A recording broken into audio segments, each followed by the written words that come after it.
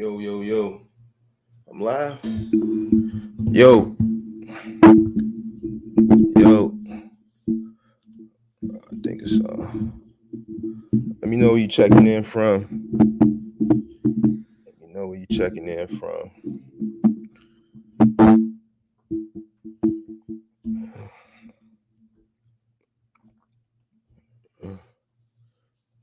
Yo, what's up, Jenna? How you doing? Let me know when you checking in from, where you're checking in from as you come in. And wait for a few more people. We can get started. I ain't gonna be on all night tonight. I think the last live I did went like 6 hours. I ain't gonna do that tonight. I'm gonna try to do maybe a good hour, hour and a half, 2 hours, answer questions. People who want to join in and join in. Talk about the video I put up yesterday about the game changing. A lot of people have been doing mentorships about these truck rentals. A lot of people have been hitting me up with mentorships, complaining about other people they pay mentorships and didn't get nothing out.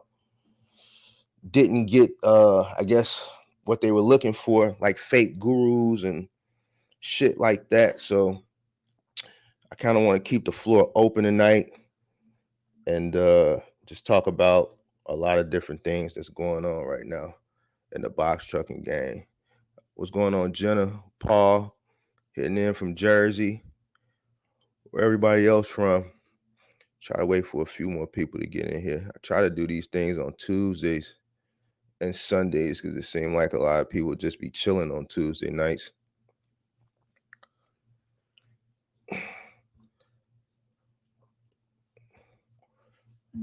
Try to wait for a few more people to get in here.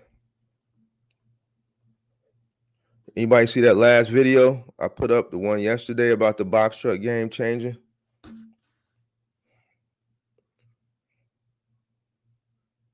See if I can share my screen. I'm a teacher in Indiana, but I do not want to do that anymore. I've been watching lots of videos about box trucking, but I do not think now is the right time. Everything seems chaotic plus gas.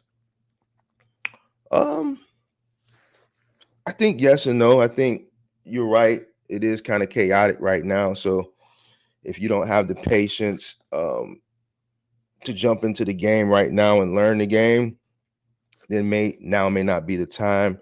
It's not as easy as it once was. It's definitely a little bit harder now. There's a lot of variables that are in play right now that is kind of making it a little difficult if you don't have the resources or the capital to buy your own truck, which I kind of don't recommend that either because the trucks are really, really high and you have to rent a truck. And lately, it was brought to my attention. I had to do research that they're putting caps on these trucks now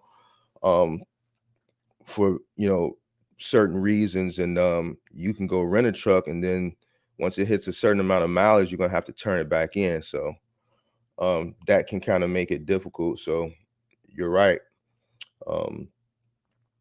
Depending on how you would approach the game would determine if now is the right time for you to get in or not.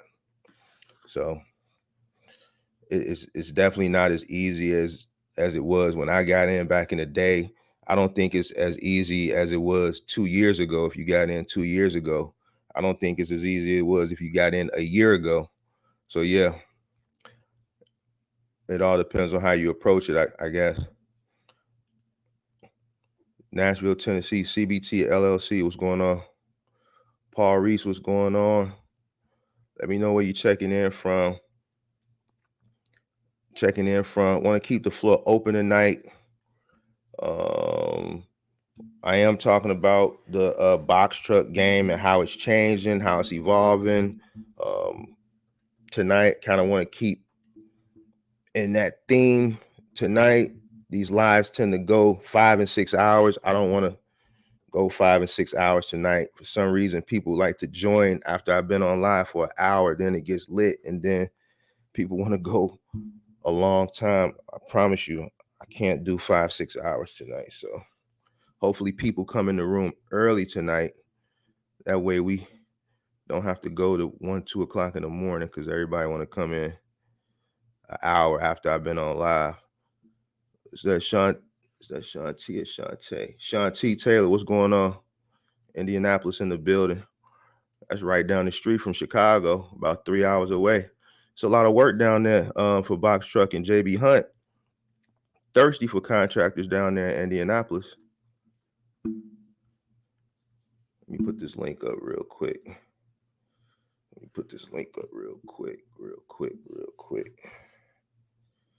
Let's see. But I'm leaving the floor open, man. I've been getting a lot of mentorships about box truck rentals. Who's renting a box truck? Who got a rental truck who got a box truck rental that got a cap on it? I kind of want to know what the cap is. Where are they capping you at? Somebody did a coaching session with me yesterday, and they said they got a 500-mile-a-week cap. I don't see how anybody can make money if they're only giving you 500 miles a week to drive. There go the link for anybody who want to join in. Go ahead and hit the link, and you can join in. And we're going to talk about box truck. I'm keeping the floor open. I really don't got a topic tonight, but I do kind of want to talk about how the game changing. So let me know where you're checking in from as you come in.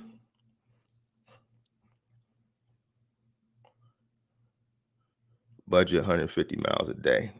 That ain't nothing. 150 miles a day. I don't see how you can make money like that. Do you got a budget rental? I got 1,000 miles a week, then 35 cents a mile after. They tripping. Who you renting with, Paul? Yeah, 35 cents a mile is too much. 1,000 a week is too much. 150 miles a day. They tripping. Hey, Paul, who you renting with that's charging you 1,000 a week and 35 cents a mile?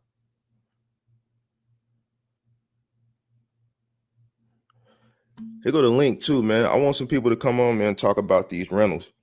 Because like I said, this ain't a part of the game. I haven't rented a truck in some years. Probably since the last time we needed an extra truck, and we rented was maybe 2019. So this whole mileage cap thing, I know why they doing it, but man, I don't see how anybody can make money. That's what Enterprise quoted you. So do you have a truck now, or are you looking to get in the game and you just calling around for quotes, Paul?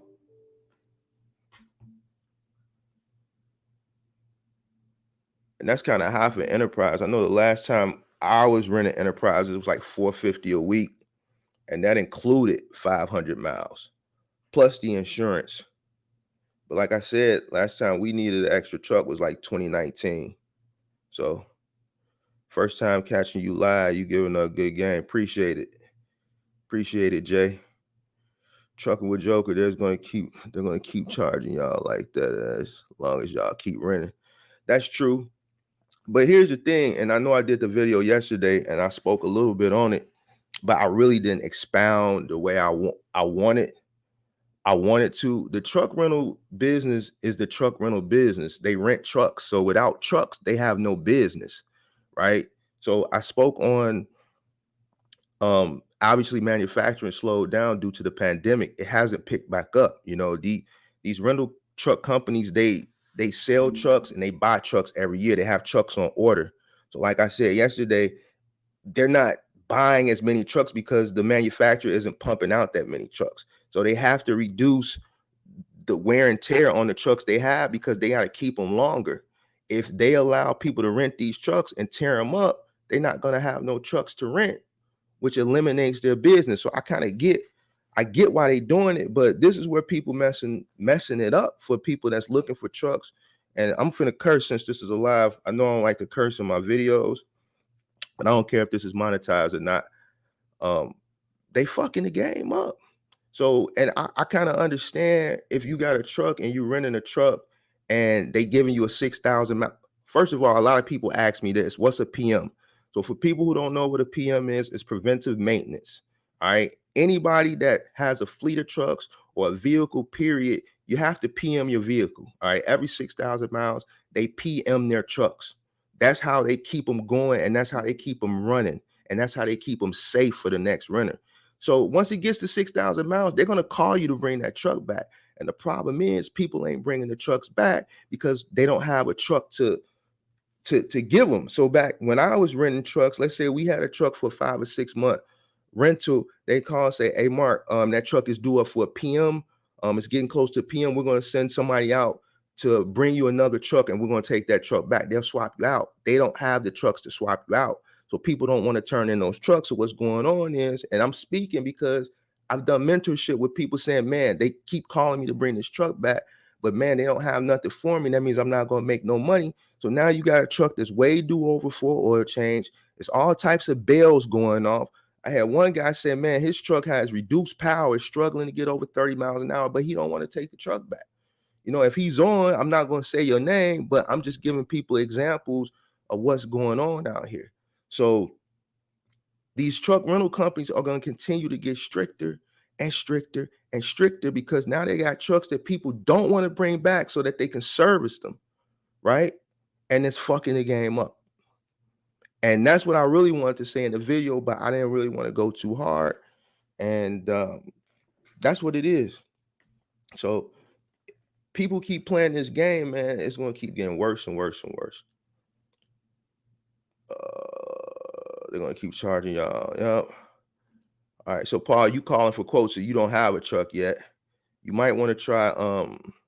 Paul, what market are you in? Where do you live at? What market are you in? Right now, I have a deal with Enterprise for $650 a week with 1,000 free miles. So they're giving you 1,000 free miles a week, right? So that's $650 including 1,000 miles a week, right? If that's what they're giving you, I think that's a good rate for this time. I do not have a box truck and would have to rent one. I called many rental places and the weekly payments is too high, and then they either do not have any because of the shortage of trucks. Yeah, so that's an issue that you're going to deal with nationwide. I actually had a guy yesterday who did a coaching session with me, and he lives in the Midwest. I'm not going to say the state.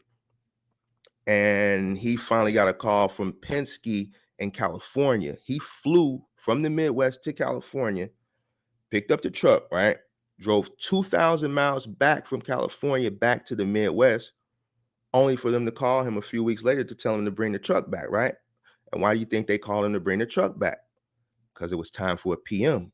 So the 2,000 miles he drove back, they were only allotting him 500 miles a week. So at 500 miles a week, it took him 2,000 miles to drive back halfway across the country. That was 4 weeks worth of mileage. So in a few weeks, it was due up for a PM. So now they're calling him to drive the truck back from the Midwest to California to drop it off. And this is the game. So, it's fucked up. Let's see. I got the Amazon rate, but still had to give it back because I was doing 300 to 400 miles a day with Amazon. See, that's what I'm saying. Like, these trucks are made to drive. They're made to drive and they're made to put miles. And that's like I was saying at the end of the video, like, I really don't know what to tell a person when it comes to that, because I kind of understand the truck rentals plight in the situation, and then I kind of understand the renters, plight in the situation, because they're trucking. The more miles they go, the more money they make. So limiting the miles is it just doesn't. I'm trying to put this, like, me personally, if I was getting into the game right now, dealing with the situation with the truck rental game, looking at the way the truck rental thing is, me personally, I wouldn't get it, because you're going to get a truck and you're going to have to take it back in about 3 to 4 weeks. When that truck gets to 6,000 miles, they're going to call you to bring that truck back. So it kind of defeats the purpose, is what I want to say. It defeats the purpose. So, I know trucks are high right now, but I mean, if this is something you really want to do, I would say, man, you probably people gonna end up having to bite the bullet, man, and just buy these high ass trucks. Because right now it's not making sense to rent a box truck. It don't make sense to rent a truck that you're gonna have to take back. And I got people that are calling me and booking coaching sessions. They drive across the country to only 2 to 3 weeks have to turn around and drive the truck back cross country to drop it off. It just it doesn't make sense.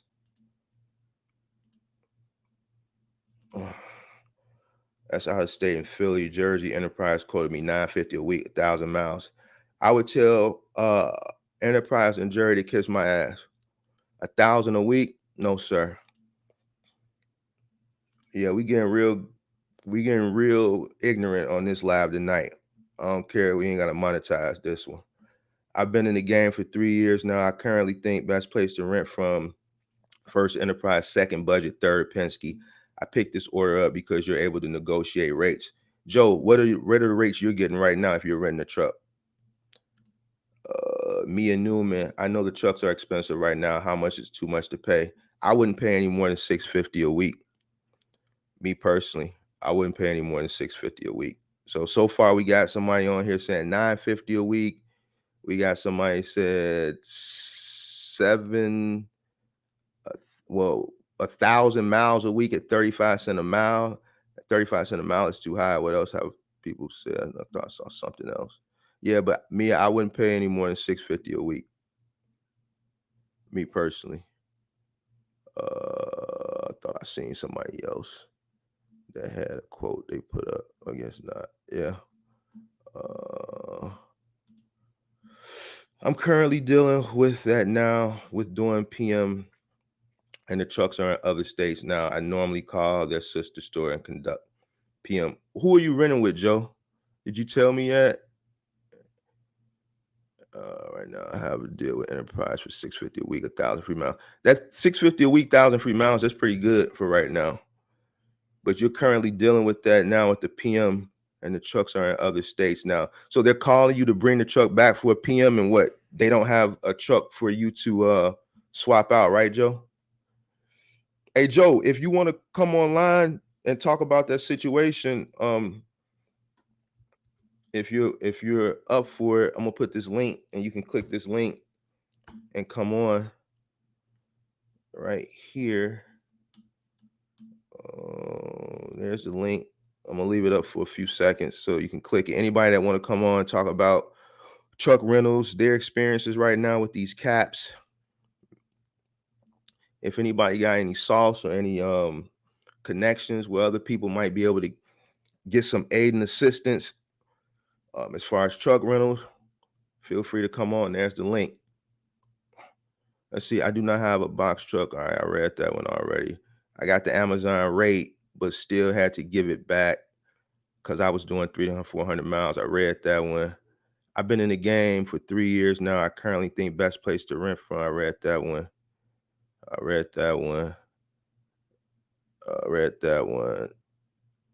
Hey, Mia, trucks are expensive right now. How much is too much to pay? Oh, you talking about to buy a truck? It depends on what you want to, what type of truck you would want to buy. I think right now in the current market, me personally, I wouldn't spend more than 50. I mean, I've never spent that much on a truck. I bought my trucks years ago. So back then I was paying anywhere from 7,500 to 10,000 for 16 footers. For 26 footers, I was paying anywhere from 15,000 on the low end to 30,000 on the high end. And these are for all used trucks. I mean, I bought a new 16 footer. My first new truck I bought, a 16 foot, I paid 30 grand for it. And 26 footers, we paying 50 grand for brand new 26 footers. And this was just 6-7 years ago. So to pay 85,000 for a used truck that doesn't even cost 85,000 brand new with 250,000 miles on it, I guess because I'm older in the game, I'm kind of spoiled. Me personally, I just wouldn't do it. Me personally. So if there were to be a happy median in between, because I know, it's 2022 now, so things go up. I think a fair rate to pay, I think I wouldn't go any higher than 50. I wouldn't go any higher than 50. That's me personally, you know. Death is the biggest scam in trucking. I agree. Enterprise. Yeah, Mia. So if you're looking to buy a truck, I would look around the $50,000 mark. There's the link. If you want to join in on the conversation, you can come on live. You can click that link and I'll bring you on. I pay $600 a week. I'm assuming 25 cents a mile, unlimited miles with budget, but it still don't make sense to rent to me. Well, I think $600 a week at 25 cents a mile is fair for the times right now. Me personally, it don't make sense to rent for me either. But if you're a veteran in the game and you own your trucks, then yeah, it's not going to make sense to rent. But I mean, we all had to start from somewhere. You know, I started renting trucks and then I started buying trucks. And even when I was running 15 trucks, I was still renting trucks time to time. You know what I'm saying? When we had special projects, special accounts that came up that were temporary. So people that are new into the game, they may not have the resources and the capital to, you know, jump out the window and just buy a truck. And trucks are very expensive now. You know, it's not like how it was like in 2014, 2013, 2015, 2016. You can go get a 26-foot box truck with a lift gate in good working condition for 18, 19 grand. You know, and even if you went through Enterprise and Penske back then, you can go on their website and they had 26 footers with lift gates all day long from 25 to 35,000. You can buy a 26 foot off the street for 15 to 20,000 just 5-6 years ago. So, you know, to come up with 15,000 versus to come up with 70, 80, 85,000 is just it's a different ball game. The link not opening for me. Hold on, I'm gonna put it back up there. Hold on. Where's that link at? There you go. There you go. For who said that? Joe, there go the link. I'll leave it up for a minute. I think you gotta, I don't know if you're trying to click on through like your desktop or through your phone, but you may have to activate the mic and the camera depending on how you're trying to access the this live as far as coming on. But I'll leave it up there until you figure it out. And then anybody else want to come on, I could have a bunch of people on. So let's see. What about buying a truck at auction? Well, if you got the money to buy the truck at auction, I say auction is probably the best bet now if you want to go the cheapest route.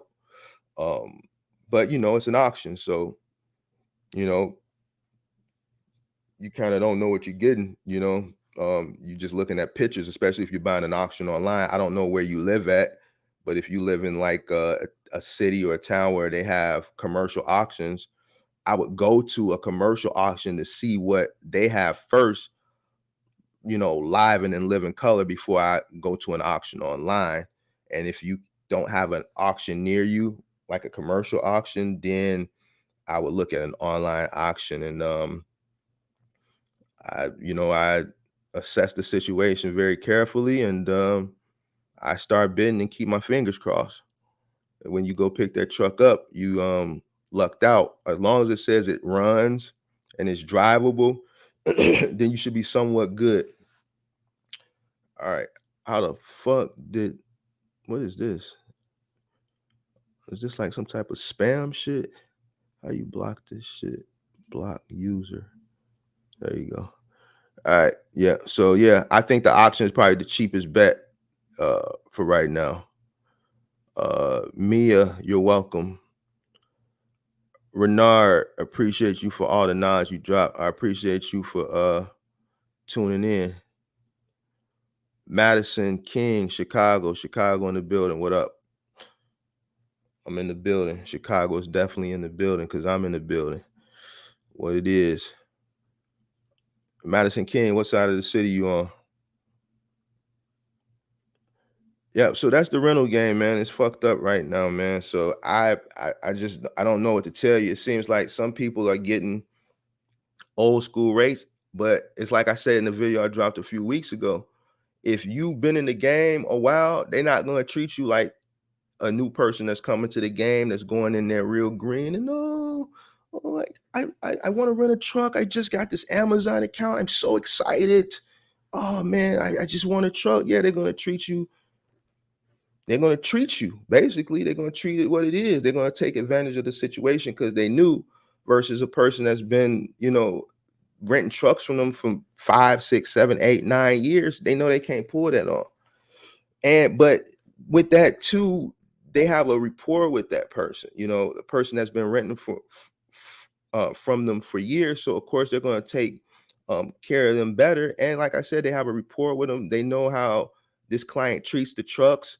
And I'm just going to be honest with you. And this is a conversation I had with my enterprise rep. And this is back from the DSP when like DSPs, delivery service partners for Amazon, were renting vans before Amazon switched the DSP program. For anybody that remembers, like just a few years ago, maybe 4, 5, 6 years ago, remember the Amazon vans were all white before Amazon started buying the vans and leasing them to the DSPs. The DSPs were responsible for sourcing their own vans. That's why they were all white, because they were leasing them and they were renting them from rental companies. They were fucking the vans up then. And I know that from a conversation I had with Julie, my rep. And she said, man, when Amazon offered me the DSP contract, and I went to my rep like, man, they offered it to me. I need 20 vans. And she was like, man, it's going to be $1,300 a van a month. And I needed a $1,300 a van escrow. So they wanted an escrow for each van. And I didn't talk about this in my video.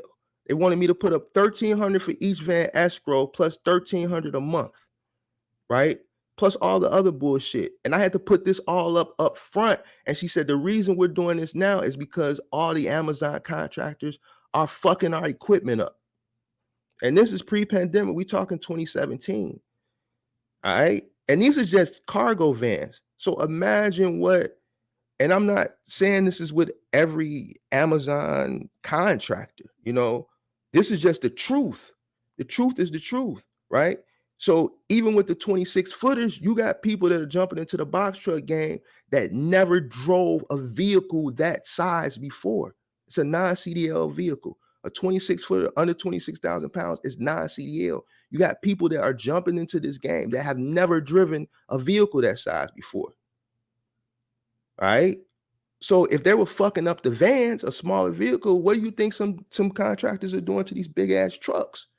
Or a person who comes from a small market who's doing a dock to dock, playing the load boards, and they come from a small market, then they come to Chicago. Well, we got viaducts that's 11 feet and 10'6", and they not used to that, and they not paying attention, and then they tear the whole roof off the motherfucker. It happens. You see them all the time because they not used to driving a vehicle that size. They don't live in a town where they have low bridges and low viaducts. I told somebody something viaduct. They said, what's a viaduct? They didn't even know what a viaduct was. So they tearing their shit up, and then they not bringing their equipment back. So that's why the rental companies are doing this shit. And that just is what it is. But that's the link. Who said they wanted to come on? Joe, the link is still up. You just got to click that link. Then it's probably going to give you a prompt to activate audio and activate video, and then you can come on the stream. Hey Mark, I have some creative. What's to grow your box truck business with doing final mile?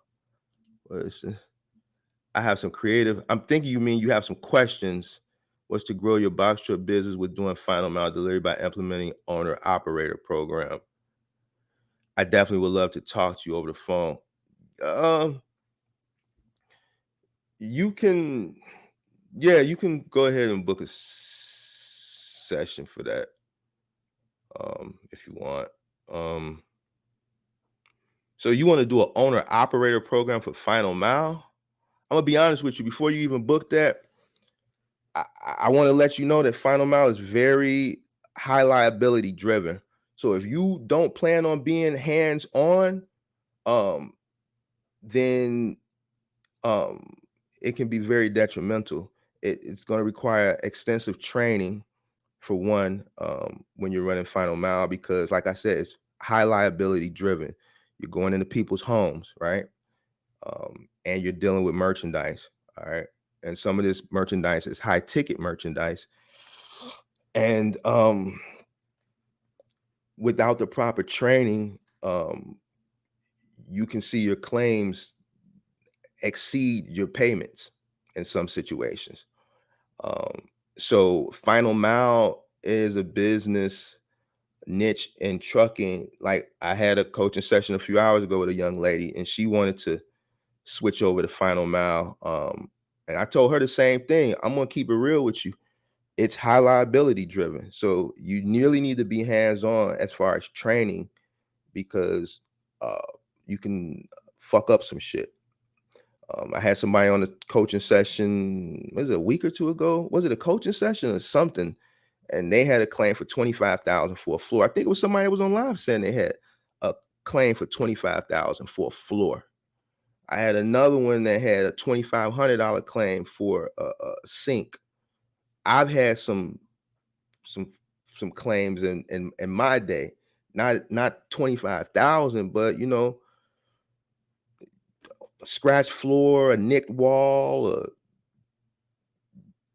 damaged sofa or something like that. It happens. So, and the shit rolls downhill. The logistics, well, the company, that the manufacturing company, the store isn't going to pay for it. They're going to put it on logistics company that you contracting through. The logistics company ain't going to pay for it. They're going to put it on you. So then, it's up to you. Do you want to take the hit, or do you put it on your crew? Me personally, I put it on my crew because I train them very well. So my claims are very minimal. And depending on the crew, if it's a reckless crew and they got high claims, then yeah, I'm taking it out. I'm taking it out their paycheck. If it's a good crew that rarely gets claims, then it probably was a bad day. And 9 times out of 10, it probably wasn't even nothing major. I might take the hit, or I might say, I'll pay 50% of this claim, and then you guys split the other 50% up, and then I'll deduct it over the course of the next 5 paychecks. You know what I'm saying? So um what kind of headset should I get for my phone to answer calls? I can use Apple AirPods. Is that compliant? What kind of headset should I get for my phone? I mean, this is you want to come on. Wait, you want to come on? That's what you saying? Or because this is a box trucking channel. Cut action, take nine. I know you leave a lot of comments, but in a lot of my videos, but is that regarding to coming on, or you asking me a general question about headphones? I really want to know what to tell you. Um, but if you want to come on and you coming on from a phone, you might not need a headset. No, I have a program that works already, doing a program 4 months now. You are correct on high risk, but it's about the contract with the owner operating agreement with you. Yeah, we could talk about it. I'm curious to hear what you gonna say. A company scratched my $5,000 brand new floors, and it was 2,100 to repair it. And see, that's the thing. Like, I explained to people in like consultations when I talked to them about Final Mile, and I probably talked myself out of a lot of other mentorships with these people, but I'm just a fair and honest guy. I'm not going to sell a person a dream. You know what I'm saying? The floors is probably the most riskiest thing, because like, even with me, I got hardwood floors in my condo, and usually if you scratch a floor in a specific place and you gouge it good enough, like, anybody that comes out to repair floors, they're going to tell you, in order for this to look right, I got to redo the whole floor. And yeah, that is true. I mean, you can square off that piece of the floor that's damaged, but what's going to happen is, once they sand that little spot, and then they what do they call it? I'm not a flooring guy. They sand it, then they refinish it, right? That little part is going to look newer than the rest of the floor. So yeah, it's going to look off. So a lot of places, when you come out to get a quote, flooring places, they're going to say, "Hey, I got to redo the whole floor for it to look right." And then the customer is like, "Yeah, you're going to have to redo the whole floor." And then that shit rolls downhill to the logistics company. The logistics company is going to put it on you, the contractor, and then it's up to you. Like, how many of your employees have $2,100 to pay for somebody else's floor? You know, so yeah. So that it's floors I don't really worry about walls because that's just patch and paint. Like my crews have patch and paint ready. So if they nick a wall getting something in, my crew is prepared right then and there to patch the wall, right? Tape it, patch it. They can't paint it obviously because it's still wet. And 9 times out of 10, when you patch the wall, the customer say, "Okay, I'll get the paint. I'll buy a sander, a little hand sander, and sand it and paint it." You might get an asshole that may make you come back out a few days later and sand it and paint it.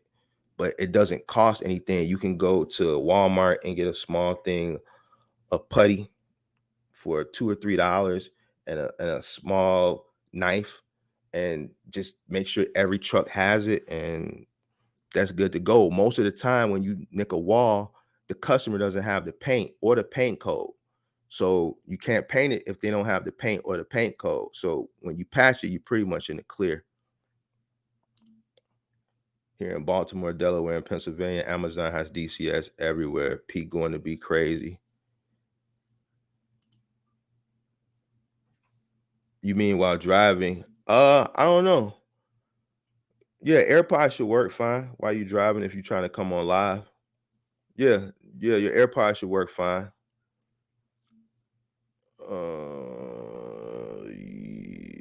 Yeah, so I'll put that link back up for you if you want to come on live.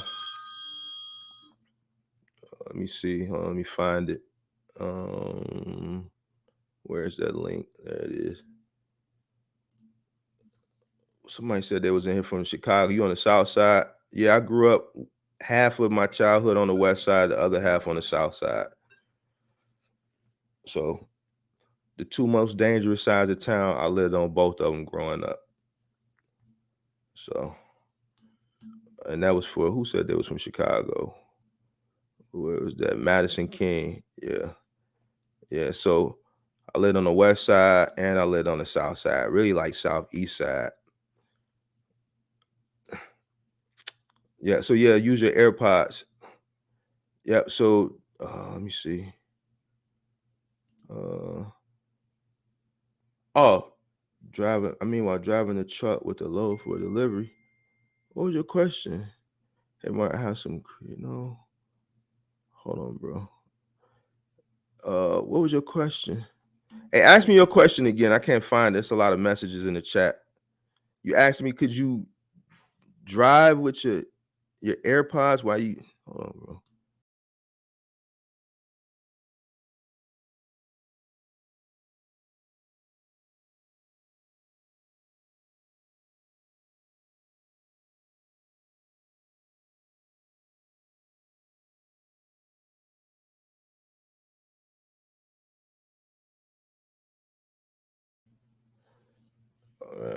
I got cut off for a minute. Hold on a second. Oh. Yeah, I mean that should work. Man, what the fuck, bro? Hey, yo, I'm on live.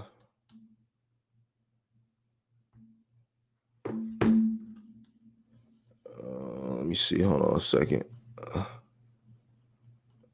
Let me put this link back up. All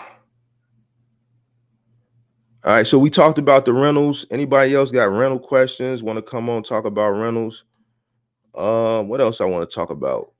I just want to address a lot of another thing. Partials. So rentals, partials, and fake gurus is what I want to talk about tonight. Fake gurus, because this is another question that I get. I do mentorships and people tell me about other mentorships that they done pay for and got finessed. And I'm just gonna tell people like this, man. When you watching these videos or wherever you finding these people at, like you should know a finesse when you see one. I get it. I'm a big city dude, so I can see a finesse a mile away. So people who may come from rural parts of America and they see people on YouTube or Instagram, they might not see a finesse. They might not know it's a finesse. But man, like if it's information that you can Google then I wouldn't be paying for mentorship. Like if you go to somebody's channel and they're telling you real life experiences that they've had, they said they've been in the game X amount of years, they're giving you a lot of free knowledge. Then I think a mentorship is something that you should get with a person that you deem as knowledgeable to help navigate you through something, right? A lot of information now you can find online for free, right? All right. So I think the only reason you should pay for a mentorship and coaching or counseling is to help you navigate. All right. A lot of this shit people selling, man, you can find online. Ain't no such thing as no I'm not finna buy a guide for. I've seen some crazy shit. And I'm not going to really get into it, but like I've seen people selling some crazy shit online on YouTube and on Instagram for trucking. And I'm like, yo, like a motherfucker could go Google this shit. Like if motherfucker not navigating you through uh uh your box trucking journey, then you shouldn't pay somebody to sell you a rental account manager or uh pay somebody to show you how to get early access on a load board. Or that shit is, to me, is goofy. It's goofy, and don't allow yourself to get finessed.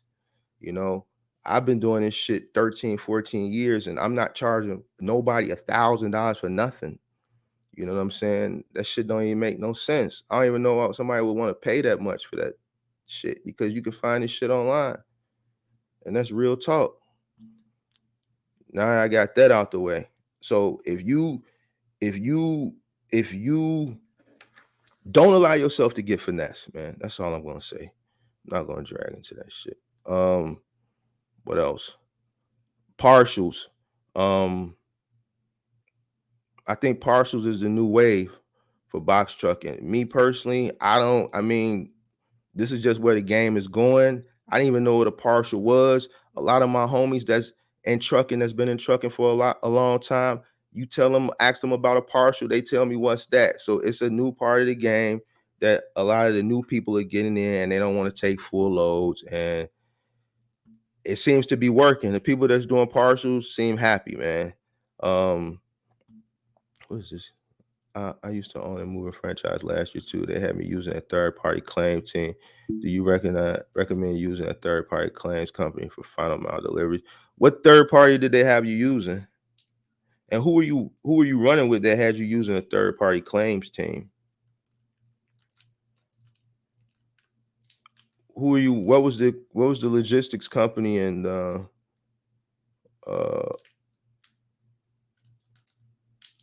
and what happened to your moving franchise? Why did you dissolve it, or what happened with it? Matter of fact, here's the link. Hey Joe, why don't you come on? You seem like you got a lot of you got a little history, so why don't you come on and talk about it? I'm gonna drop this link again. Hold on, where is it at? Where that link at? There you go. There you go. Yeah, so that partial game seemed like that's where it's at. And then hard work, man. Like a lot of people, man, think like everything is going to be in a straight line, and that just ain't the game, man. That ain't the game. This shit ain't as easy as people think it is. I think, and I say this all the time, I think where a lot of people got messed up is when people were sitting at home in 2020, 2021. So they was on YouTube, and this ain't just in box trucking, this is in a lot of niches. A lot of people just started vlogging and selling dreams. You know what I'm saying? Partials and hard work, no lies. So a lot of people were selling dreams like the last year before last, and a lot of people bought into those dreams that people were selling, and they finessed a lot of people. A lot of people jumped in the game, and they got fucked. I'm keeping it all the way real tonight on this live, man. And when I do my videos, I keep my videos real professional. I don't curse in my videos, but I'm just doing this live and I'm keeping it uncut and raw. because man, man, like I be having to do consultations and mentorship with people that went other places and they got fucked, and then they got sold a dream, and then I have to be the bad guy and get them the harsh reality, and I don't like doing that. You know what I'm saying? So don't get fucked out here with these fake gurus, man. I'm trying to tell you. You know what I'm saying? Like if the shit seems too good to be true, then it is. As no such thing as making a fucking $1 million with a fucking one box truck. It's just not, man. Like with any business, you're gonna see success is gonna come hard work. And now it's even harder. It's not as easy as it was. And even when I got in the game, it wasn't easy. It wasn't easy, but it's not as hard as it is now. It's even harder now because it's saturated. Looking to contract with a company delivering mattresses in my area 7 days a week, paying 700 to 800 a day. Would you rent? First to buy. I was pricing some on Facebook Marketplace. Thanks for the help. Me personally, I don't know if you were on the live 30, 40 minutes ago. We were talking about the rentals, but the rental game is kind of screwed up right now. It's a lot of caps on the rentals. So renting may not be the best way to go, especially if they cap you. And then on the flip side, trucks are still kind of high right now. So if you have the capital and you can find a good running truck for around $50,000 or less, and you have the means, I would say buy. That way you're not limited to how you can operate your vehicle. If you rent a truck right now, you're going to be very limited on how you can operate that vehicle. And if you have a contract and they're sending you X amount of miles a day, X amount of miles a week, you can't go to the contractor and say, hey, well, budget is only giving me 150 miles a day or 500 miles a week to operate. And they're going to say, well, all right, take tomorrow off. We'll call you next week. And then next week is going to come. You're not going to hear from them. And then the week after that is going to come. You're not going to hear from them because, people buy mattresses from all over. So your route may be 100 miles a day, 150 miles the next day, 50 miles the day after that. So you can't really, in this industry, you can't really cap your miles because you don't know what each day holds for you. You don't know what to expect from each day to the next. So in short, I would buy a truck if you have the means to. I'm using the iPhone to sign on, but it keeps freezing on the link side. I don't know. Don't nobody usually have an issue with coming on the live. Are you you know what? Are you using the same phone you watching the live with to or what? I don't know, man. I really don't know. I would say keep trying, and if it don't work, then maybe try again the next time I go live. I have a question about smaller 16 and 18 foot trucks. There's a guy on YouTube with this kind of truck and making decent money. They require regular gas versus diesel, also cheaper to rent or buy. Yeah, so 16 footers are cheaper actually to rent and buy. I don't know who you're talking about, but the thing with a 16 footer versus a 26 footer, obviously, you're losing space on the truck, obviously from 26 to 16 feet. So the loads are going to be cheaper. So it all depends on how much money you're trying to make. What are you comfortable with making? You're not going to make as much in a 16 footer doing OTR middle mile as you would in a 26 footer, obviously because of the reduced space. So that's just all depends on how much you're willing to make. I would look on the load boards prior to you purchasing a truck so you can get a feel of what the going rates are for 16 footers versus the going rate for 26 footers, and then do your math and then base your decision on that. So basically do your research first. Thanks for the help. I never heard of Last Mile until I found your channel, and I'm glad I did because I was just focusing on Amazon. Yeah, you know what? And I don't, Amazon is good, but I tell people don't put all your eggs in one basket. And that's with anything. In any business, you shouldn't put all your eggs in one basket. And I don't have an issue with Amazon. Amazon is cool, but you know, they have a history of screwing people over. They've changed the DSP model 2 or 3 times already.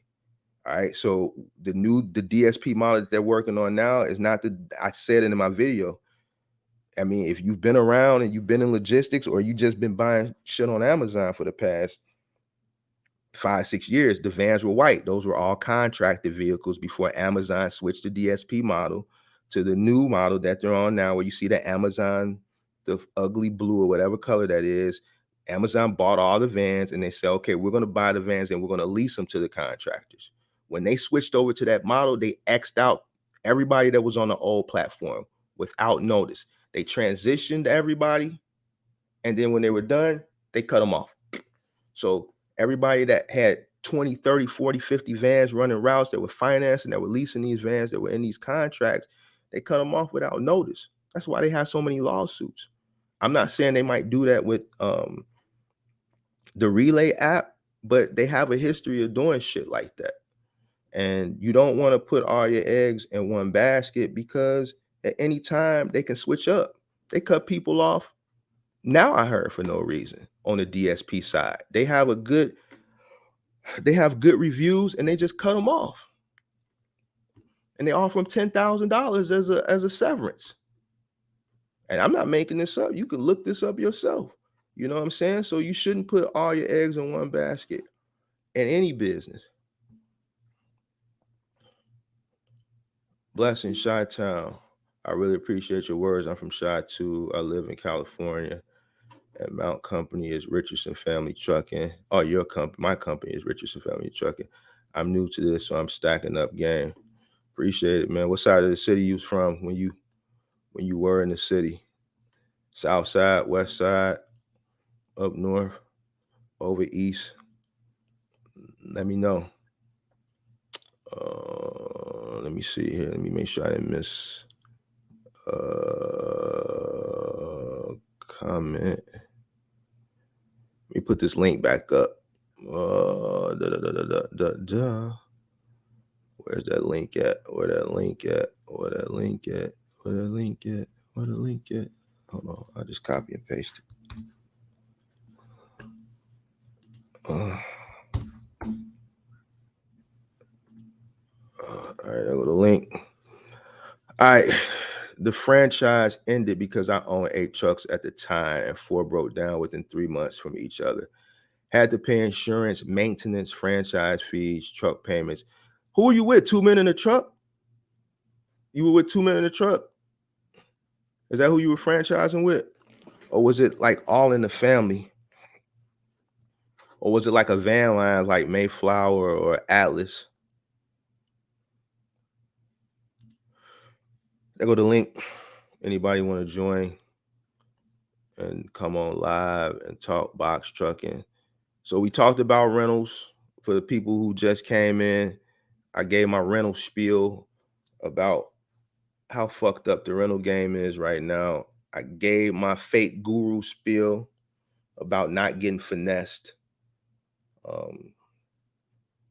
We talked about partials. Now I'm opening the floor up, man. I want to hear what people got to talk about, man. And like, I don't understand why people wait till I'll be on live for like an hour or two to all start coming in, man. Just, man, let's get it out the way and talk it, so we don't have to do this. The last 2 lives I did, the one before last went 5 hours, and then the last one I did went 6 hours because it took people an hour to get warmed up, and then once they got warmed up, then everybody wanted to come on and talk, man. Let's come on now. Come on now. Ain't gonna be no difference if you come on now or you come on in an hour, because I've already been live 55 minutes. So, hey Joe, who was you with? Was it with all right, Sirius Jones? Yo, what up? What's going on, big homie? Chilling. Hold on, let me put my window up. What's up, big brother? Man, chilling, man. How you feeling? Man, I'm blessed, brother. I had to chime in because I've been watching your channel, bro, since you came in on the industry. I do YouTube too. Uh-huh. Uh, I just got in the box truck industry like 5 months ago or so. Okay. Uh, Heavy on the partials. So everything that you basically been telling people about the partials, like, yeah, it's new for you, but people Mm-hmm. coming in like myself, Mm-hmm. and I seen one of your videos. You was like, man, you got to be hungry because you got to put in that work. And Yeah. it's no lie. In order for you to maximize profit doing partials, you got to put in that work because you're dealing with maybe 2 or 3 personalities, which those personalities are brokers, right? Right. Right. So everything that you've been saying about the rental, like I did the rental. I didn't put this out on my channel, Mm-hmm. but I worked with on track Kurt, the Jamaican guy. I worked with him, and I didn't put this out on my channel, but I bought my truck about 2 months ago, but I didn't put it out there. I put it out on his channel, on his live, and then I'm putting it out on your live, but I didn't put anything on social media on my platform. But Mm. everything that you're saying about the rental, because that's what I started off with. I Right. started off with budget. I had me a contact, Lori. I told her I did YouTube. Right. I'm literally throwing people to her because people was inboxing me. Right. So I said, Lori, I said, what's going on? Why can't you give me a discount? She was just like, oh, well, they don't do that at budget. So at the end of the day, I'm thinking business. Like, if I'm sending you referrals and I'm your guy that's giving you people, where's the Mm. incentive for myself? Right. And so what happened was I ended up working with Kirk using his box truck, right? So we Okay. worked out an agreement. And then when I decided to go back to budget, because I was just like, okay, well, what can I do? She was just like, well, the rates have changed. We're not honoring your cents per mile, which was like, I think I was at 13 cents per mile. I was Mm-hmm. like, what do you mean? She was just like, they just changed everything. And I was just like, Lori, I've been bringing you contacts, people that's been hitting me up on social media. She was like, I'm sorry, there's nothing I can do. So what that forced me to do is that forced me to dig deep to figure it out to buy my own box truck. And what's crazy is just like what you were saying, box trucks are still high. But what I can recommend people to do, especially if they're veteran, because I'm a veteran myself, is Right.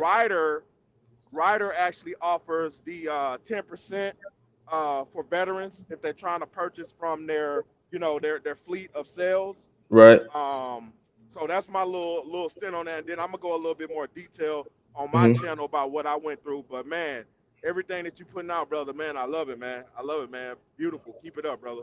I Keep it appreciate up. it. What's your channel? Serious Lanes. Serious Serious Lanes. Lanes.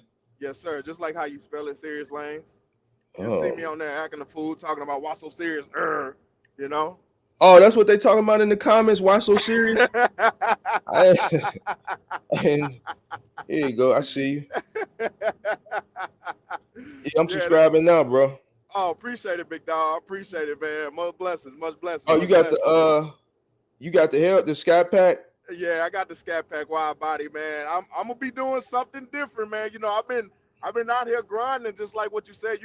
And I seen one of your videos. You said, man, this guy's coming out here that's hungry, Yeah. and that's real. You gotta be hungry. It ain't no, oh, well, Mr. Broker, can you give me this? Oh, Mr. Broker. No, no, no, no, no, no, no, no, no. You gotta take whatever they give you, and you gotta make them pennies into quarters.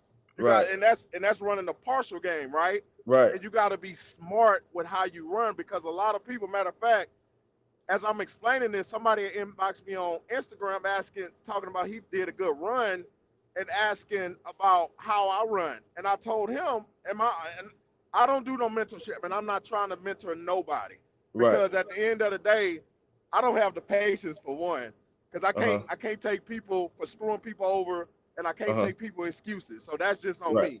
But I don't mind giving out information if need be. And what I told him, I said, look, my finances and what I do and how Hmm. I do things is different from you. And I Right. say, when you said you did a good month, you didn't give me a number. And I say Right. you to give me a number for a reason. So your good month and my good month is two different months. Right. You know what I'm saying? But again, you know, you got to be hungry. You got to be willing to accept the change in this box truck business. Mm-hmm. I mean, don't get it twisted. Just like what you said, those 53 footers are going through the same rate stuff, but at the end of the day, we still get blackballed just having a smaller band behind us, if that makes sense, right? Right. So I mean, you know, again, you know, it is what it is, but you better come in hungry. Again, you know, just like what you were saying, you got to watch out for people that's just, you know, trying to sell you on stuff where you can just Google, man. You know, that's funny to me. But you know, it is what it is. What I do know is people not gonna put in that work that you're talking about. You know what Mm-hmm. I'm saying, Mark? Yeah. They're not gonna put in that research. So for them to get hit on top of the head, that's on them, Mark. You know what I'm saying? That, and, you know, it's sad, but that's also being real. You can tell somebody not to drink that water because it got poison in it, but it's still people that's gonna drink the water just because they're curious and gonna end up passed out. You know, I think a lot of people get fooled by like the materialistic things that these people that and hold on, I got my troll. This is the one troll that comes on every live. This what's this new dude name? Mano Tio. He trolls me every live, and he thinks I'm a fake guru. But a lot of my videos that I put out, I give out free information. Big I dog, give you know I'm sorry. I'm sorry to cut you off, but big dog, that's the whole part of being in social media, man. right. You're gonna get those onesie twosies that trickle in. I get them too. You know, Mm-hmm. at the end of the day, those the ones that provide that watch time or whatever. You know, it is what it is. But at the end of the day, what I can tell you, Mark, sorry to cut you off, big dog. Go ahead. The people know if you're doing right. Yeah, Does I that know. make sense? Yeah, I know. I So know, yeah, man. And you know what? When I first started, this is not something I wanted to do. This was something that people say, you know what, you should go get knowledge. Stop complaining about the people that you see and do something about it and make the videos. And when I started right. making the videos, I was just giving out the game. The comments would say, man, you giving out a lot of free info. And then the people said, man, how much you charge for mentorship? And I'm like, I'm charging for mentorship. Just ask your question. But then it got so overwhelming. And I'm like, well, you know what? I guess I could charge a little fee for my time, you know what I'm saying? So, but I mean, it's not even that much. 150 bucks. I seen people charge 2,500, bro. Yes, It's sir. been in the Yes, game for sir. a year, a Yes, year and a sir. half. I'm Yes, sir. 42. I know I don't look it, but I started in 2010 when I was 29, 30. Hey, It big was a dog, black don't crack, big yeah, dog. Black black don't don't crack. crack. You know what I'm saying? So back then, like I ran into one of my homies in the gym about a month ago, and he was like, man, I remember when you was first getting started. This shit wasn't even popular back in 2010. You was the only dude with trucks. Everybody was trying to open, you know, in our community, we thinking barbershop, beauty salon, Right, car right. wash, and I thought outside the box. You know what I'm saying? I got into the trucking when it wasn't cool. Now it's cool. Everybody Yeah. doing it. You see what I'm saying? Uh-huh. So, and I'm transitioning out because the way the game is played now, you know, I was a master contractor. So Hmm. 15 trucks, you know what I'm saying? It's like I said in the video yesterday, there's no way I would be able to do what I did back then now. Right. There's no way Hmm. I'm going to get 20, 25 drivers to come drive for me No, in no. today's times. And, You and know what I'm saying? So the only thing I can do right now is run the few little trucks that I'm running and do my little YouTube videos and hmm. coach people. You know, Right. do my little 2-3 coaching sessions a day.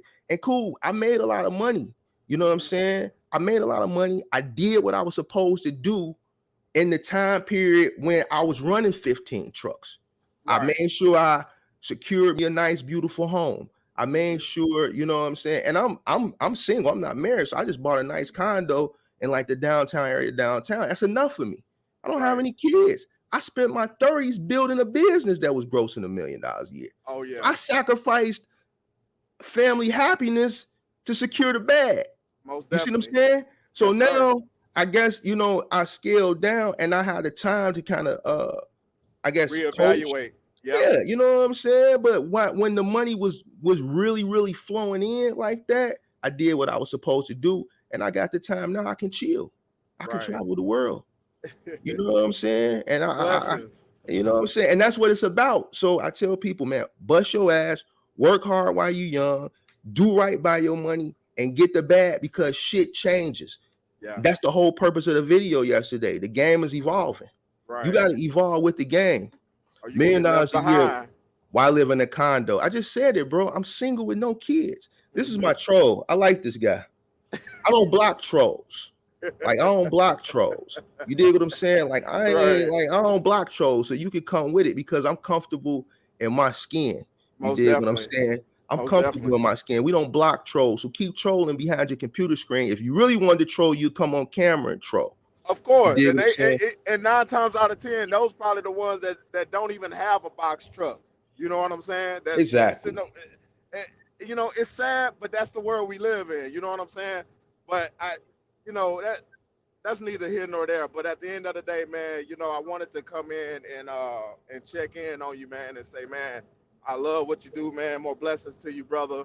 I appreciate it. Everything that you've been saying, bro, is 100%, and that's me coming in, and I have a engineering, military management, all this right behind the corporate America background. So for me, you know, to follow suit with what the industry is and how everything is orchestrated and what these brokers are saying as far as numbers and looking at the diesel prices and looking at the market between the political stuff, man, I, it, if you are not open to trying to maneuver through the industry, and you know, one thing that I spoke with my wife about, and she's my business partner, Mm, is if we can survive where diesel is high and rates is low and they low balling, oh my God. When that thing flip, mhm. however it flip, Yeah. oh my God. Oh Yeah. my God. Yeah. And and you know, one of the things that you also speak about is Amazon. And I've had a couple of people hit me up like, do you do Amazon? I don't do Amazon. And Mhm. you know, my views on Amazon is just like what you just said before I got on the live. Okay. They gonna switch that business model just Mm, like that. And mm, right then and there, that makes you feel like a typical employee, right? mm, Because think mhm. about it. If you don't pick up the phone and you don't accept that load, they they blue ball you if I stand corrected, correct? Yeah. Yeah. What sense does that make? I feel like I'm on the clock then if you're like, oh well, you're not coming into work. All right, fine, cool. Just like what you were saying about the mattresses contract. You know what I'm saying? When they Right. say, oh well, Mr. Man, my truck with budget, they don't care about that. They got fulfillments to make. They don't give two licks. Oh yeah, well Right. I'll call you next week. You waiting by that phone, you waiting by that phone. Oh man, I can't call. Well, man, we already have somebody fill your lane or whatnot. What Mm-hmm. what can you do for me? And so when people have that mentality of depending on a source, like you said, Mm-hmm. putting all your eggs in one basket, then how you gonna move? So Right. just like what you were saying, right? I was watching one of your videos about you changing your business model. You're gonna put it out after you get your stuff developed. And I'm Right. sitting over here thinking to myself, like, my whole thing is not trying to be in this truck. I'm doing it Mm-hmm. because at the end of the day, somebody got to move this asset, right? Because Right. this is a purchase asset. Right. Got to put those boots on and walk. But the whole core is trying to figure out another way to make money in this box truck, just like what you've been mentioning over and over again. Hey, you can't just depend on this. You can't just depend on the brokers. Anybody can run across the state and bag up between a loading dock. You know what I'm saying? So that's kind of the model where I'm thinking about as well, because the scarcity part is finding dependable people to trust with your asset. Like I said, I've been watching your videos, so I already know you've been talking about having drivers in your truck and they just run your truck through the dirt and you have to deal with all that. And that's what I'm thinking about. I'm like, man, if I hand them keys off, whoo, man, I'm gonna have a heart attack, not knowing the good or the bad. You know what I'm saying? Yeah. Yeah, man. It's I had a journey, and like I was talking to some of my friends earlier about the journey, and they was asking me like, man, in your prime days, like what was the best thing and what was the worst thing? And we just sat and we talked for hours, man. And I think a lot of people see that when they see my videos. I think they see that I really do know what I'm talking about, right? Mm-hmm. And I Right. think that's why I think people like my videos. I give a lot of free game, and I don't sell people a dream, you know. Right. So I appreciate you taking the time out to hop on this live and Yes, let me sir. know. And I'm gonna check your videos out. And I appreciate you watching, man. You just shed some light to everybody watching on this live right now. Yes, sir. You Just look like you out validating there. it. You look like you out there working right now. Oh, you already know, big dog. I'm skirting. Yeah, I'm about to pull up in Iowa on my way to Wisconsin. So I got a good old load that's coming that came from El Paso. So, you know, but yeah, man, I just came from the gym. One thing we always talk about is health and wealth, man. You can't just sit in this truck and think you're gonna eat potato chips and drink colas and stuff. I'm big on health, big dog. Like I said, I came from the military, so and one thing that I can tell people, man, if y'all not taking care of yourself, y'all might as well just lay down and die. You know what I'm saying? You know, a lot of truckers do suffer from like high blood pressure, and just sitting in that truck is not like a lot of healthy options out there on the road. You know, at those truck stops, Hardee's and Arby's and Hmm. all that stuff. You know, it's not healthy for you. But yeah, that's Look, you see what I got there? That's a cooler. yeah, Oh yeah, I don't play no games. So I do my meal prep. You see, I got my gym bag right here. yeah, I keep it real. And what I tell people, like, if you put time in based on everything that you have interest in. And my old man, he's been in the trucking industry for over 30, 35 years. mm, And I was certified personal training, nutrition specialist, all this other crazy crap, right? All these accolades. And I don't care about that. But my point in saying that is every 2 years, he always asked me what he need to do. I'm like, Pop, why you asking me that? I already told you that. mm, And it's for that medical card. That's mhm. the only time when people want to get right, when it's Right, time for that medical exam. That's when right. people want to start eating their goddamn vegetables, drinking their green juice, and they in that truck. But it, I'm telling you now, if I can't tell anybody on this live aside from the partials and whatever else we talked about, take care of yourself. Like, I'm serious. There's so much stuff going on. I'm not gonna get into political stuff, but at the end of the day, it's new developments trying to take out a whole new wave of people. So if you're not taking care of yourself, you done. You out. Most def. Yes, sir. But I'm gonna go ahead Appreciate. and let you go, big dog. All right, man. Be safe out there. Yes, Appreciate you sir. chiming in. Yes, sir. Appreciate it. All right, all right. So let me see. Let me. I don't know. Somebody keep spamming. What the fuck? Hold on. Who is this? Why is this spam coming up? An error occurred trying to refresh the page. Block user. I think this is my troller. Good job, Naked HD. That ain't me. I ain't posting this shit. Whoever posted it look like they damn near done hacked the damn live. It's probably you. You the only person who ever come on and troll me. It's like you wait for me to come on live. You talk about you a company driver. That's good. I don't have anything against company drivers. But if you want to come on live and debate, I'm not running from you, bro. You can come on live. Here go the link. Matter of fact, we're gonna put the link up for you. Bro, you must don't, you know what I'm saying? Like, man, I ain't got me fucked up. Oh, fuck. There go the link. You want to come on live and debate? We can debate. We can debate. Let me figure out how to block this. All right, so there go the link for anybody that want to come on. The main old dude, I guess he blocked himself. I didn't block him, but here you go. And I guess this him trying to hack into the chat. Oh, I can't get rid of that. All right, so anybody else want to come on? That's the link.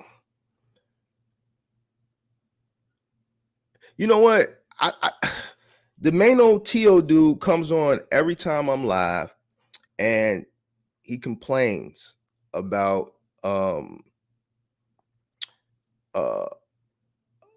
um me doing mentorship, which I just started about a month ago. But if you look at the videos, I give a lot of free information. I don't sell people how to do this and how to do that. I give you the information. And most of the time when people hit me up for a mentorship, they say, hey, I watched this video. Can you give me more insight, or can you guide me? Or, man, I'm having trouble.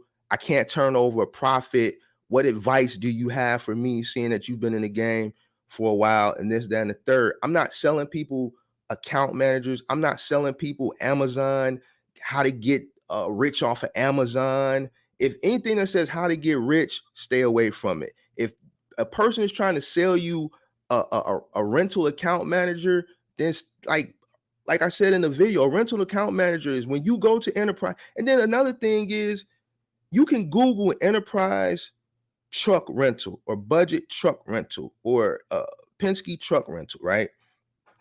You can Google this stuff, and it's going to let you know the nearest truck rental in your area. And then you can call that branch. The person who picks up the phone, if they book your reservation, that's your rental account manager.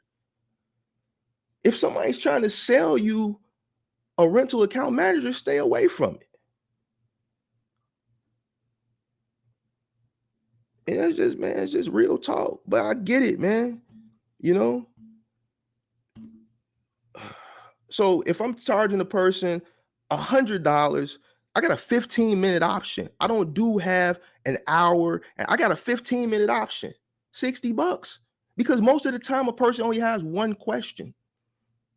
So I'm not going to charge you, and most of my mentorships is for 15 minutes because they really just have one specific niche question. I'm not charging $2,500, and I've been in the game since 2010. I ain't charging $3,500. I'm not charging $5,000. An hour is $150. So I don't know, but I don't block trolls. That's my only troll. I think he's kind of entertaining. You know, I'm the floor is open for a debate. He can click the link and come on, but you know, I'm just not one of these guys that's gonna run. Like, I'm from a tough ass city, so it takes a lot to scare me. I'm from Chicago, bro. Like, you can do all that tough talking online, man, but if you ain't gonna come on camera and do it and have a debate like a grown up, man, then you know, you can, like, you just not that shit. I don't run from a challenge. Ugh. I don't run from a challenge.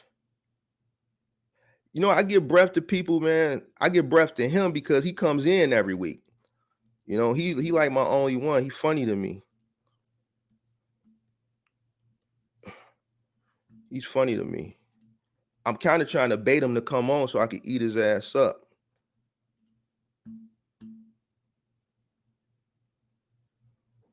Well, you know, I don't know. The reason why I talk about him, because a lot of people come to me after they go to them, and then they say, I'm not a big channel. I'm only been doing this since April. I only got 1,200 subscribers. So I'm not a big channel. So like, a lot of people don't even see my channel. So they'll pay somebody else that has a larger platform that's probably only been doing like trucking for a year, maybe 2 years, and they didn't get any value and they're still lost. And then they'll come across my videos, and my videos will answer a lot of questions that they sought mentorship in with somebody else that they was looking to pay for. And then the answers is right there. And then they'll contact me, and then they'll tell me about it. And then they'll ask me to help them navigate, through whatever it is that they're trying to get through. So I purposely give out a lot of free information. You know, my job is to help you navigate from my experiences. And I'm very honest. I talk about partials, and I say, man, partials is a new part of the game. It's new. I don't know about the part. That's not a part of the game that I'm used to, because it's new. That's not a part of the game I know. I'm a OG in this trucking shit. And I'm honest. I'm not out here saying, man, I know about partials. I know how you get. I'm telling you, man, this is a new part of the game. They was talking to me about rentals and these caps like 2 lives ago. I'm like, what are you talking about? Caps? Like, it's a rental truck company. Why would they put a cap? And then once I started doing my research and I started talking to people on mentorships, and then they telling me like, man, they only giving me 5. And then I had to do my research to see that's a new part of the game, which means the game is evolving. The pandemic changed a lot of shit. It changed a lot of shit. So I'm very transparent. Yeah, I knew I don't have a box truck yet, but I'm about to get in the owner operator game. Go for it. If someone's trying to bait you into defending your decision to offer mentorship, I have to ask myself why. And the only reason I can think of is to get you to double down on it and maybe raise prices. I'm not going to. Here's the thing. And it was a guy, I don't know, but shout out to him. He subscribed to the channel yesterday and he got a box trucking channel. I think it's called, hold on, because I want to, if I'm going to mention somebody else's channel, I want to make sure I mention it right. Give me 1 second here. Motivation and Box Trucking. He subscribed yesterday and left some comments. And then I went and, subscribed to his channel. And he talking about the same stuff I'm talking about as far as like the fake gurus and things of that nature. And we share some of the same things when it comes to the game. So shout out to, what did I say? Motivation and Box Trucking. I like that channel. Because I think Buddy keeps it real. And I'm not, to charge somebody $2,000-$3,000, I just think is ridiculous. If you're gonna charge somebody for some mentorship or some consulting, it should be a fair rate. Like, it's hard enough to get into this game as it is. That's why I wonder if they work for the people wanting $2,500 info. I don't know, man. Any suggestion you have for me when I start? Any suggestion you have for me? Because when I start, I want it to go good. I think you should come up with a strong business plan. And learn the industry before you jump in. Just don't jump in. Take the time to learn the industry, come up with a good business plan, and research and study the game. I read that one already.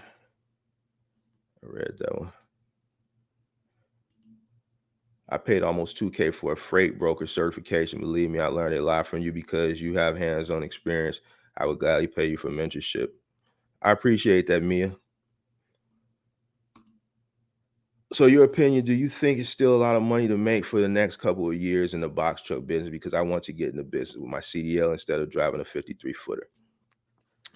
All right, man. So I think, yes, it depends on what you think is a lot of money and what you're trying to get out of it. If you have no plans on scaling up and running a fleet of trucks, and you're just content with you driving your one truck and you want to maximize and get the most out of you and your one truck, then I think sky's the limit.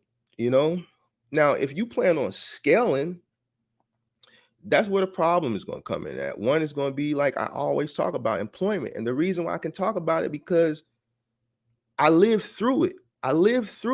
I started this when there wasn't as many opportunities as it is now for people to make money. And I'm just not talking about box trucking. All right. I'm talking about everything. When I started in 2010, it was no Lyft, or Lyft and Uber were just getting started, but they weren't nowhere near where they are now. So there was no Uber, there was no Lyft, there was no Instacart, there was no DoorDash, there was no Uber Eats, there was no Postmates. There was none of this stuff. And matter of fact, people didn't have the mindset that they have now. Everybody now wants to be their own boss. All right. Everybody wants to be their own boss. This wasn't the mind state of people back in 2010 and 2011, 2012. As time progressed and Amazon started to fuck shit up, and like I said, I'm keeping it real on this live. I don't curse in my videos, but I'm gonna keep it real in this live. When Amazon started to fuck the game up and put people out of business, the landscape started to shift. All right. And as the gig economy grew, the more people wanted to be independent and work for themselves. The pandemic came, and then we were going to get to the point where we're at now with the independency and people wanting to work for themselves. The pandemic just put it on steroids and just pushed it out there quicker, right? So the main issue is, if you want to scale, I say, I don't know, man. It's going to be rough because it's going to be hard to find employment. If you're going to be content with just you and your one box truck, then I think sky's the limit. And I probably dragged that on out.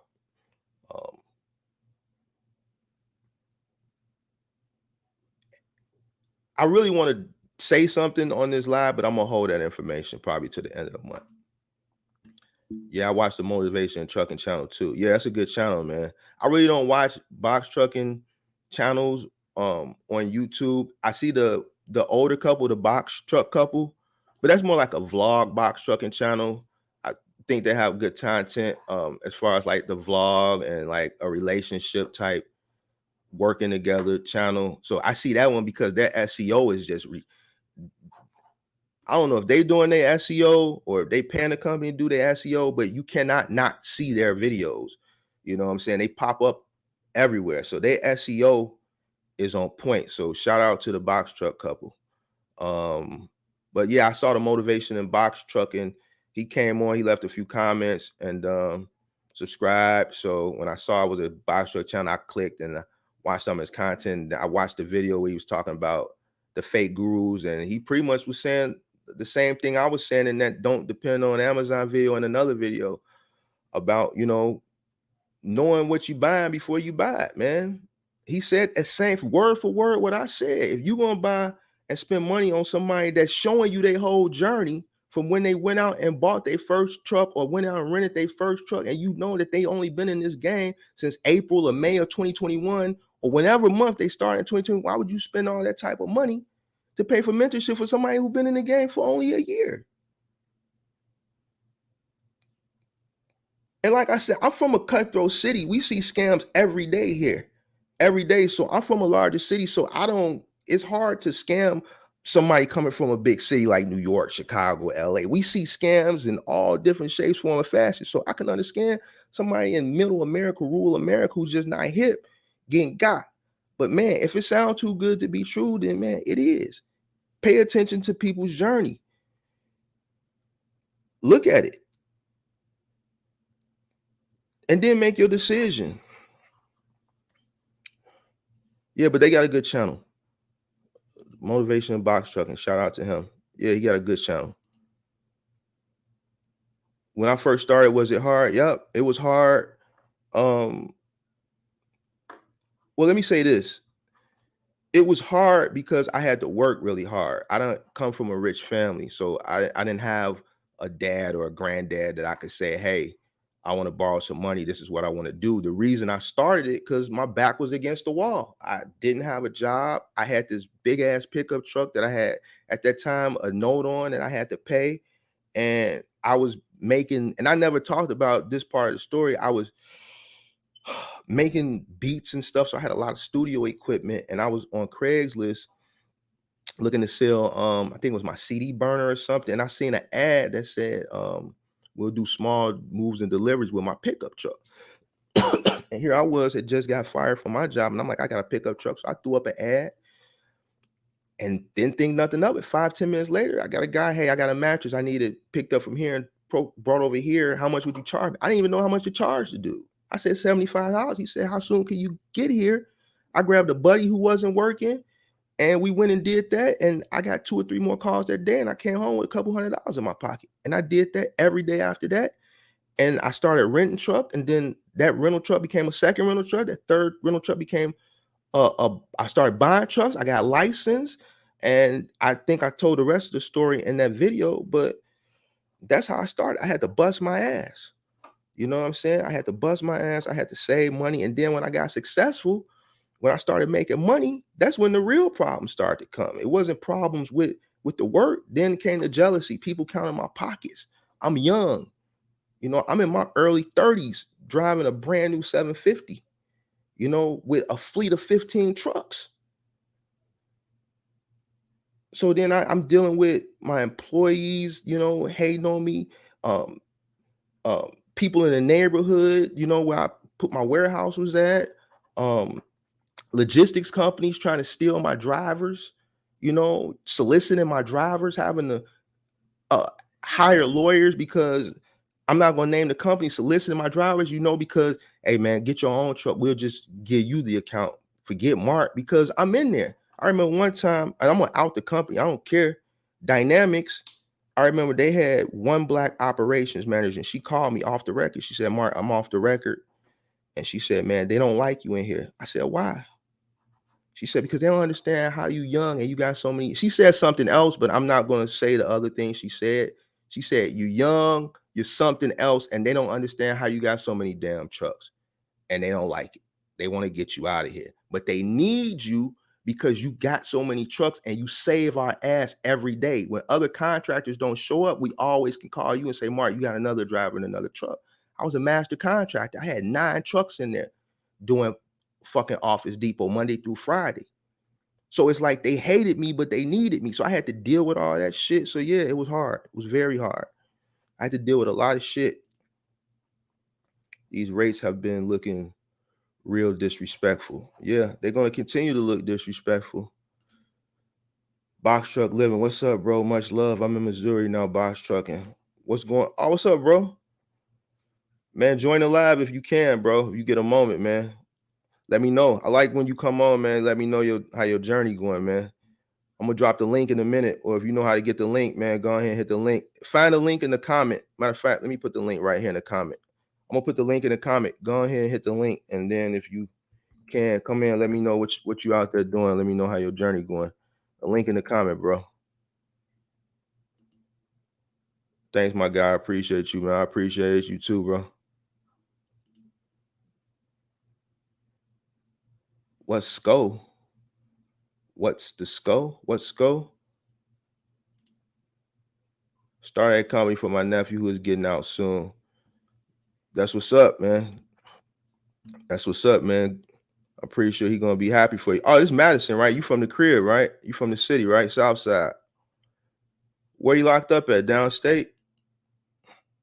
Yeah, I see the box truck couple popping up in my video feed. I see the videos as being more entertainment than info, like showing a roach in your hotel room and acting like it's a big deal. Yeah, I think that's more of a vlogging channel than like informative information channel. But they got a good channel though, man. Like I said, man, shout out to them. They SEO, man, is off the. That's what I'm curious to know. Is she doing the SEO or are they paying a company to do the SEO? Because like literally, they shit is everywhere. Everywhere. They SEO is off the chain. So shout out to them. Honestly, these mentorship prices be wild. One person said like 3,500. Like who got 2,500, 3,500 just sitting around? Real spit. That's why I said shit is ridiculous. What up? What up? Hey, what's down, man? What it is? What's the deal, bro? Man, you tell me, man. Man, I'm out here, man. I had a hard one, man. I'm out here in Missouri, man. I got dude try to scam me, man. Old broker, man. But I got my money though, man. What happened? Hold on, let me try to cut this off because I'm hearing myself. Yeah. Yeah, man. So I booked this load and the guy, man. I looked on the internet. The guy MC number was canceled. So I was trying to. Hold on, I'm double hearing myself. I don't know how that's happening. You got them headphones on, right? Oh yeah. You got your headphones. Excuse me. Yeah, man, my bad. So yeah, I booked this load with this guy, man, and I found out he was double broken and his MC number was canceled, man. So I called him. I realized he was gonna try to scam me. So I told him, I said, man, you're gonna have to pay me at least $2,000 before I even move my truck headed toward Missouri. Cause I know what's going on, man. So he was like, I don't do business. Like I said, man, you're not even in business. You don't even have an MC number, man. So he wound up sending me the number, but I got a load tomorrow with TQL leaving Missouri, Warrensburg, Missouri, going back to Houston. Yeah, man, I've been on it though, man. Yeah, there's a lot of little tricks and things in here, but you got to look out, man. How the Amazon going for you? Oh, the Amazon going good. I just took one of them loads because it was a good load. It was a load 755 miles for 3,200. So I had to take that, man. Yeah, so y'all hear this, man? He getting scammed by brokers. So scamming is just real, man. Like, man, we just in a scamming generation, man. But that's what I'm glad you was able to. Where you from though? Where you from originally? I'm from Louisiana. I'm from Thibodaux, Louisiana. Okay, you from Louisiana? Yeah, I'm from Louisiana. Okay. But yeah, man, they loose out here, man. I guess because the way the payment system set up, you know how you're brokering and you gotta do the load and they do the, but you gotta catch all these little things, man. Because especially these people from India, man. I heard is how the way he was talking. You know what I'm saying? This dude was from India. Yeah. You know what I'm saying? He say, tell a customer you from L&L. That's the first. Yeah. That was the problem. Like, no, I'm not L&L, man. I'm good by you trucking, man. I ain't gonna do that. Yeah, man. You gotta watch out for them scams, bro. I'm glad you caught it though, man. Oh yeah, man. I'm glad you caught it. But you man, got me rolling though, man. I ain't gonna lie. I'm still excited though, man. This good, man. Every time you come on, man, you check in, you smiling, man. Yeah, man. I'm blessed by the best, man. And man, I'm glad. See, this is what I'm saying. This is somebody that's been checking in, watch the videos, and yes, sir. You apply. Got me right. Yeah, got me right. See, I watched a lot of videos, a lot of people, like you're saying, watching them channels. Like really, them channels is for entertainment purposes, man. I made $34,000 a month. You know, they got me so crunk. No, it ain't. That's not what it is. Right. You can get that, but that's not what it is. How they saying it. You got to be ready to do all kind of deals, man. You got to be ready to rob Peter, to pay Paul, and if you ain't got it right from the jump, it's gonna be hard, man. What they tell you, you ain't got it, come in and you gonna get it. Yeah. Nah, that's not how it is, man. You got to get it out here for real. No, you got to definitely get it out here right now. And like I said, man, it's harder now than it was a year ago.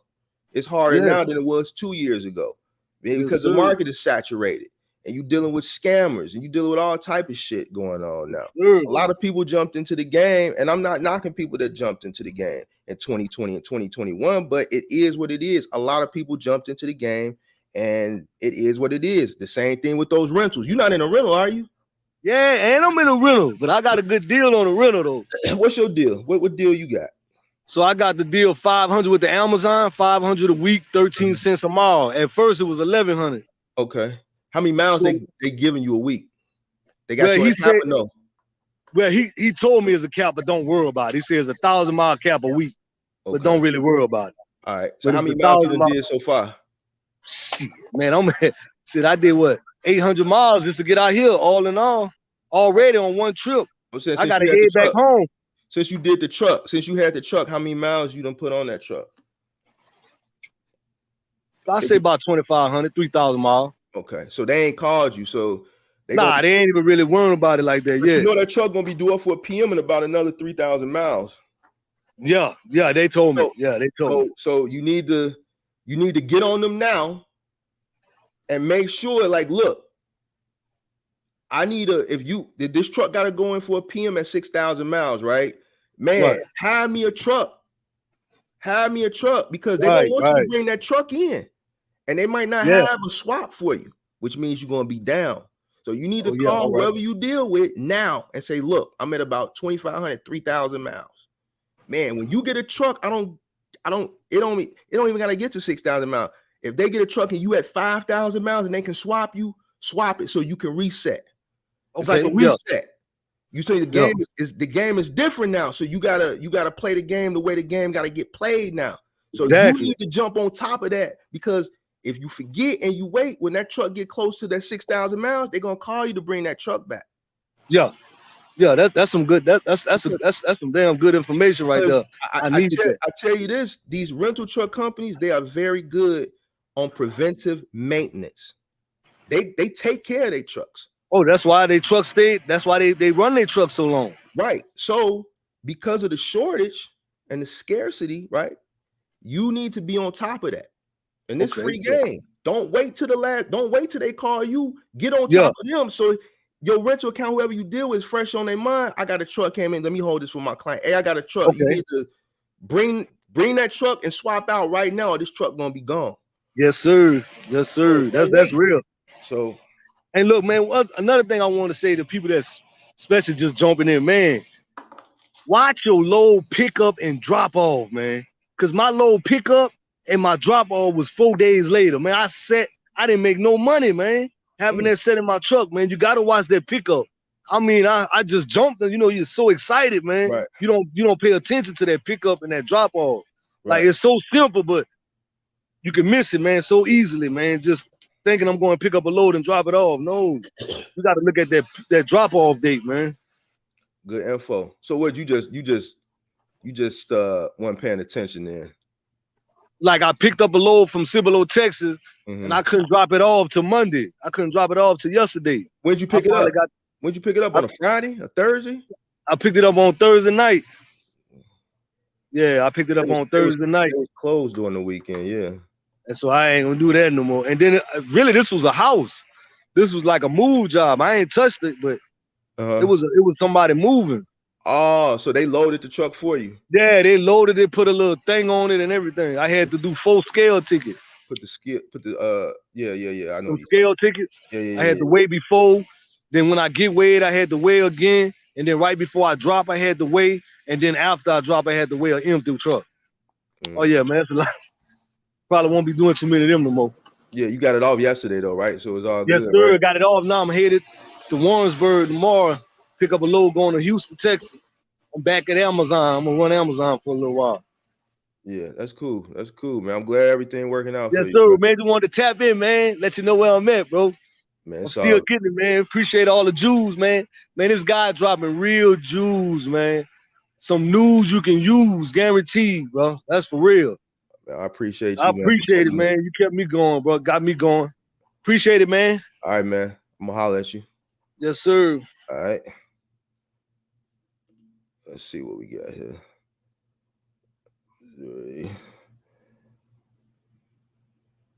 Appreciate you. For my nephew, I read that one. Yeah, I see. What else? Let me see where we left off at. Right, if you're gonna spend that type of bread, you might as well get your CDLs tenfold. Sometimes the 2,500, 3,000, the people that want for mentions money that is desperately needed to start up, cost charging that much puts people back more than it moves them forward. That's definitely true. Starting this trucking thing for my nephew, he's getting out soon, but he's switching on me, and it's about to be all me. I work for Chicago Fire Department. I grind hard. You think I can make a profit? I work 88 days a year. You a CFD, so you Chicago Fire Department, so you on 24 off 48, right? Is that how it works? I think that's how it works, right? You on 24, you off 48, right? So if that's the case, man, I'm gonna be honest with you. I don't see how. First of all, if you a fireman, you making hella bread, Chicago Fire Department. You making hella bread, but because of the schedule, if you're asking me if you can grind it since your nephew is switching up, man, I think it's going to be hard with the schedule that you have as a Chicago firefighter, bro. And I'm just keeping it funky with you. Oh, I get what you're saying. SEO, not SEO, Jay Sneak.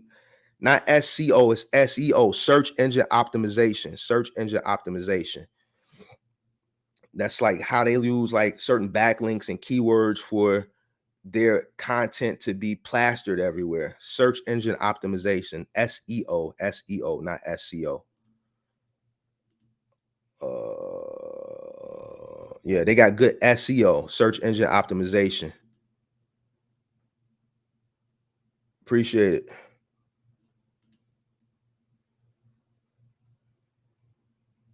How come I don't recommend van line work? You talking about like Mayflower and Atlas and stuff like that? And if you asking me that, it's because a lot of people don't have the startup cost. If you're talking about van line like Mayflower, Atlas, and those companies, Wheaton, a lot of people nowadays don't have the startup cost for those types of van line moving companies. If you really look at it and you think about it, a lot of those van line companies are older guys that have family owned and operated, passed down generation to generation to generation business. Van line moving, and this is if you're talking about van line moving companies. Van line moving companies are the only companies I see old men actually doing the labor moving. Every time I see a van line moving company, it's 3 or 4 old men, but they're very fit. But it lets me know that, you know, this is a business that is a family owned and operated business. It's passed down to generation to generation. And a lot of those van line franchises, man, like a lot of people don't have that type of money to buy into those. Man, it's expensive to get into 2 men in a truck franchise.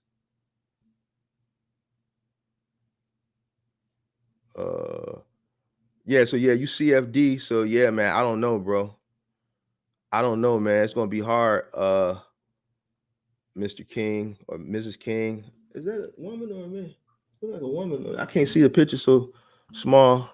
Madison King, but yeah, as a CFD, I think it's gonna be hard to run a box truck on your 48 hours off.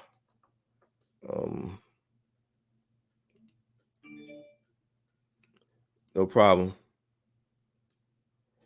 YouTube SEOs and Heart. You know what? I haven't really looked into it or tried it. I haven't really dealt with the search engine optimization, even for my own channel. You know, I just do my videos. And if you look at the videos I did when I first was starting, I'm just sitting behind the computer now because I just really don't have the time to set the things up and be running back and forth in front of and jumping and cutting and editing. I try to shoot the stuff straight through right now. It cuts down on time. So let me see. SEOs and Heart. How long can I put off getting commercial insurance for a box truck rental working for Amazon? I did not. I just did my DOT physical and got a 3-month card. I'm wanting to pay as little as possible on insurance. All right, commercial for box truck rental. You wanted to pay as little as possible for insurance. If I were you, I would get a broker. I've always dealt with a broker. I've never looked for my own insurance. I let the broker shop for me. So I would find a broker and let them shop your company. And there's a lot of companies out here that I don't even know existed. You know what I'm saying? So I would get a broker and let him shop you around.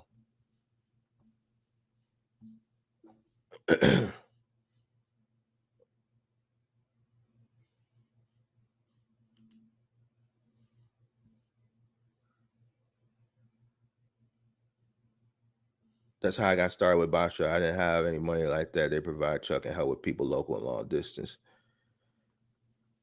Yeah, so all right, man. Let me put the link back up, man. So we had 2 check-ins so far. See who else want to check in on the show tonight. On the show, I ain't been live in like 2 weeks. I didn't go live last week. Probably not gonna go live every week. Probably go every 2 weeks when I got something to talk about. Or if I see a pattern in something, I'll go live. Yeah, but to go back to where was that, right? Where's that question at? Quizzy Beats, if you still on here, you asked me, was it hard? And I kind of told you some of the things I had to deal with just being a small business owner in the trucking. Is this something that you're looking to get into? Or are you already in it as far as being in the box truck business as an owner operator? Here go the link. Anybody else want to come on live? We talked about rentals so far. We talked about, what else did we talk about? We talked about rentals. We talked about the partials. We talked about fake gurus. So now the floor is open, man. I done said everything I need to say. So any other questions, comments, anybody want to go on live? That's the link. Let me see. I missed any questions.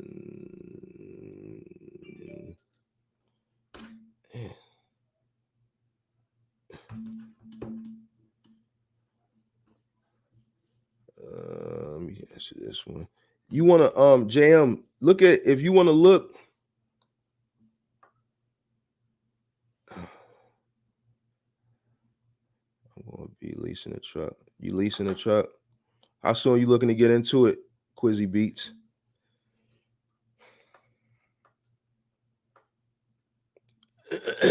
Excuse me. I have one more question for you. Probably not.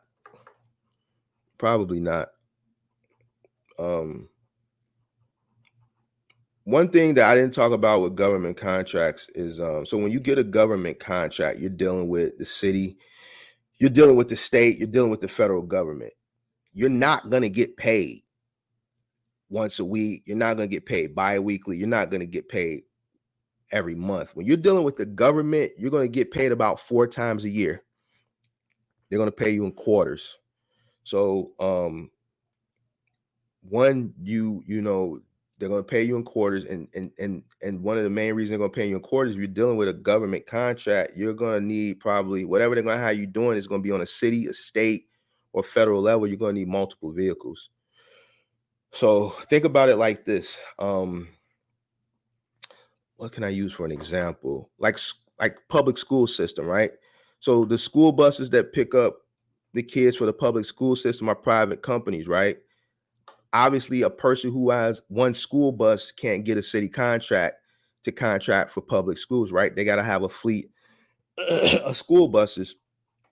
And that's just one good example. Another good example is like a construction company.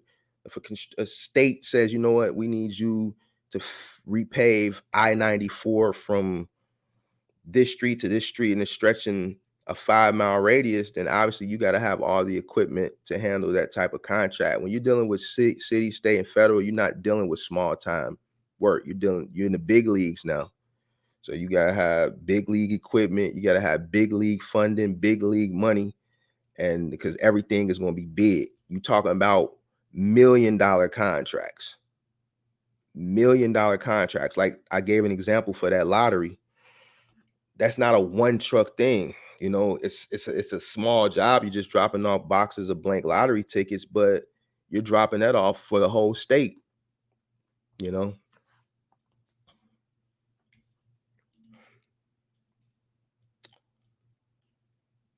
I say do your research, man. Make sure you research really well and have a good business plan. Just don't jump out the window, man. Know what niche you want to get into. Research all the niches.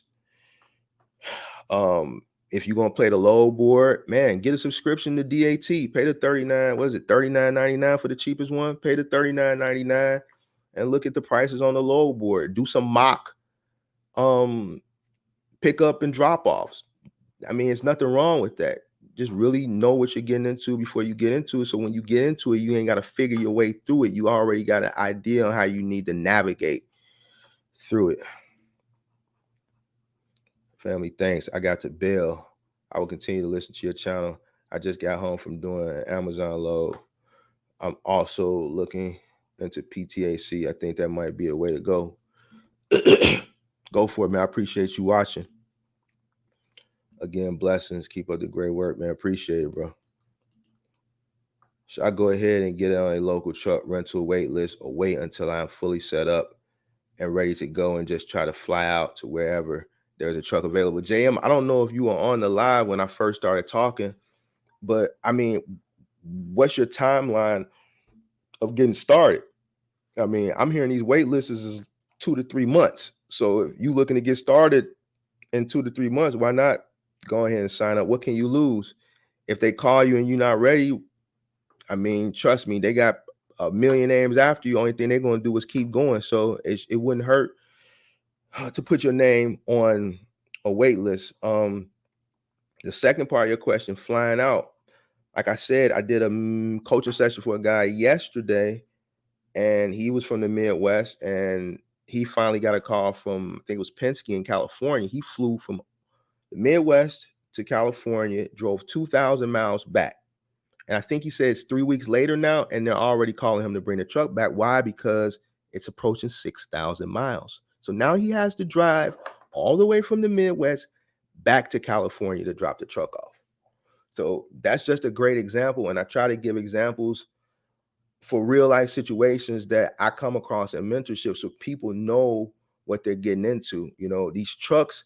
And see, this is what I'm saying, man. These people ain't telling you this. I'm telling you the real. These trucks got to get PM'd. It's just like your car. You're not gonna drive when your car need an oil change. You're gonna take it back to the dealer to get an oil change. You're gonna take it to Jiffy Lube and get an oil change. You're not gonna continue to drive your car knowing it need an oil change so your engine can lock up or whatever happens to the vehicle when you don't change the oil. Same thing with Penske and Enterprise and Budget. They lifeline is renting trucks. They have a great preventive maintenance system.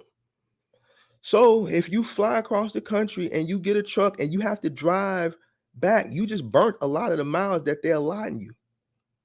You know, and then you're gonna have to drive. They're gonna call you when that truck get close to 6,000 miles. You're gonna have to drive back cross country to drop it off to probably not get swapped into anything else, just to have to catch a flight back home without a truck.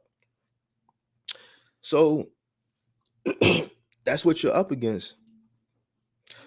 And like other people not finna tell you that. And you know what? And I kind of understand people don't think about that part of the game. They think, okay, I just need to get a truck. I get a truck, but then they forget about the maintenance of the truck. The truck got to get maintenance. It got to get maintenance. The worst thing, you want to drive a truck with a bunch of lights on and you in the middle of nowhere down in Texas or some of these roads I've been, what's that, I-30, I-35? I was coming through one of them roads in Texas. It was pitch black. I didn't see shit. The only thing I seen was the glow of the deer's eyes laying down on the side of the road. Was pitch fucking black in the middle of the night. Imagine the truck breaking down because a person was neglected getting it maintenance. And the truck is telling you, man, I need to get maintenance. It's giving you the signs. And now the truck broke down in the middle of the night, in the middle of nowhere, and you just happen to be in a dead zone. Your cell phone not working. Why risk that? And I don't understand why people put themselves through that. Take the truck back.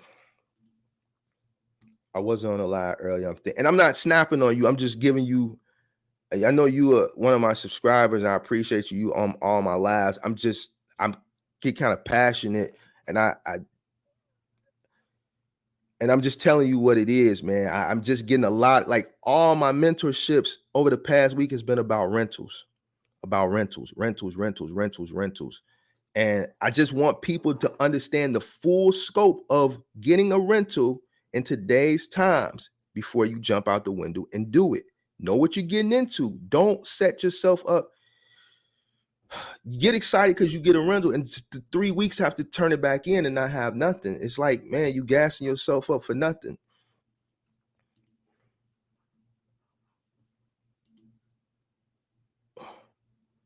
You mean if you fly out to get a truck, you can't return it to the local office? No. See, here's the way this works. I used to be a U-Haul dealer too. So it's the same thing with Penske. They have dealers. So when I was a U-Haul dealer, my U-Haul rep, guy named Tony. Matter of fact, I wonder if I can get him on the live. And he can explain to you how the rental game. I know it's U-Haul, but it all works the same. Penske, they have in-town trucks and they have one-way trucks, right? You wouldn't know the difference as a consumer, but this is how it works. I know this because I was a U-Haul dealer for a little while. Hold on, let me see if I can get my rep to see if he can join in on this live, and then he can explain to y'all how the rental game works. And see, now this is real. This is real. Let me call him. Hold on one second.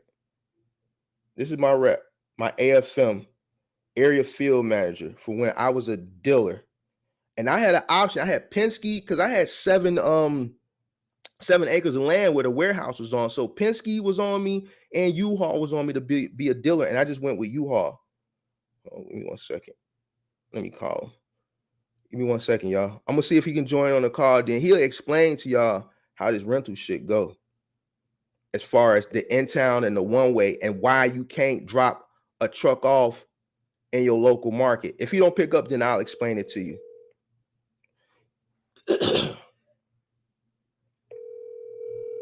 If you don't pick up, then I'll explain it to you.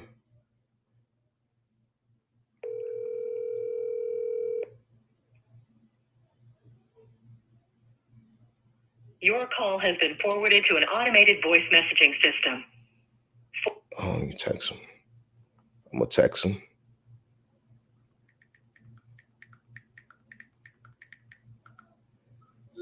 All right, so this is the way it works. All right, so you got a Penske dealership.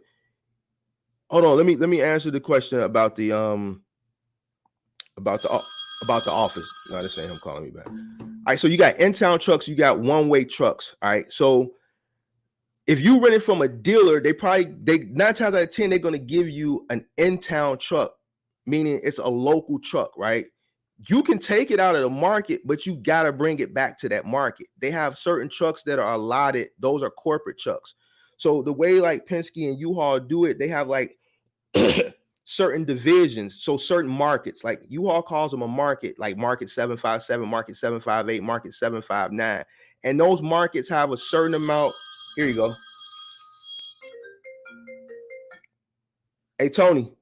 Yo, what up? Hey, I'm on live. I'm doing a live right now. And and I was trying to explain the in-town and the one-way rental, because U-Haul and Penske's in-town and one-way setup is kind of similar. And I was wondering if you could come on live and kind of explain it to my subscribers how it works, because I don't know if you know, I know you with U-Haul, you at AFM for U-Haul, but you know it's a shortage on rental trucks. So like a lot of contractors are on waiting list. And is U-Haul knowledgeable what's going on with Penske and Budget and Enterprise? They keep documentation on them on a more corporate level to be more competitive pricing. There is the occasional price match to other trucking companies, but U-Haul doesn't consider itself to be a company that has competition, right? Because our primary market person is the do-it-yourselfer. Right, but can you explain the in-town and the one-way, the difference? Because what happens is people are flying across the country to get a truck, and then when it's due up for a PM, they have to bring the truck back to that market, and they don't understand why they just can't drop it off in a local market. So I just wanted someone from a corporate managerial structure and the rental industry to explain the in-town versus one-way. I don't think the consumer knows that it's a difference. They think the truck is just a truck, but I'm trying to explain that each Penske and U-Haul, they have like those different, how do you say it? Can you just explain it, man? Because you better at it than me. Yeah. Wait, before you do it, is it a possibility you can come on camera and do it or no? No. Okay. All right. So I'm gonna hold the phone up. Okay. U-Haul has two types of rental equipment. The in-town truck and then the one-way truck. The in-town truck belongs to a particular market zone, and then within that zone, it belongs to a particular dealer location. So a customer can pick up an in-town truck to do a local move, and they have to return it back to that same dealer. U-Haul also has a one-way type truck where a customer can pick up that truck from location A and drop it off at a different location, and that location can be within the same market, but a different township. It can be within a different state. You can go from California all the way to New York in a one-way. The main difference being the in-town truck has a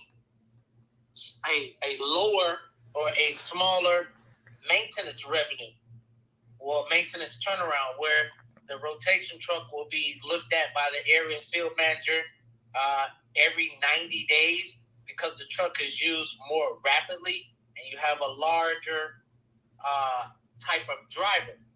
Where the one-way truck will actually go to a facility and get a PM3 or a PM5 every 7,500 miles. In case that a customer might pick up a truck in California and then take it as far as Illinois, and when that truck arrives in Illinois, if it's at its 7,500 mile mark or beyond it, that piece of equipment is taken offline and it can no longer be used until it's serviced.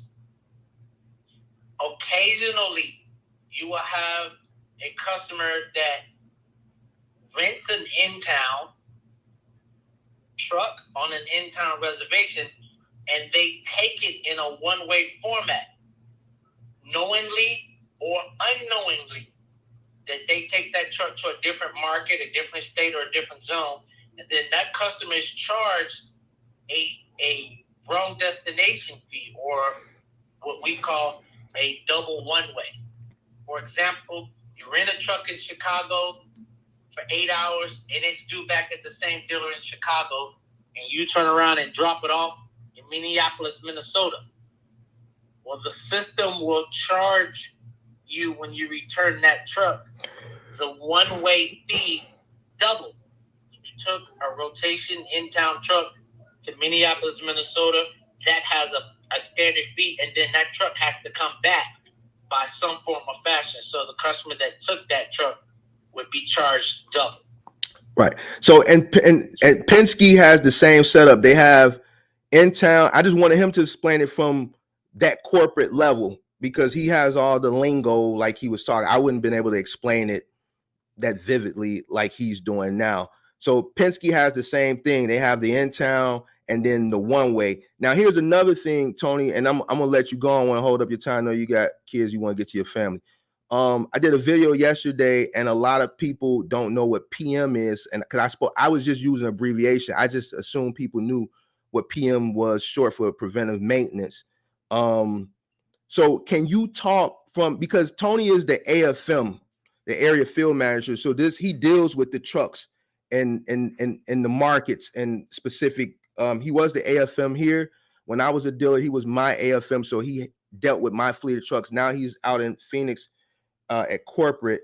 Can you explain to them what the PM and why the PM is important and why Penske and Budget and Enterprise caused these guys to bring these trucks back at 6,000 miles and what happens when they don't bring them back? Okay, so PM obviously stands for preventive maintenance. Well, in the U-Haul family, we have 4 levels of preventive maintenance.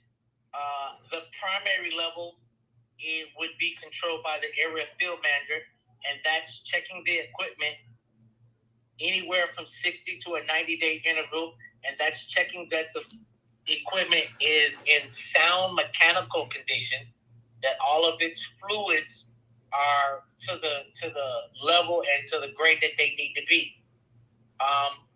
Then there is a 5,000-mile interval. Well, it will go to a shop, and that's where you'll have 5,000 to 7,500 miles, where they'll change oil, certain mileage, they'll change transmission fluid, they'll do brake maintenance, ball joint maintenance. They may recondition or re-image a particular vehicle because it's marketed to go to a zone like New York, and the truck was built in a zone like Illinois. The preventive maintenance, as far as a vehicle that's rented long-term by a contractor. Let's say a contractor rents it for 15 days. His regular equipment is in the shop. It needs an engine, so he needs to rent the U-Haul another 2 weeks, maybe as long as another 2 months.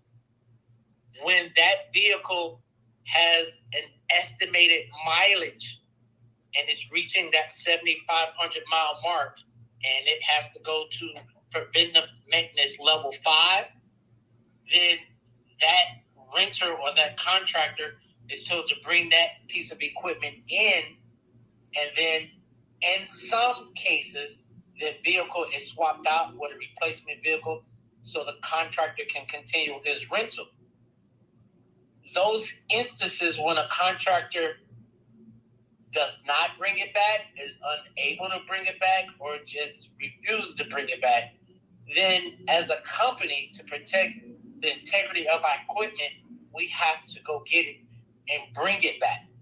In those cases, then that contractor can be barred from renting from a particular market zone, a district zone, or even from U-Haul altogether. All right, so that's with U-Haul, but Penske and U-Haul, they have the same kind of format as N-Town and One Way. All these companies PM their trucks between 6 and 7,500 miles, and they're very strict on it because obviously the equipment is their business. They have to keep the equipment up so they can continue to make money. Hey, Tony, man, I appreciate you taking the time out, man, to answer those questions for the good people on this live tonight, man. Oh, anytime, sir. All right, man. I'm gonna talk to you. All right, so there you got it. So same situation. U-Haul does it 7,500. I know Penske and I think Enterprise do it every 6,000 miles.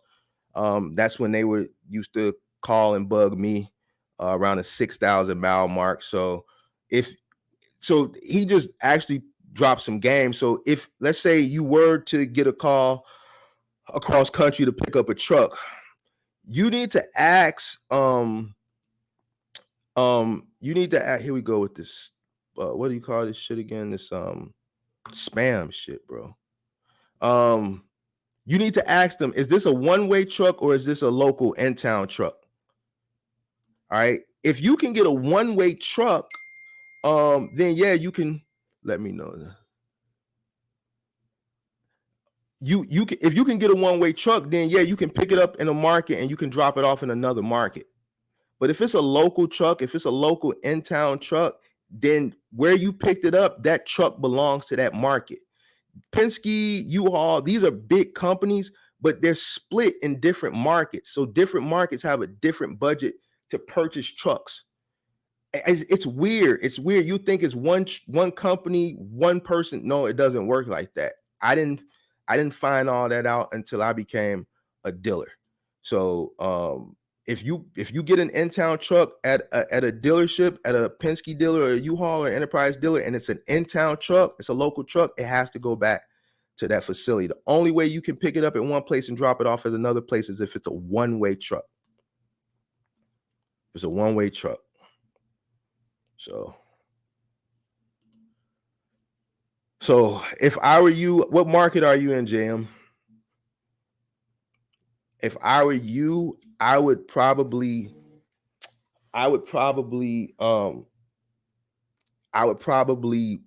try to get a truck in my local market. I wouldn't want to risk picking up a truck cross country because, like I said, 6,000 to 7,500 miles, they're going to call you to bring it back. And if you're really working it and you're doing loads, you could do one load that's 1,500 miles. And then that's 1,500 miles back. That's 3,000 miles right there. You just did two loads. And that's half of your mileage gone before they like, man, we need to take this truck in to give it an oil change. You know? So there's just something to think about. Charlotte, North Carolina, I would get on a local waiting list. I guess Charlotte, if you want to go somewhere downstate, like Winston-Salem, Raleigh, stuff like that, I think that's cool. But like some people are flying cross country, I wouldn't recommend that. Me personally, I wouldn't recommend it. But to each his own. I'm not knocking nobody that does it. I wouldn't do it for the simple fact that once I drive that truck back cross country, I just burnt up half the miles. So, and they're going to come get that truck. They're going to come get it. I know that for sure. If you don't return that truck, they're going to come get it. They're going to come tow that truck in the middle of the night, and you can look this up, they're going to report it stolen, right? And see, this is what you're going to hear start happening next.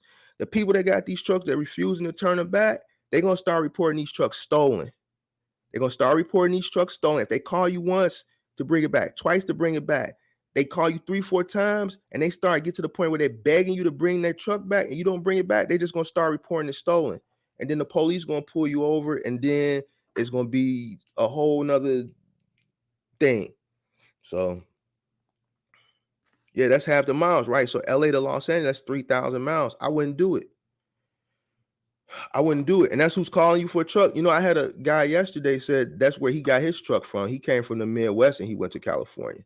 And that was like 3-4 weeks ago, and they already want him to bring it back. And that's why he's mad as hell. So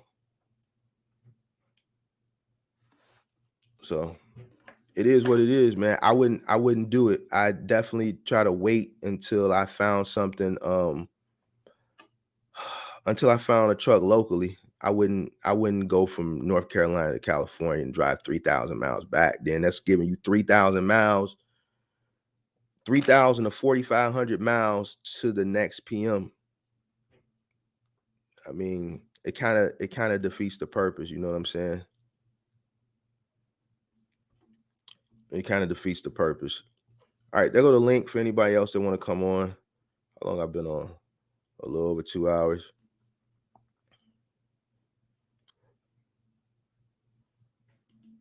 You're assuming, yeah, he got an in-town. For them to call him to bring it back, it's an in-town truck. It's an in-town truck. Even here's the thing. They're calling him to bring it back.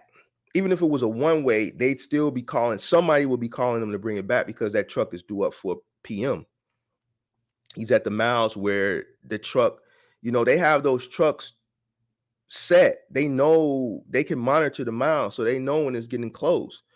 So even if it was a one-way truck, they would still want him to bring it somewhere. But because that was an in-town truck, he has to bring it back to the dealer in the market that he picked it up from, because that market owns that particular truck. You know, the different markets, like with Penske and U-Haul, and I don't know if Enterprise and Budget operate the same way, but I know Penske and Enterprise kind of operate similarly. The different markets buy those trucks, and it would have to go back. That market owns that truck. See, when you get up to like those companies that are making billions of dollars, like Penske and U-Haul, they're self-contained. Like, they have their own insurance. They're self-insured. I remember when I was a U-Haul dealer, somebody returned a 26-foot truck and they tore my whole gate off. They couldn't drive the truck. It was too long. So when they turned in, it was after hours and we were closed. They tore my gate off. So U-Haul has an insurance company. It's not called U-Haul Insurance. I forget what it's called. It's called something else, but it's under the Amerco, AMERCO. That's the U-Haul holding company. So it's Amerco, and then they have U-Haul Holdings and the insurance company. I forget what that's called. They got like a real estate company. They got a bunch of different companies under Amerco. So if you buy the U-Haul stock, it's going to say Amerco, and then the ticker is UHAL. I had to go through their self-insured. They cut me the check to get the gate fixed for $9,000. You all did. They're self-insured. So they just have a bunch of different subsidiaries under that holding group. And I don't know if it's for tax reasons or how they do it, but each market controls the finances and they buy their own trucks. It's weird, man.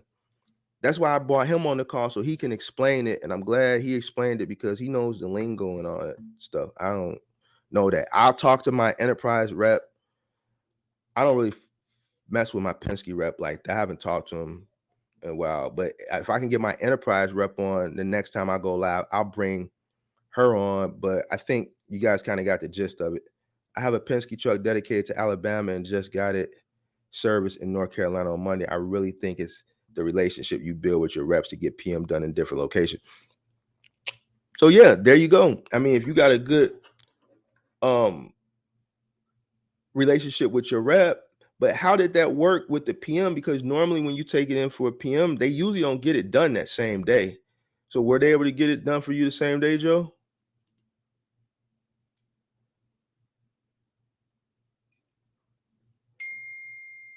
I pay my own health insurance. Ever since I've been in self-employed, I've always paid my health insurance. Yes, it is expensive. When you're self-employed, it's very expensive.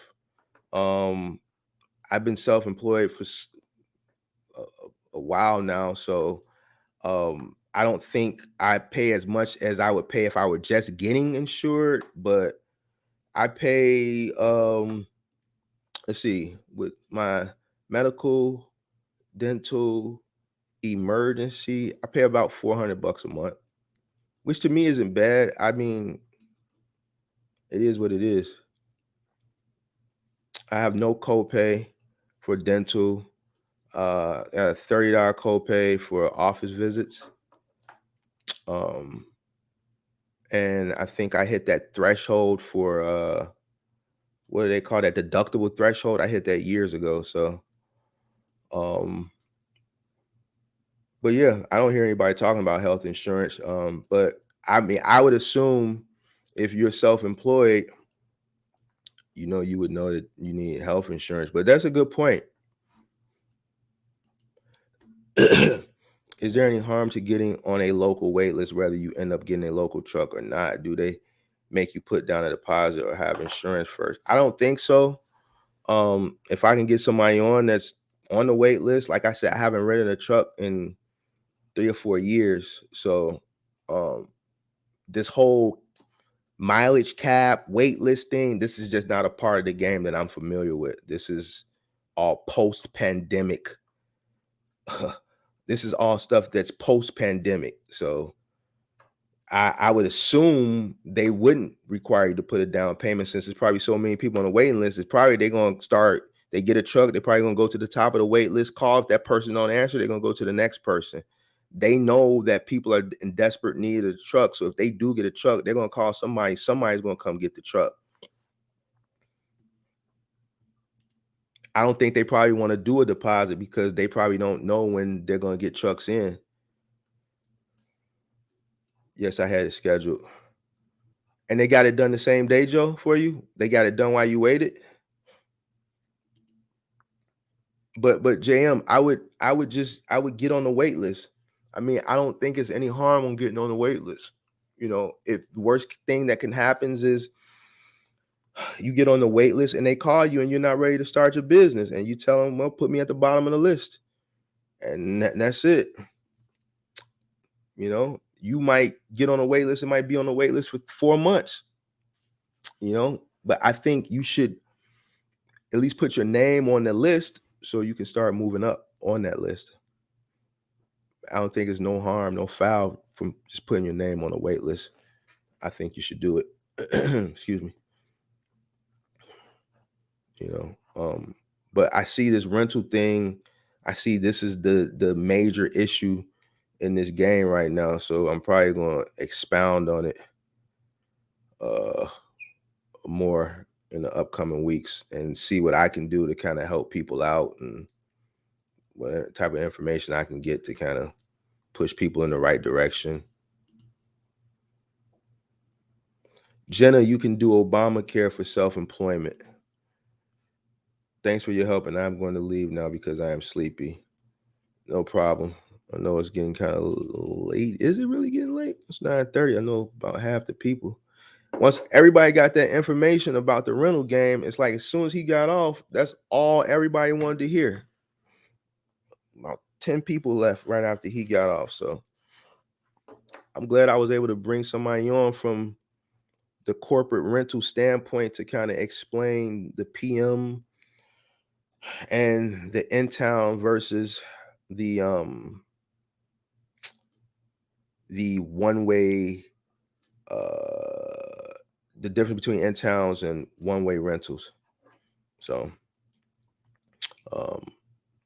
yeah, but for people that got some money stacked up, I would be on the market to buy a truck, man. You might sign a truck that might pop up for 42 grand. I've seen some trucks pop up for 42, 35 in the past few weeks, 45, 42. I would really be aggressively looking on Penske used trucks and Enterprise used trucks because they have those manager specials. And if you got a little money saved up, you got some decent credit, I would keep my eyes on those two sites, and I would really try to buy a truck. The rental thing right now with these caps is really going to limit you, and you're going to always be constantly. You're already looking at the miles because I mean it's just a part of the job. You got to keep tally on the miles. You want to know what you're paying and all this, that, and the third. And it's just a part of the game. You got to calculate that in your costs. But now you're looking at the miles because you're worried that as you get close to that 6,000 mile mark, they could be calling you anytime to bring the truck back.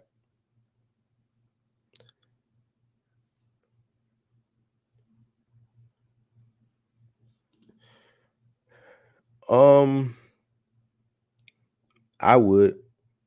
Because here's the thing, even if you're local and they tell you to bring the truck back for a PM and you bring it back and they don't swap you out, the most you'll be down for is maybe a day or two, right? Because look, if like this guy, he had to go from the Midwest to California to drop the truck off, that means if he's going to wait, that means now he's got to get a hotel, right? For a day or two, right? And then drive. So now he drove 2,500 miles back, and then you wait in the hotel to drive 2,500 miles back just to 3 weeks later drive 2,500 miles back for another PM. It just don't make sense. So I would do local.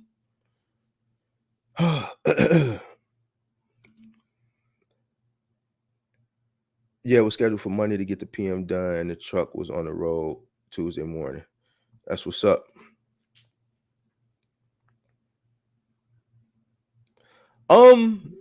When I like I'm thinking January, February, the rates will go down really, really low.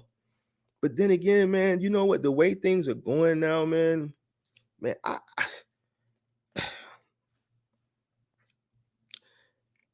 really, and I don't like to get political, and I don't like to get into current events. But now you got this monkeypox thing. I live in Illinois, so our state called a state of emergency. I don't know what can happen next. I don't know if this monkeypox thing is going to be another COVID, if they're going to shut things down. And I really nowadays it's kind of hard to kind of gauge, man. You know what I'm saying? It's kind of hard to gauge, man. In a good and perfect world, I think in January, February, rates will be considerably down. But I don't know what to expect with everything that's going on in the world right now, man. I just don't, man. It's kind of hard to gauge things nowadays. I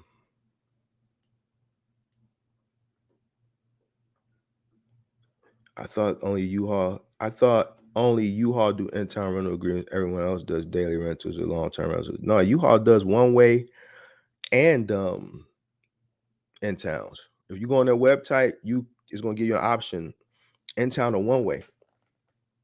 You know, and the reason they do that, obviously, for the people who doing self-moving. If you get a new job, you live in New York and you get a job in San Francisco, and you don't want to pay a moving company $20,000 to move you cross country, you can rent a U-Haul truck, a U-Haul one-way rental from New York to San Francisco. Nowadays, probably about $6-7 grand. You do the move yourself, you just saved about $10,000. You know,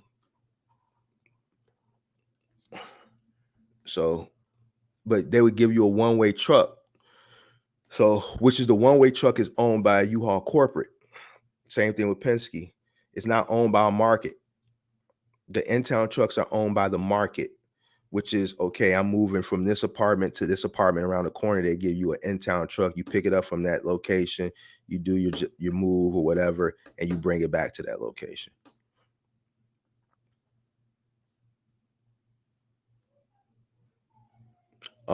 U-Haul does do contractual long-term rentals for pickup trucks and vans, I know. And then they'll give you a better rate. They do have a commercial side, U-Haul does, but no one really uses it. It's through one of their subsidiary companies, but no one really uses it. They're not even that big. They don't even really promote it.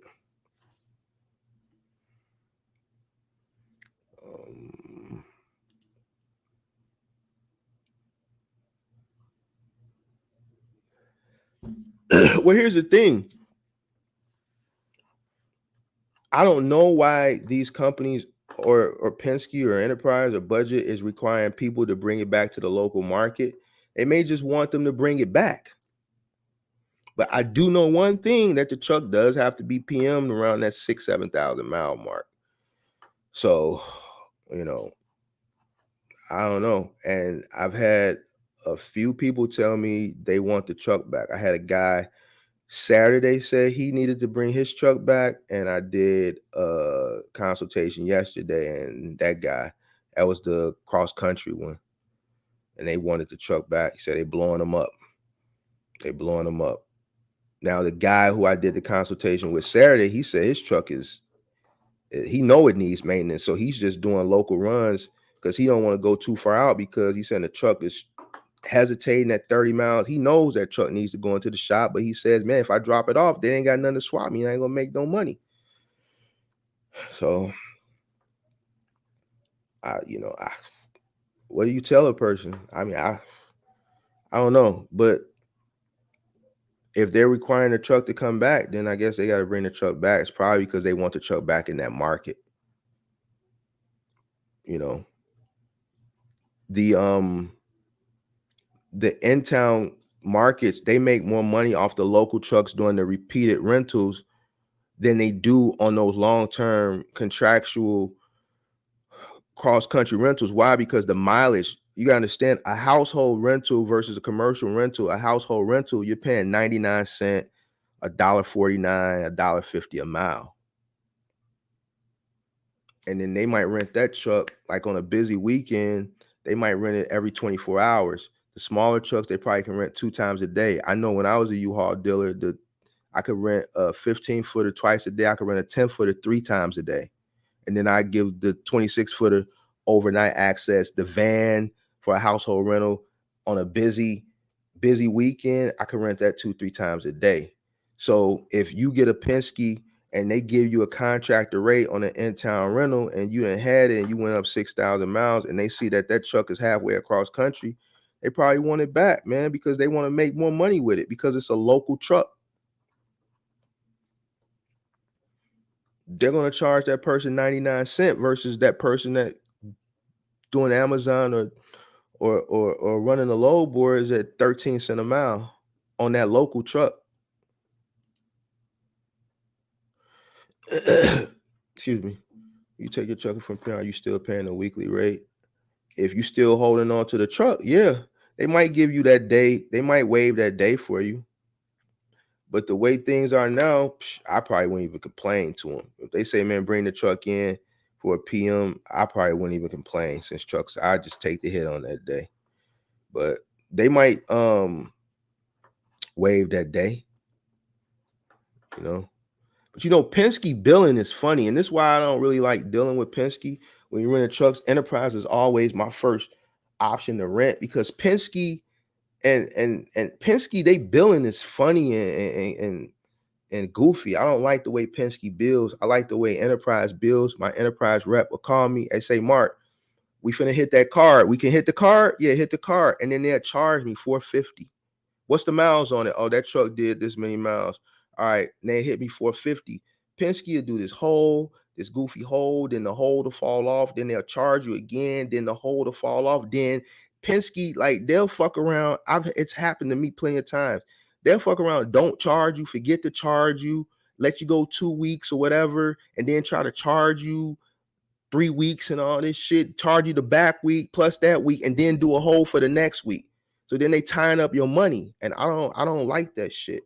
I just feel like they got access to my card, and they could just there's no consistency with Penske. I should say there's no consistency with Penske. Their account managers, like, their system is fucked up, man. I just don't like it, man.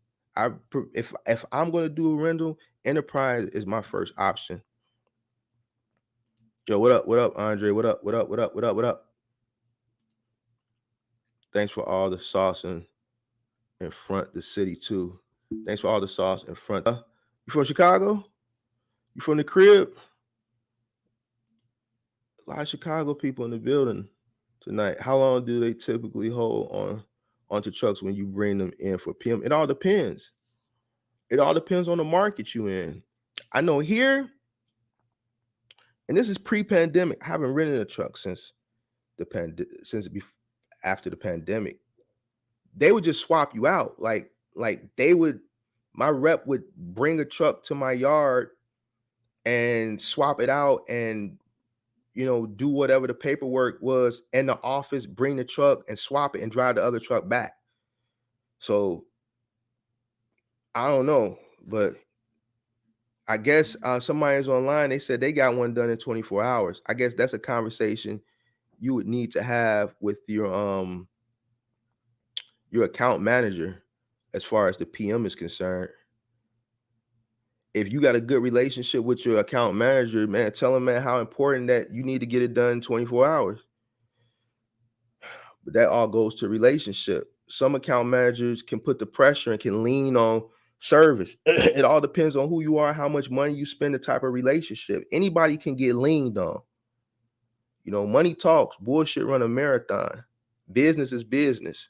So it all depends on that relationship. Relationships now with these account managers are more important, I see now, than ever before because of the scarcity of trucks. The demand is high. The supply is very low. So, man, you might have rental account managers that might be getting under the table offers. Man, get me a truck, man. I'll slide you a nickel, 500. Man, you don't know what type of offers these people getting under the table. Southside in the building. Where you from? 87th Street in the building. So if they held onto your truck for a week, would you expect them to not charge you the weekly rate for that or just take a hit on that one? I definitely wouldn't pay for that week. If they held on to for a week, they'll probably turn the truck in and you might get lost in a shuffle. When that truck come out, because now that's communication between the rental account manager and the service department. Because once they service the vehicle, they just turn it back in to rental sales or whatever that is called, rental. Okay, this truck is done. They drive it back to that end of the lot. They give the paperwork. So if someone, let's say your rental account manager is off that day and another rental account manager is working that day and they see this truck and there's nothing on it, man, they're going to go on the list. That's how people get lost in the shuffle. So I don't know. That's a good question. I wouldn't take the hit for a week though if the truck is down. PM should only last 6 to 8 hours. You need to schedule PM for early morning. Penske had it in their lease agreement to replace their truck after a certain amount of days. Review your lease agreement. I can say typically, yeah, it would take. But here's the thing. Check it out. When I take my trucks in for PM, I don't get them back the same day. And I'm talking about the trucks I own. Sometimes I get them back the next day. Sometimes it's 2 days. But it's never the same day. The only trucks I can get back the same day, I can take my 16-footers. Some Jiffy Lubes have a clearance enough to do my 16-footers to do an oil change. But if I want a full PM, I got to take my shit I go to this place called Jaime's Truck Repair in Chicago. For PM, man, he not giving me my truck back a day. Because it's not that many, like, truck repair places aren't as plentiful as regular, like, consumer car places. It's more places to get your car fixed than truck repair places. So you got to look. It's not that many places. So you're not the only person bringing your truck in to get repaired. And then I did a video 2 weeks ago. I put it up and then I took it down because it wasn't doing too good. So I don't think people were really interested. It's a shortage on diesel mechanics right now. People are not going to trade school. People ain't going to trade school to be a mechanic right now. People aren't going to trade school to be plumbers. People aren't going to trade school. Like this new generation that's coming up, they're not like from my generation. Like I'm 42. Like we went either to college or we went and got a trade or we tried to go get a city job. These young kids now, they're not going to trade schools. So it's a shortage on diesel mechanics. So, you know, it's a lot of things, it's a lot of variables that's in play right now that why, you know, if you drop the truck off, you probably wouldn't get it back the same day.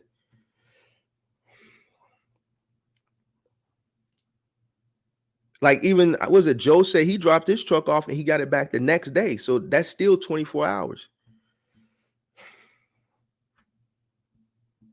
Budget doesn't charge you if the trucks are out of service for the day.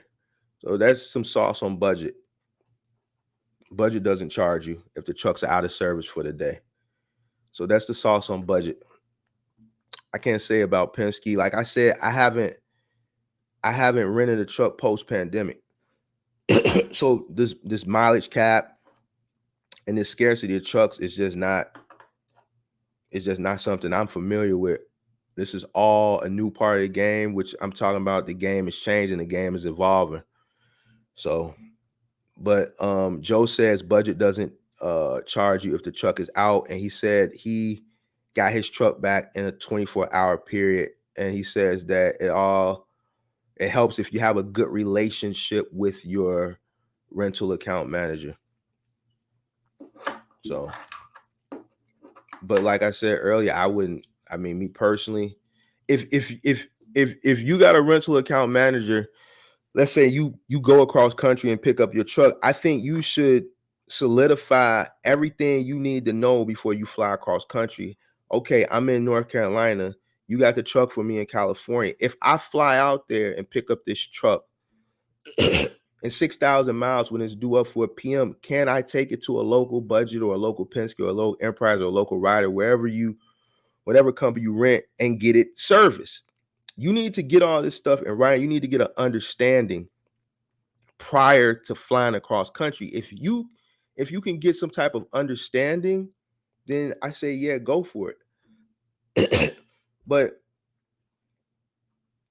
if you can't get that understanding and you know knowingly that you're flying across country to take a truck back in a month and a half, because it gotta get PM'd, then because they're telling you no, it has to get PM'd here locally, then that's something you might want to think about.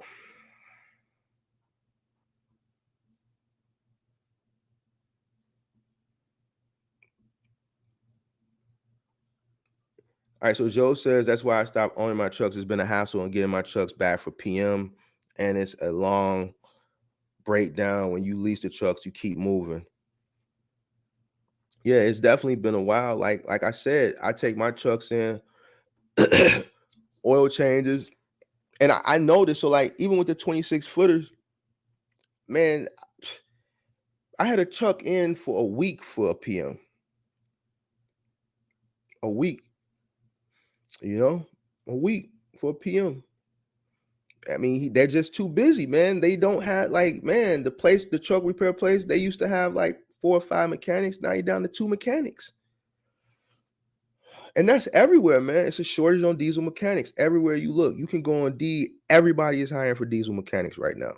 And I preach this all the time. Like the youth, and this ain't just in trucking, this is in every vocational skill. The new generation is not getting into vocation. They're not getting into vocational, whatever the word is. They're not getting into vocational the job market, vocational job market. They're not going to mechanic school. They're not going for apprenticeships for carpentry or plumbing or electrician. They want to sit on what's that shit called? They play the games with the headset and curse each other out online and play video games and stream and make a living all day. And some of them are making a good living doing it. They don't want to get under a hood and have their hands all oily and shit. It's just a different generation. So it's a shortage on diesel mechanics. God forbid.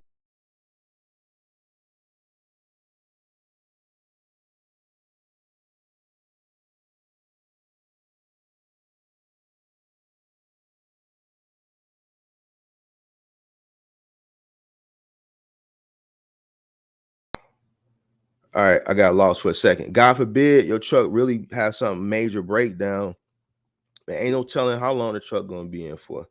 I got kicked off for a minute. I'm back. What you think about Ryder trucks and rates? I never rented from Ryder. I know I got a few subscribers that say they got some good rates at Ryder, but I've never, me personally, I've always dealt with Enterprise and Penske. That's what I was thinking. If you fly out somewhere, you really need to get down into the details of it big time. I would have everything, some type of verbal agreement or some type of written agreement. It sounds like budget might be the best way to go, just not because of lower price, but also because of simpler billing. Yeah, either that for the billing, probably that or Enterprise. I really don't like Penske's billing. I hate it, actually.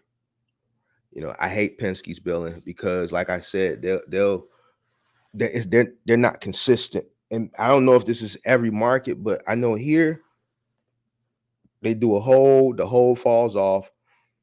Then they're supposed to come back and charge you. Sometimes they forget.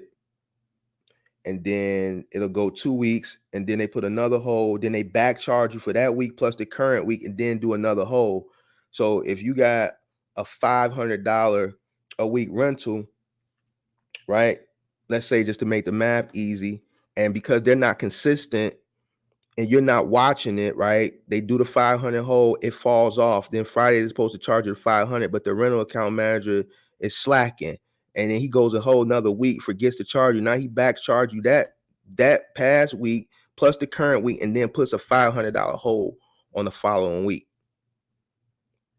And that's happened to me plenty of times with Penske. You see the hole and you think it's the charge, or you forget about it. You got a lot of shit coming in, going out, And then next thing you know, you calling them like, man, why the fuck you charging me $1,500? Well, man, we didn't charge you for this. We didn't charge you for that, because they fucked up. And I just don't like their system. From watching YouTube videos, it seems like Ryder might have the best trucks, but also might be the most expensive. Ryder probably is the most expensive. Like I said, I haven't rented from Ryder, but I probably could imagine. The big issue is everyone is not reading their lease agreement. You can negotiate what's in your agreement with your rep, let alone sit with the rep about what's in the terms of agreement. And I think that plays a big part. I don't think, and I'm gonna be honest, I've never read my lease agreement. You know what I'm saying? Like, they give you this big long piece of paper, you know, you have a relationship with your rental rep and you kind of communicate with them and they take care of you. I think the landscape of the commercial truck rental business has changed significantly.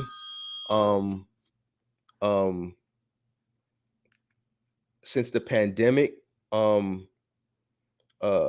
due to obviously the scarcity of trucks, the supply and demand issue. And I think people are really frantic when they get that call to get a truck, that they just so happy to get a truck, they forget to take care of the actual business. And I think now more than ever is a time when you probably, you know, you're right, Joe, you should really buckle down and read your leasing agreement and negotiate whatever you need to negotiate. You really need to build that relationship with your rental account manager.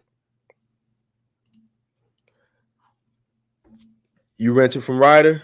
What's your rate? Yes, right. You did say your rate. You paying 13 cents a mile, right? You paying 13 cents a mile, right?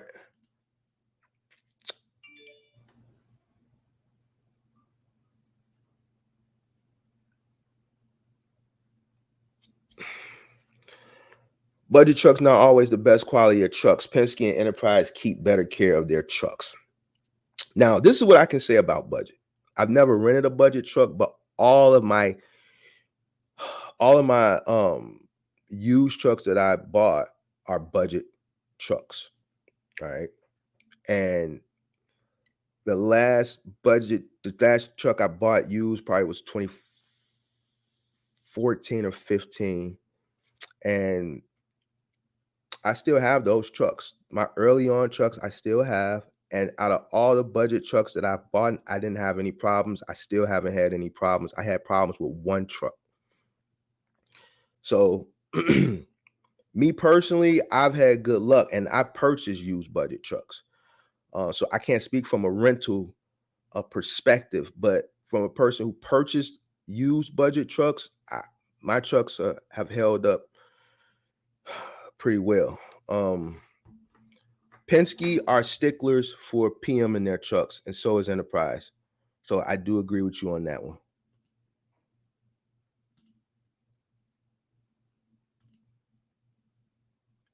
$1,800 deposit every week. That's too much. That's too much. If their budget is making you put an $1,800 deposit every week, that's too much. That's a lot of money, man. So what happens? They charge you $1,800 and then they take the charge out of that hole. Like, how does that work? Man, I know you came on earlier, man. If you get a chance, come on and explain that, man, because that's a lot, man. What's a good place to lease a truck from? Leasing, probably Penske or Ryder, probably on the leasing option.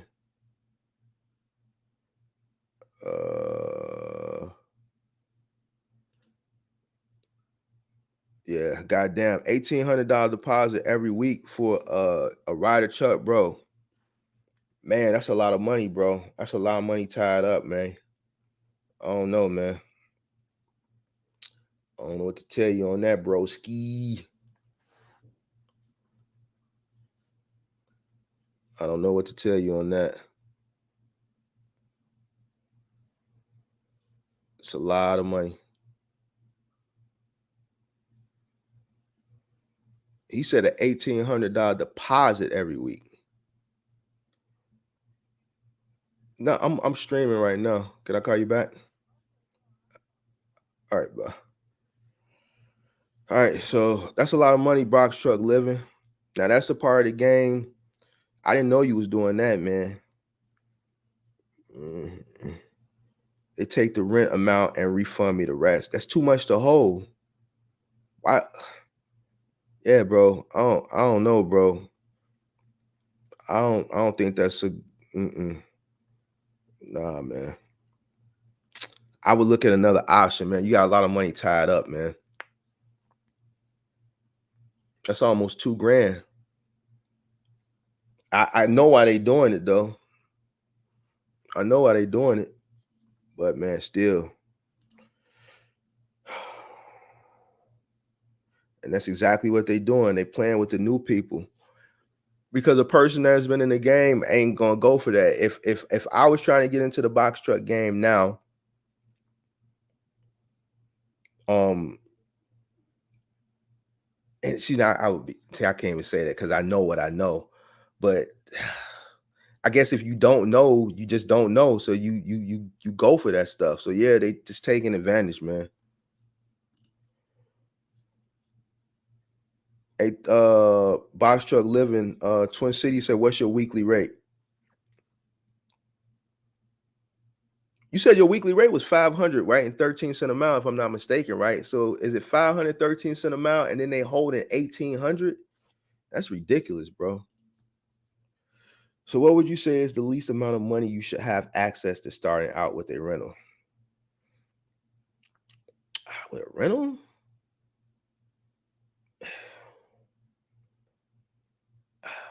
I wouldn't go any higher than $650 a week, 25 cents a mile. That's me personally. And that's high. That's to me, that's high. So I would at least have enough money to cover me for the first month. If I was new getting started, I would at least want to have enough money to cover me for up to a month. Because you need time to learn the game. I wouldn't mess with it week to week. At least have enough money for the month. Hey, Box Truck Living, you need to get off budget insurance, and that rate should go down to at least $1,200 to $1,300 a week on the deposit. He's not with budget. He's with Ryder, I think, Joe. He's with Ryder. Hey, Box Truck Living, if you get it, yeah, he with Ryder. See right here, he said he's running with Ryder. He ain't with budget. He ain't with budget. He ain't with budget. So I would hey, Box Truck Living, if I was you, I'd get on a waiting list with another company. And as soon as they get a truck, I go rent that truck and I drop that Ryder truck clean off.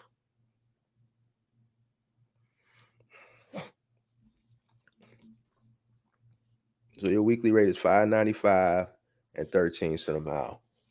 And they hold it 1,800. I go to Enterprise or Penske. I go to Enterprise first. They say budget is good, but like I said, I never rented with budget.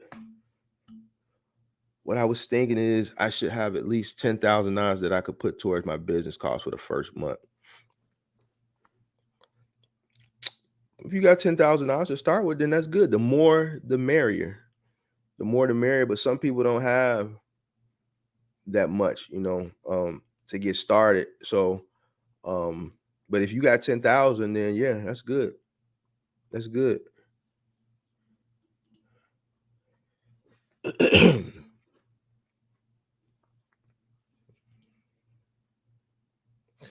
I heard rider prices were insane too.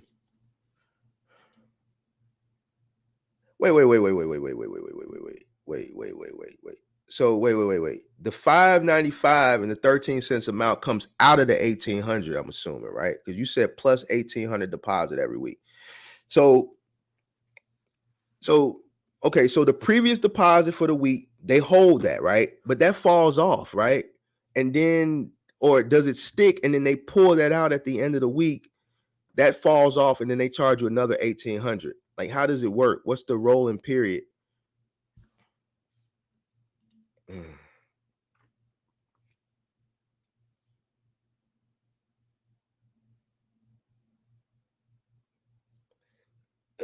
I think that $1,800 a week hold is tying up a lot of your, like, you can use that for fuel. That's one of the things I hated about Penske, that hold, and they'll charge you and then they'll hold you. You know what I'm saying? When Enterprise, they would just charge me. I was paying $450. I think the last rental we had was $450. And man, I need to find some of these rental agreements. $450, and I think that came with 1,000 miles.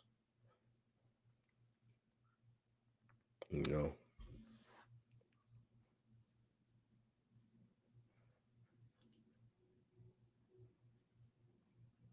You saying right. Hey, Box Truck Living, when you get a chance, man, jump back on, bro.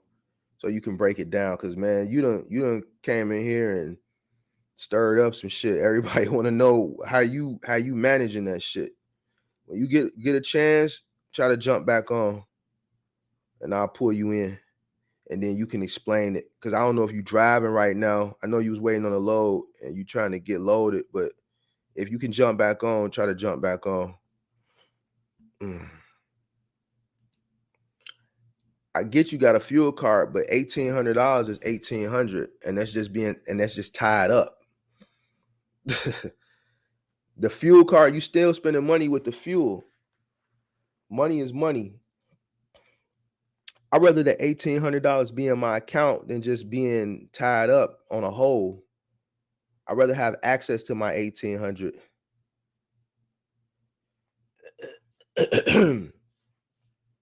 I'm gonna be honest with you, JM. It seems like now having your own truck, but you know, I think Joe said he prefers to do the leasing, but I you know, the mental stress that I see that this truck rental thing is putting on people in the industry now is insane, man. Like these caps, man. I think, you know, just owning a truck and just not having to worry about the mileage. I think that's probably a better way to go. But $1,800, man, that's a lot of money on a whole, bro. And that's every week they hitting you. $1,800. Like, and I know it's a hole, but still, that's just money being tied up. That's money being tied up. What's the most you spending? Like, how many miles are you driving? Like, what are you spending a week? Like, when they charge you, what is your bill coming out to? I'm gonna drop the link now. And then you can explain it. Because everybody want to know how you surviving. There go the link.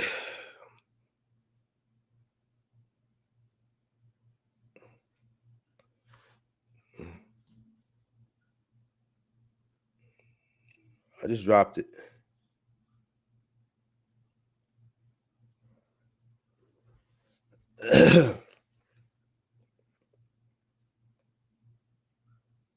Do you think it's best to keep the insurance the lease truck company provide, or you use your own? My thought is best to just cover the truck under your own insurance. I'm gonna be honest with you. Like I said, once again, I haven't rented a truck post-pandemic. I used to always use the rental truck company's insurance because if something happened, I could just drop the truck off. And if you know you got commercial insurance, here's how I looked at it. I didn't want to put anything on my commercial insurance because my insurance rate would have went up. All right. So if something were to happen, I could just drop that truck off and they'd give me another truck and it wouldn't be a ding against my company. Right. But this is pre-pandemic when supplemental and liability, that was just like $5-10 a day. it's different now. I'm hearing people paying $1,200 for the insurance through the rental companies versus back then it was only $10 extra a day.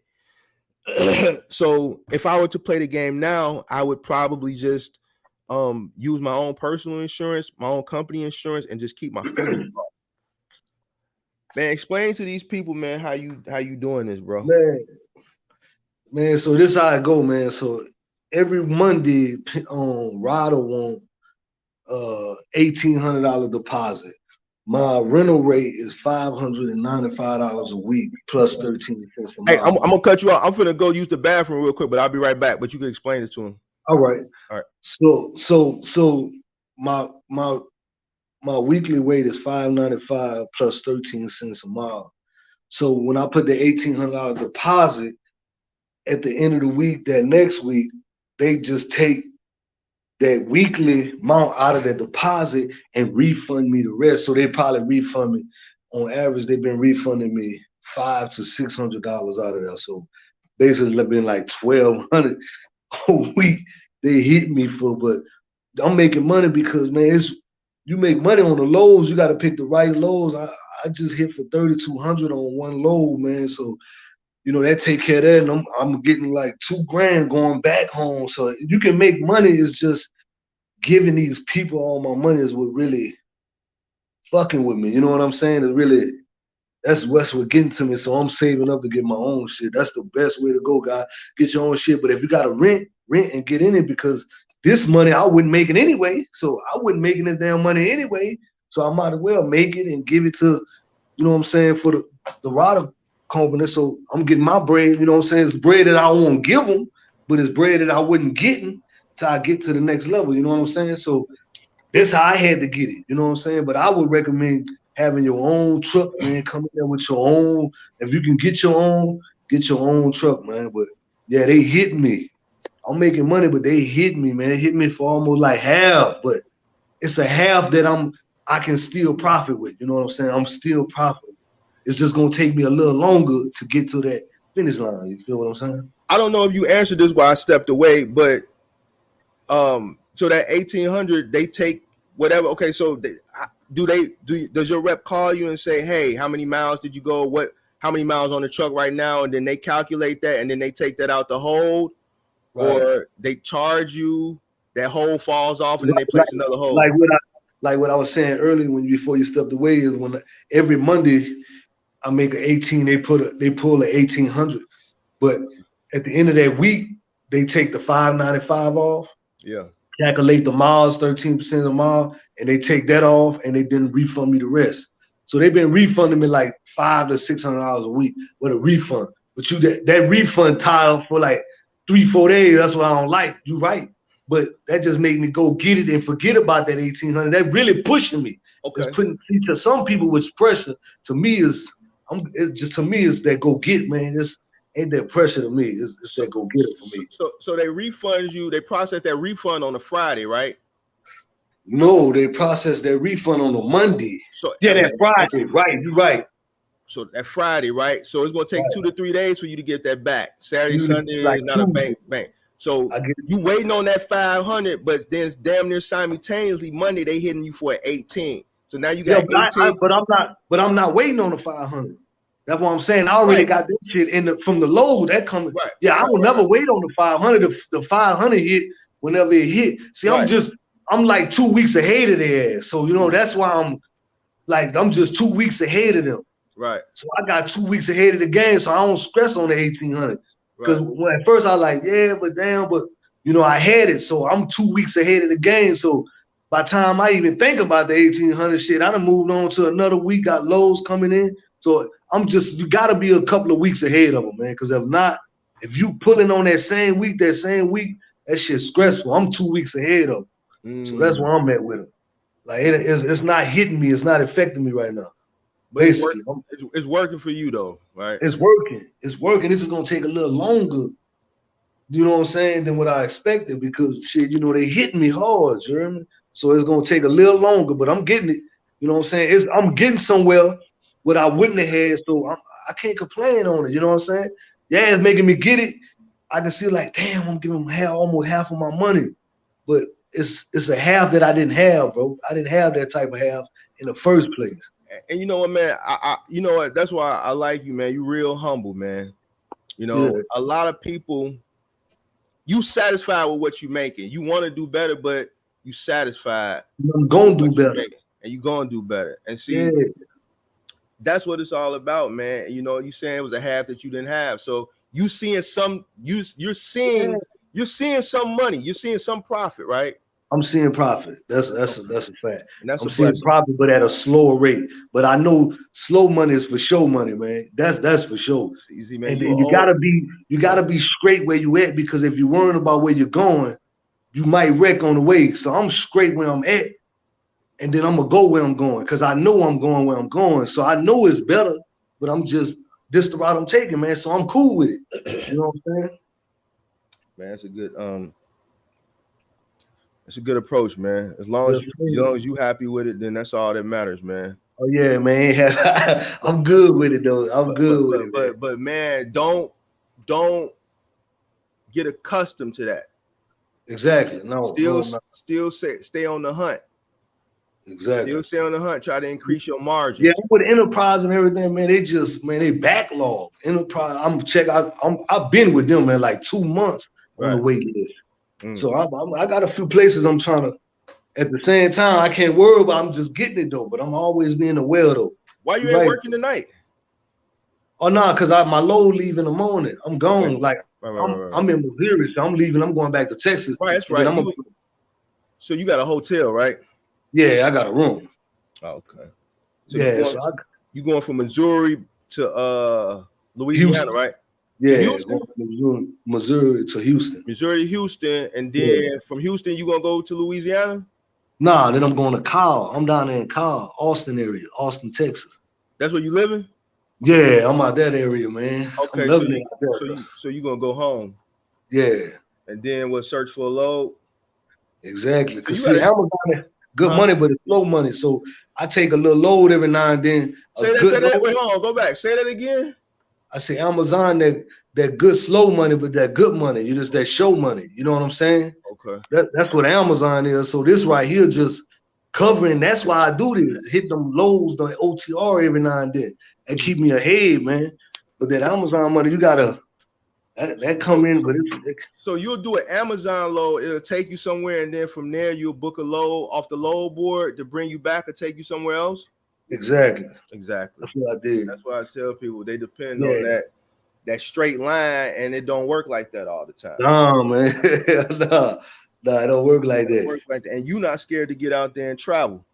Oh no, I'm gonna get it, man. I shot up, man. The dude told me the price. I just jumped up, man. Shit, I ain't packed no bag. I gotta roll, man. Because if you got your mind on something, you trying to get it, man. You can't be. You know what I'm saying? You already know the old saying, don't nothing come to a sleeper but a dream, man. I've been dreaming about this, so it's time to get it now, bro. You know what I'm saying? It's time to get it now. That's what I'm saying. So that's why before I got into it, I always realized, like, damn, this rental stuff gonna be expensive. But I'm always with it though, man. I already know it's gonna be hard. It's gonna cost me, but I'm gonna get there. You hear me? It's like I said, it's the half that I didn't have. You know what I'm saying? I'm getting there. I ain't happy, but I'm good with it. You know what I'm saying? I ain't happy till I'm straight at home, sleeping, making money. But I know we got to get there one way, man. Man, that's a good one. What's your plans? And I'm gonna let you go because I know you got what time you leaving out in the morning? I'm gonna leave out at 6:30. What's your plans on scaling? I don't think I ever asked you this. You plan on scaling, or you just content with just you and I'm planning on my first plan on to save this little bread and get me my own truck first. That's my first thing right there. My mind on is getting me a truck right now. Like that's where my mind at right now. And when is your plan? When do you plan on doing that? Getting you a truck? Man, I got 60 days, man. You want to make this happen in 60 days? Yeah. From now? Yes, sir, man. I need a little 9-piece, and I'm gonna put that in, man. I talked to this company out of Dallas. It's O2R Capital, something like that, man. They good out of Dallas, man. Helping first time business starters getting a loan for a truck. So they good people. I need to get their name for sure. But I'm kind of a little tired, man. That's why I just want to explain that to y'all, though.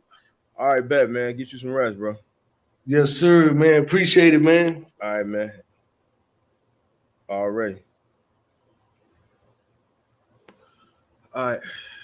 Let me get back to these Q&A. So he explained it. Do you think it's best to keep the insurance? I answered. Is it possible to get a lease with the new LLC? Yeah. Where's the best place to lease a box truck in Florida area? I mean, I would stick with the big four, Enterprise, Ryder, Budget, Penske. I like the way Ryder trucks look, but would be concerned with profitability if they cost the most. Honestly, I advise buying a truck if you want to get into the box trucking business, unless you have contracts, guaranteed work lined up. If you have your CDL and don't have the capital to buy it, get a job. And you said it. I didn't. You know, when I tell people that, it's like you shattering people's dreams. But it's like I say this: business is about timing. Business is a lot of business is about timing.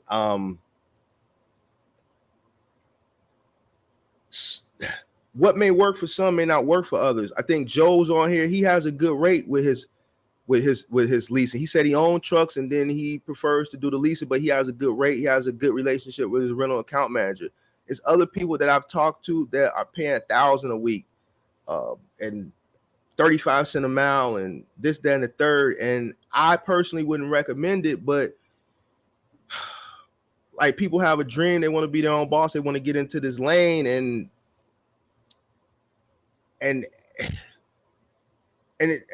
you don't want to tell people, you know what, I wouldn't do that, because it's like you're shattering their dream. But right now, buying a truck probably to me would be the way to go. But then again, the trucks are high.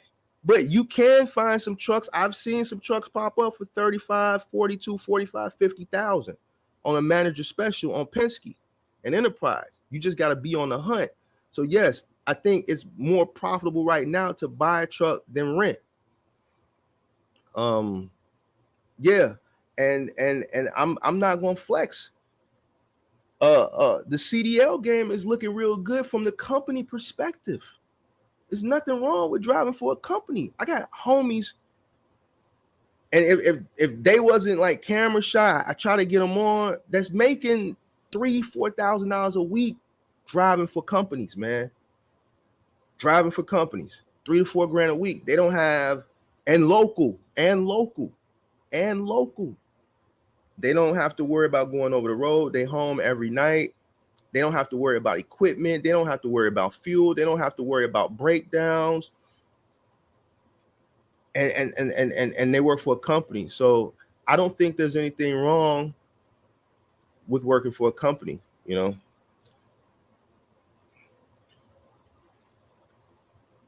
Not everybody gonna make it in this box trucking game. It's not as easy as it was. But Mark has way more knowledge than me, so take his advice over mine. What was your advice? No, and I agree with you on that. Like right now, like here's the thing. I would advise anybody to start with a rental truck first to make sure this is really what you want to do. But the rental game is fucked up right now. The rentals are scarce. They putting caps on them. People flying across country to pick up a rental to only have to 3 weeks later to drive cross country to drop it back off. They're only going, like these trucks, they're only going every 6,000 to 7,500 miles. They're going to tell you to bring that truck in for a PM.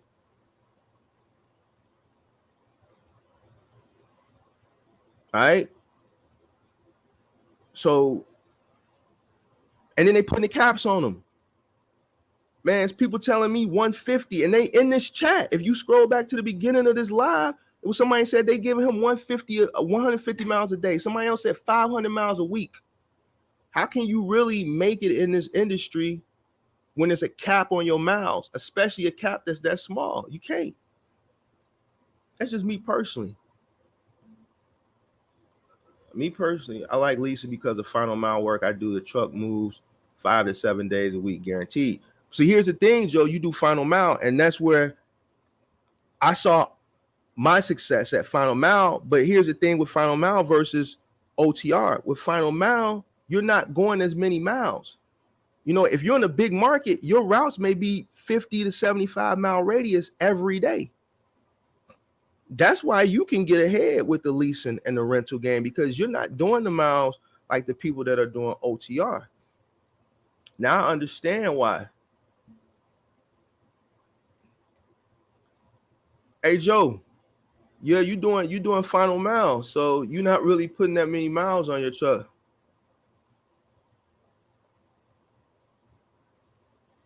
What rental company is what? Are you doing that with Amazon or DAT Load Board? Box Truck Living. Hey, Box Truck Living, if you still on, they still got some questions for you. I mean, you can ask them in the comment section. I know you said you was chilling, but if you still on, you can answer these questions.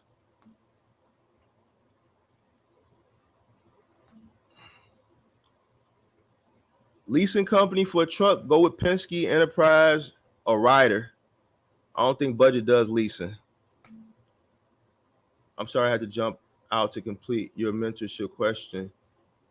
Purchase or rent starting out. If you have the resources to purchase a truck and you can find a good truck at $50,000 or less, I say purchase a truck.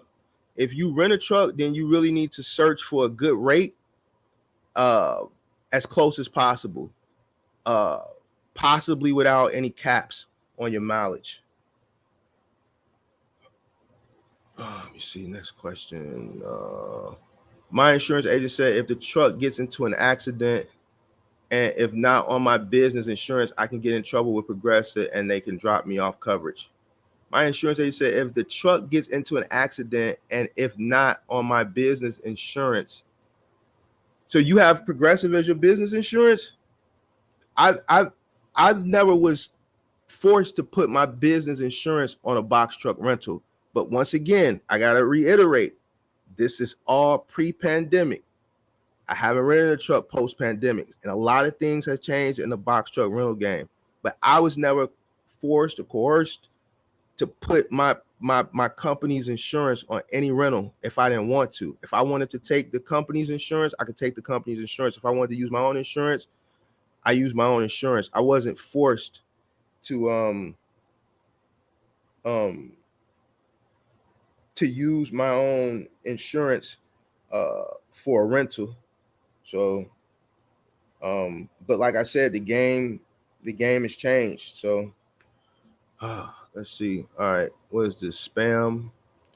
Let's get this out of here. All right, bet. Who we got here? Joe. What's going on, man? Not much. How you doing? Pretty good. Did I have a session with you yesterday? Nah, there might have been somebody else sound like you. What's going on, man? Good. Now, I know you were saying with me with the consideration with the final mile with the trucks. So Yeah. you're saying like average 50, 75 miles. What I do is final miles, and I have it specialized with like long distance. Yeah. So we go into different states, and then they give us like the 300 miles a day, 350, 400 miles in a day we can do. So when I was talking about with the lease agreement, the best way to go about it, if you know the miles you're going to do, you sit with your rep and you say, okay, on average, let's say even the truck would do normally about 500 miles. Mhm. You sit and you talk to that rep and you say, okay, I want to base it off of my miles that I'm projected to do. So a lot of times what people are doing, they'll just pick up the truck, say, hey, I want to start a box truck business. Let me get in this nice, pretty truck. Instead of say, let me negotiate the rates, my terms, my miles in it. You can do all that. A lot of people don't even know that. If you just sit down and you just discuss it with them, hey, this is what I have. Let me negotiate my price. Because a lot of times they just send out a price and say, you know what, we're going to give you the highest price possible. And a lot of times people just bite on it. Mm-hmm. How long have you been in the game? That's 3 years for that. So you've been in the game 3, but you were in the trucking game prior to that, right? No. So I have a weird start. What I did was I started with the van line. Right. I started off with that and doing moving. Which van line? It was Mayflower, Wheaton, Atlas? No, it was, what's the other one? United. Yep. I was with United. I did that for probably about a good 8 months, and then I doubled down when I seen the moving because I wanted with like this happened like during the pandemic, and I wound up with like 6 trucks because I started hiring everybody who's leaving their job, and then I bought a franchise, so I went into that at the same time. I was still doing final mile, so I had a mix of both worlds going on. Mm-hmm. Yeah, you sound just like me. So who are you with? What logistics company are you running final mile under? Well, I was asking for permission. I knew you was talk one day. I wanted to speak to you, but they don't allow me to advertise them or speak about them online, so I'm not allowed to do that. Really? They got that in your contract? I spoke to one of the head people because I do a lot of work for them, since I do a lot of specialized work for them, and I told him I wanted to speak to you. I told him a little bit about you, and kind of I know I could bring some value and some great information and content too, and just communication. And what they say? They said no, huh? We got to talk around it, yeah. Hey. Probably a company that I done contracted with. Yeah. Stay away from that guy. That guy is gonna tell you all the deep dark secrets. Yeah. But that's good. But how's Final Mile working out for you? Really, really good. And I recommend Final Mile more or less if you can find logistics that do more or less long distance, because you can negotiate rates. I mean, I can negotiate rate up to $1,000 a day and more, because they're requiring you to do those long haulings or the longer miles. The reality, once again, is consistent. Ideally, you just have to have flexible guys who's willing to go out of town for 3 to 4 weeks out of town and bring them back. But it's been really good. So you're doing Final Mile, you're doing furniture and appliances? Just furniture. I specialize only in the furniture.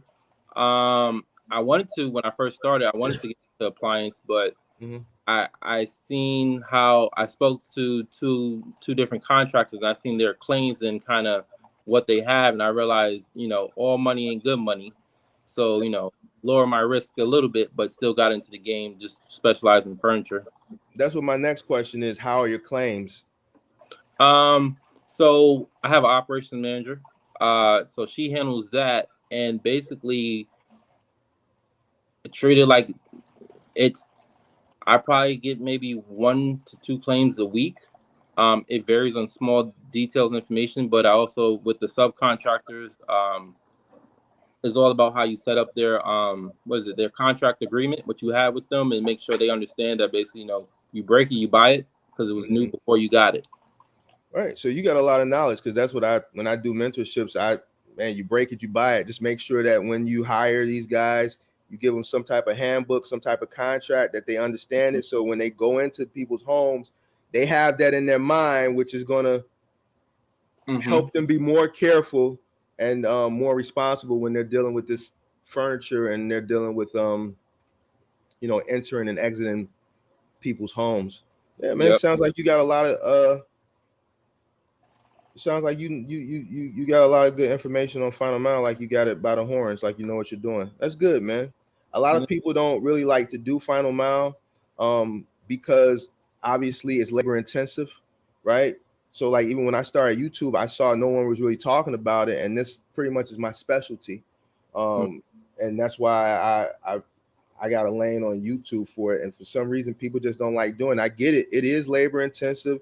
It is high liability driven, but it's consistent. Correct. So I'm assuming with you doing these out of town runs, you're basically, I don't know, what market are you in?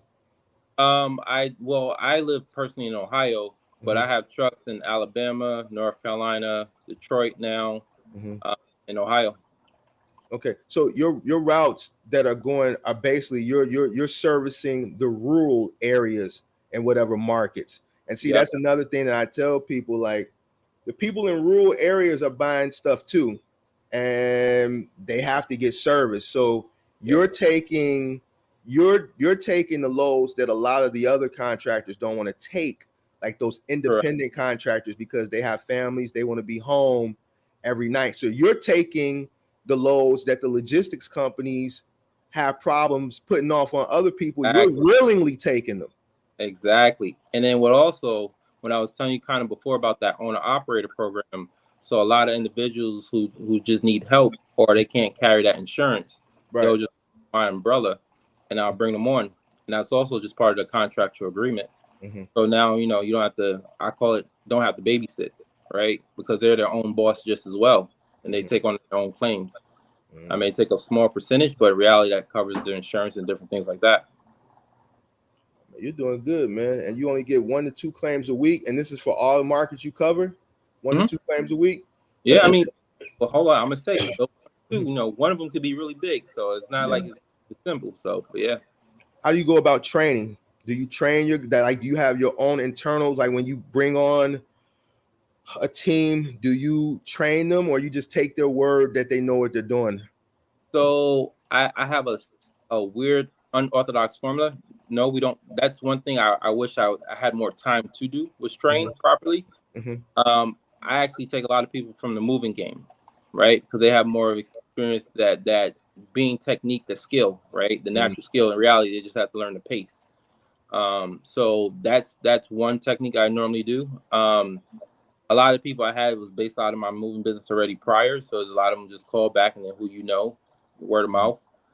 And then the other side of it is basically finding people who already was on the dock in the past. A lot of times you just need a good leader. Sometimes, people just have bad contractors, or they didn't get paid right. So you kind of speak to the people when you're at a new dock. You just speak around and see who, what that dock manager, who they like, wish they could have came back to, politicking and put it all together.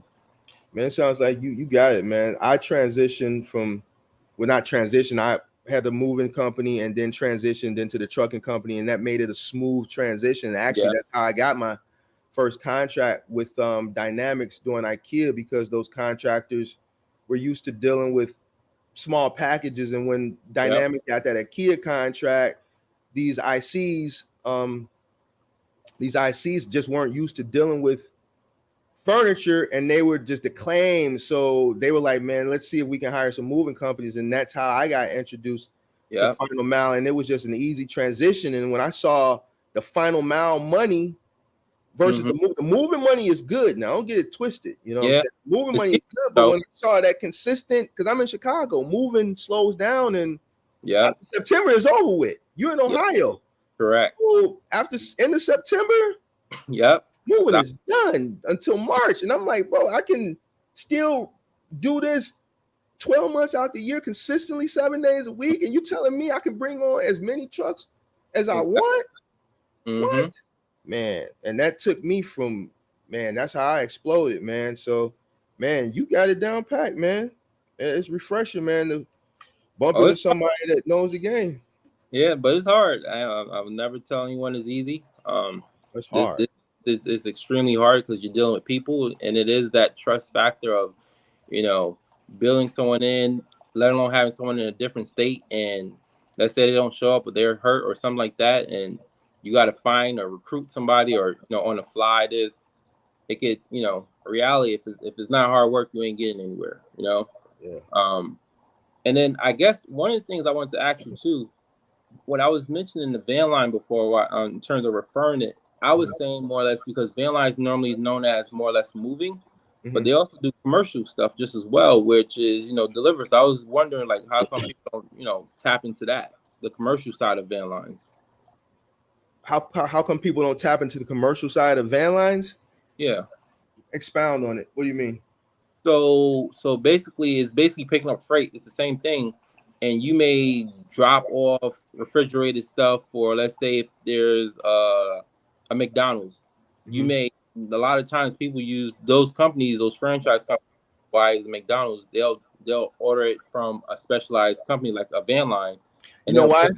I know how to answer your question. I had to understand. You know why those big corporate companies only use van lines? Because they're union. Most of them are union. So it's times like we book moving contracts with certain buildings here in Chicago, and the buildings were like, you can only hire a unionized moving company, and then those are the only companies that are union. The van line companies. So when you look at McDonald's and like big corporate companies, when like, let's say like Citadel or let's say another big company, let's say like a big wig at Amazon, some big corporate wig at Amazon, where they might be at an Amazon facility in Florida, and they might want to relocate them to the corporate office in Seattle, right? Yep. That's a $25,000-$30,000 move. It's a corporate move. The company is paying for it. They're going unionized. They're going Van Line. They're going Mayflower. They're going United. They're going, those big companies. So that's why McDonald's and those companies use them. But with that being said, you already know the price ticket on those jobs. Correct.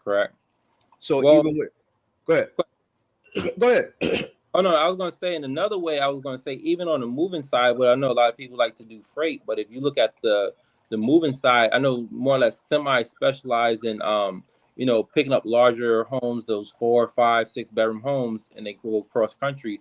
But they got that in the box truck, and what they do is they just a lot of people don't want to get out of the truck or want to touch the freight. Right. All you got to do is do like an Indeed ad and ask for helpers and movers, right? And then that person, all they have to do is supervise. So I'm just saying that's just a whole nother way of avenue of making money too regarding utilizing the van line. So the van line is send a truck, they'll do the cross country move, and then they'll hire the guys on Thumbtack, correct, and those apps to come load it. I think I've seen something like that. I've seen just in passing. But are they going that route now because of the scarcity of employment? I think some of those companies are going that route because of the scarcity of employment. And I'm just speaking from my own personal experiences. I actually had one of those apps reach out to me and say, hey, can you send a driver in the truck? And we got the guys, we'll just send it to load, and they'll follow behind in their car and they'll unload. You see what I'm saying? No, so I think like what U-Haul Help is, right? It's the same thing. U-Haul Help. Right. And that's what I was doing a lot of times when I had those cross-country moves. Instead of having 2 guys, 3 guys going cross-country to offload and have 2 guys get paid for sending in a truck, you just find someone Indeed, or U-Haul Help, and hire them. Get someone professionalized and offload the shipment. And see, this is why I looked at that model and I seen the industry shifting.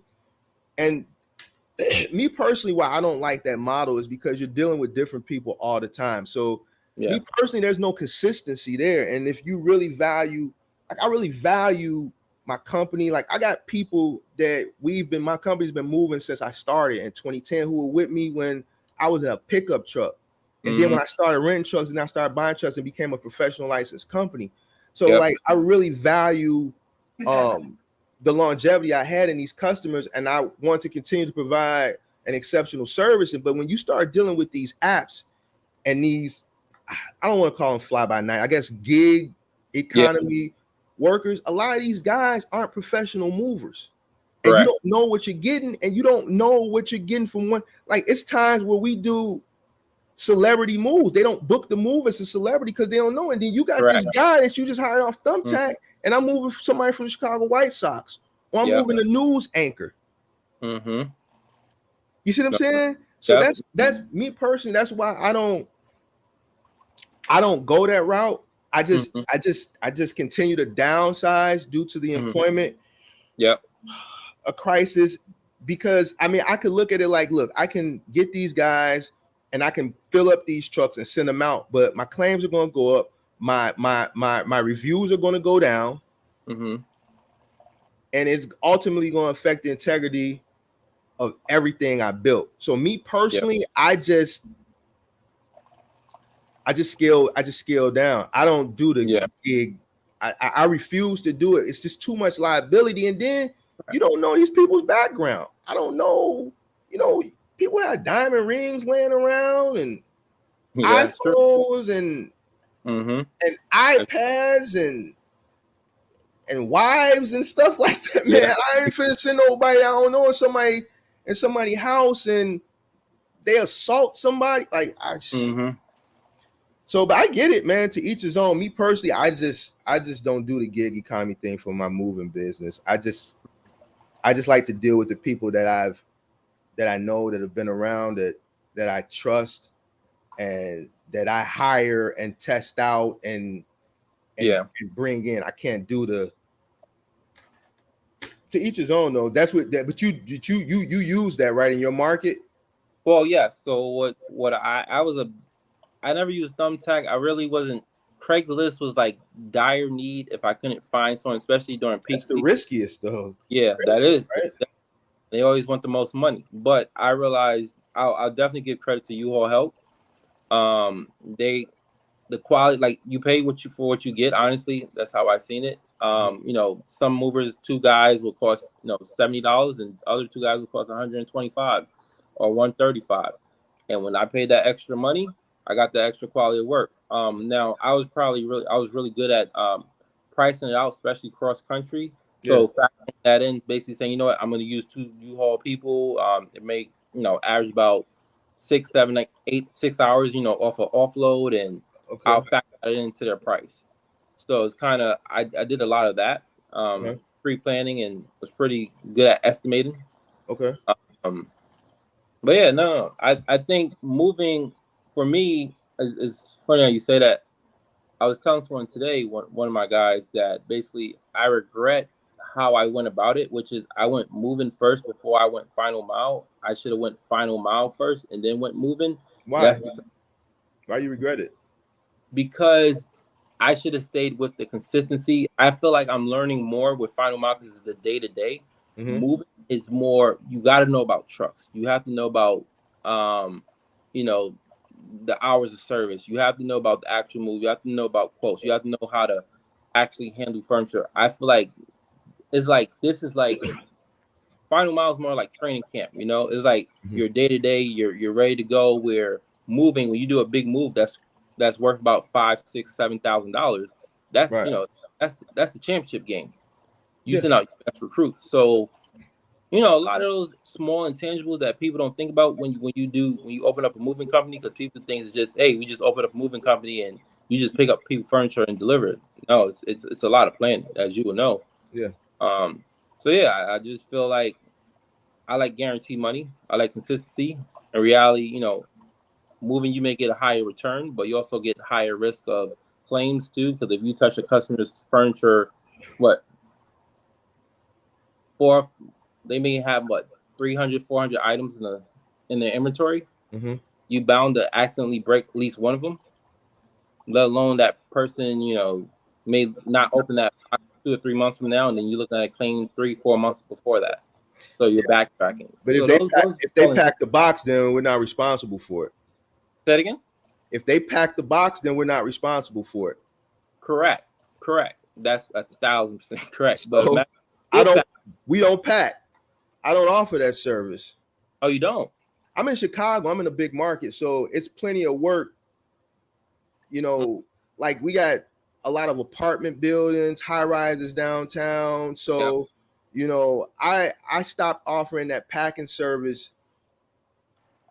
years ago because my guys just didn't they just didn't like going into people's drawers and packing their underwear and just. So it's mostly local or long distance then? We do both. We do both, but I just didn't like packing was too to me. I just didn't want to do it, and then once I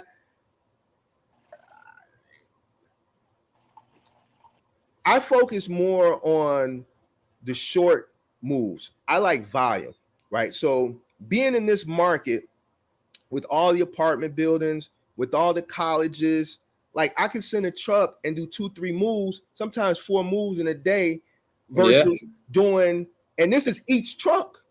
This is each truck. And you can do a 1-bedroom. I charge a person, and this is how I do it. On the end of the month, first of the month, when people's leases are up, it's 3 guys to a truck. I'm not doing two guy moves. So I know this is prior. I'm talking about heyday moving. You know what I'm saying? Prior to the gig work. Look, only thing we offering is 3 men. But I got a studio. Look, this is it. It's the end of the month. Everybody's moving. Yeah. So these guys are doing 4 moves a day. We got to keep the consistency up. We got to keep them rolling. We need fresh legs. Well, how much is 3 guys? I'll call you back. They can't. Everybody's booked. So they got to take the 3 guys. And boom, they knocking that move out less than 2 hours. I'm charging them a 2-hour minimum. Yep. That's plus the truck fee. Yeah. You see what I'm saying? So boom, now they on to the next. They do 4 of them in a day. Then I got the other truck doing the same thing, and then the third truck doing the same thing. So I'm doing volume, and then at that end of the month, first of the month moving runs that last 2 weeks, that's 7 days consistently. Each truck is bringing in $1,500, $2,000. And then the slower times of the month, the middle of the month in the summer, it don't even matter. You know what I'm saying? Because I just cleaned up about 20, 30,000. Correct. You see what I'm saying? Yeah. So I look at sending a truck out to the suburbs to do this big job. Yeah, we'll do it. But then I'm looking at the resources. Okay, I got to send 2 trucks. I got to send 8 guys, right? Yeah. I'm dealing with, I can tell you a story. This dude had a Ralph Lauren armoire. Bro, when they called me and told me, like, man, this dude got a Ralph Lauren armoire, this thing weigh 1,000,000 pounds, man. Yeah.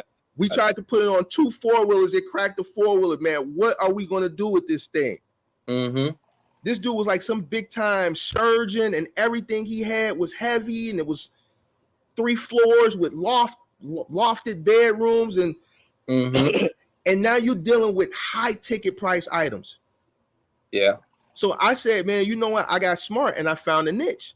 I want to deal with the apartments with the hand-me-down yuppie furniture. The yuppies that got the furniture that their parents handed them down when they graduated from college. I'll do the big moves, but I specialize in that niche because this furniture is screwed up anyway. They don't care about it. Yep, they just want to move. They don't care about it. They just trying to get the move done within the 2-hour minimum. They don't want the move to go over 2 hours. Yep. So it worked good for me, but that's because of the market that I'm in, and I'm still able to take advantage of that. I prefer to do those 1-2 bedroom studio moves, and instead of having the guys out, because then they get out on these big moves. You got 6, 7 of them. It's a 10-hour job, and you already know, dude. They get to complaining. Then you get the customers that don't offer them water. Yep. And then you get the customers that's following them all to every room of the house, standing over them while they're moving like they're gonna steal something. And then you start getting those calls, man. I like to make my job stress-free, man. So no, I wish I would have heard that before. So we a buddy of mine, when I bought that franchise, we went in together last year, and we actually, so even though I lived in Ohio, I actually opened it up in Georgia, in Atlanta. And we went for the heavy stuff. Everything you said, we did opposite. And, you know, we recruited a lot of people from like 2 men, all this stuff. But like you said, those arm wires, the wart, like all the fine detail that no one ever thinks about, like those things add up. Besides saying like the trucks that broke down, we were, you know, it was very successful. It really was. We did like $1 million last year, and within certain months, within peak season. How many trucks? In total, I had a total of 8 owned, and 3 was actually just leased on. I had 3 leased trucks. Very good. So for anybody, you had 8 trucks and you did $1 million gross. Yes. Congratulations. Thank you. It was well, let me say this too. I always tell people, like for me, it's easy to make money, right? We all chase money and say revenue.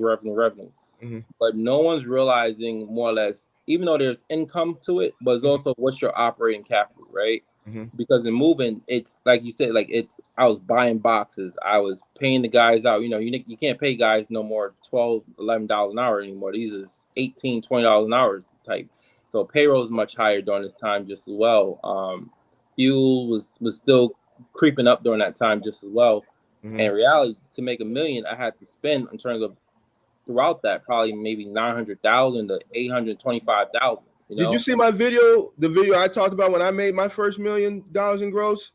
Did you watch that video? Of it, I caught a peek of it because that's what made me like, oh, I think we can connect. Yeah, because that's what happened. I made $1 million. It cost me $800,000. Yeah, it does. So man. It cost me $800,000. It's like you can gross $1 million. Grossing $1 million is easy. Right. I'm doing it right now with the final miles. Like and something was Piglet, the guy who went out of business. Piglet, yeah. Something he said, and I was like, I'm always struggling with like, man, why do I feel like I'm not feeling like a millionaire? You know, why am I chasing? And I'm only seeing small increments. And one thing he said that what he chased and what he seen was trucking is based off percentage, right? The only way you're going to make more money is if you increase your risk, you increase the volume that you have, but the percentage normally always stays the same. Mhm. So it's kind of, so that's kind of how I'm doing it now. It's like I'm taking, even though I've made silly mistakes in this final mile because going overly aggressive, and I also Right. have to scale back, especially based off the economy, Yeah. because in reality, you know, as you know, in final mile, you don't get paid maybe 3 weeks out to after you conduct that move. So then And that's some contracts.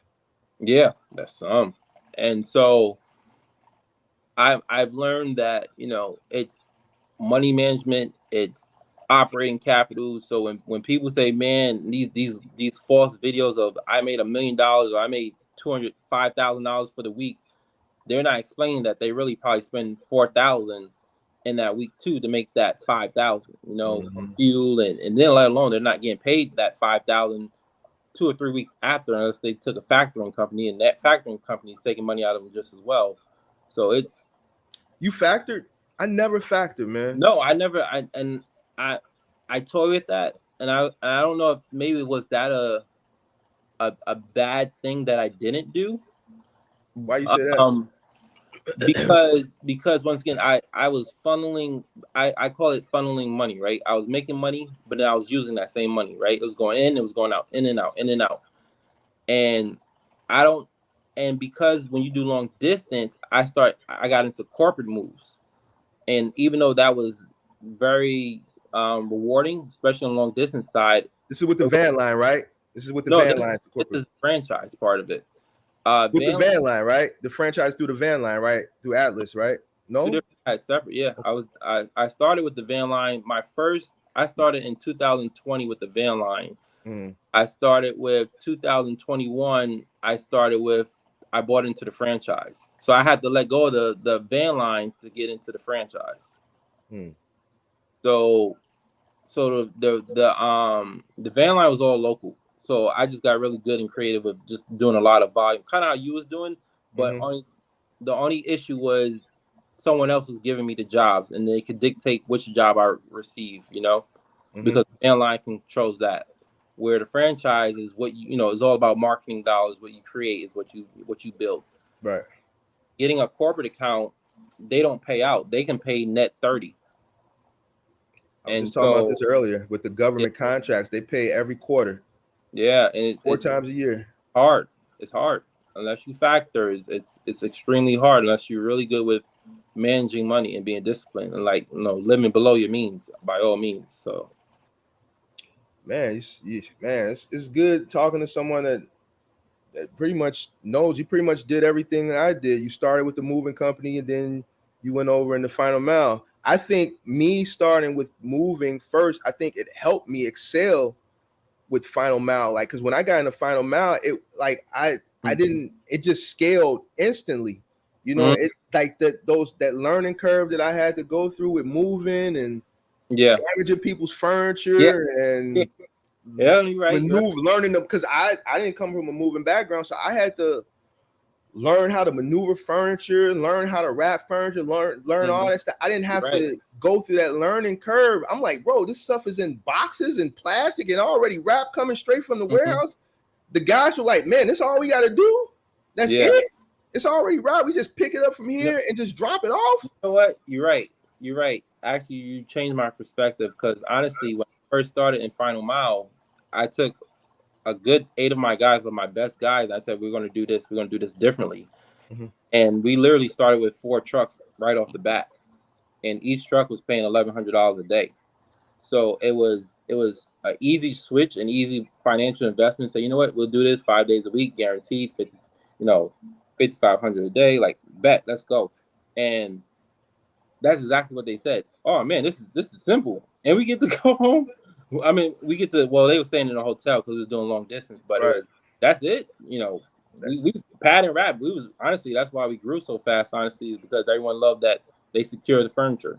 So I definitely say that when claims happen, it does happen, but reality, I think you're absolutely right with there's a blessing starting with the moving side now. Yeah, the moving, I think like you probably like you deal with, man, it's a totally different, that moving and final mile. Like Yeah. Man, I mean, I know. man, when I look back on it, man, I'm 42 now, man. I'm Mhm. 42. I started when 29/30, 2010. And when I look back at everything that I went through to build to where my pinnacle, where I Mhm. got to, if I had to do that now, I wouldn't do it. I Why? wouldn't do it. Not at 42. Okay. At 29, booking moves and doing the moves myself as I Yeah. found before I pull myself back, my body wouldn't be able to do it. Those long days, starting Yeah. early, 7 o'clock in the morning, Yeah. taking, hey, Mark, I know it's the first of the month. You know, the people leases in on the last day and the first day of the month. It's the first of the month. My movers didn't show up. We saw your ad. I know it's last minute. Can you book? After I just did 3 moves. Exactly. Yeah. But I'm hungry though. Exactly. I got some 29, 30-year-old legs, and I want that bread. And it's 9 o'clock already. Please. I have to be out. My lease is up at midnight. My movers, they just didn't show up. Can you please? I'm willing to pay anything. Mm-hmm. Anything? Hey, man, we gotta go do one more. All right, Mark. Let's go. Yep. So I did what I like the stuff that I did back then. I worked very hard, and that's how I was able to scale. I think in a short time frame. I just don't have probably the mental wherewithal, if that's even the word, or the patience, knowing what everything that I went through back then. That if I were to go into it now, knowing what I went through, I probably wouldn't do it. I would do it, but I would do it differently. I probably wouldn't start the business as being in the field. You know what I'm saying? Like, I went through a lot of stuff, man. Like, I got a bum knee right now. Yeah. A bad lower back. And that comes from all learning the game. Yep. Early on, before I came off the truck, I fell off the truck with a couch, trying to save the couch. Yeah. Bent my leg the other way that it shouldn't have bent. You know, and threw my shoulder out a few. And this is all early, talking about 2010, 2011, 2012, 2013. And I'm still feeling that. Yeah. You know what I'm saying? And that comes from the sacrifice of learning the game and not being properly prepared, not having the right equipment. Because I was learning the game. You know what I'm saying? So just thinking about that stuff, I'm like, damn, man. Like, I'll throw out something. I think I would recommend if you start a moving company, even though the van line always take that, you're always doing like a 45-55 split or whatever that looks like. I recommend the van line because one thing was because I started in that field, I would definitely say what I got out of it was they made sure I had the proper material. They made sure I had the proper training before I became a contractor for them. Right? They had me work under their clock for maybe 2 weeks, and then they got me going. Like, I got to get an idea instead of just say, hey, let me pick up furniture. In reality, a lot of people don't understand furniture. It's a skill, you know. It's a trained skill to get a couch inside a house and hold it at a certain angle. Man, all that stuff people don't realize. So I definitely to join someone curve. I learned a lot from a van line. Yeah. I definitely. Yeah, so you got and see those van lines, they're held to a certain regard. Like, those van lines, when they come in, they don't take no shortcuts. They wrap everything. Yep. Top to bottom. They're charging you for it too. They charge you for every roll of tape. They charge you for every roll of shrink wrap. They charge you on top of that for everything they wrap. They charge you for the shrink wrap, and then they're charging you additionally for everything they wrap. It's like they double charge you. You know what I'm saying? They're wrapping everything top to bottom. They taking their time doing it too. Yep. And you paying for it. 20,000. Yeah. It's like a move that I would probably do for 10, 11,000. They charging 25,000 for it. Exactly. And that's why they do corporate moves, because those are the only people that's going to pay that, a corporate company. Like a person that, let's say a family of 5, 4-bedroom home or whatever, and they're moving cross country, they're going to do some quotes. But if dad got to buckle down and get a U-Haul and drive it across country and fly the family for 6,000-7,000, then that's what he's going to do. Like, a lot of people don't have that, and that's why those van lines do a lot of corporate moves. Like those quotes, and you don't see van lines really doing too many local moves. Correct. I could imagine what a local quote would be for Mayflower. It'll probably be ridiculous. So what we was doing, so I'll give an example, because that's exactly how I thought it was doing local for them.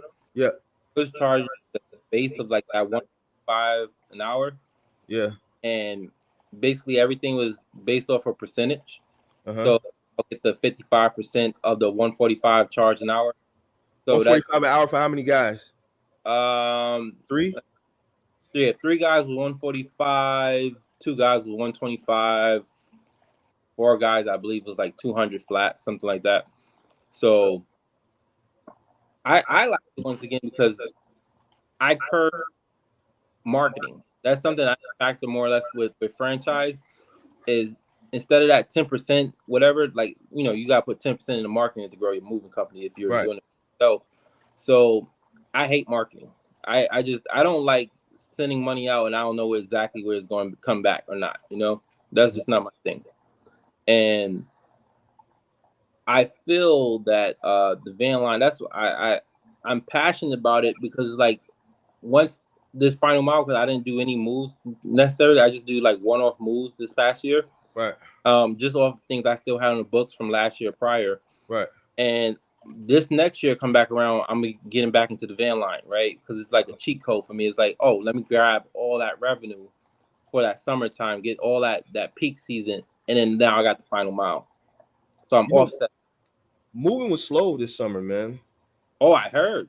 Man, this is my worst summer in all my years in business, man. You know, I got relations. I used to be a U-Haul dealer. Actually, I had my old area field manager when I was a U-Haul dealer. I had him on the line earlier on this live, and he was explaining to people about the I don't know, you were on, weren't you?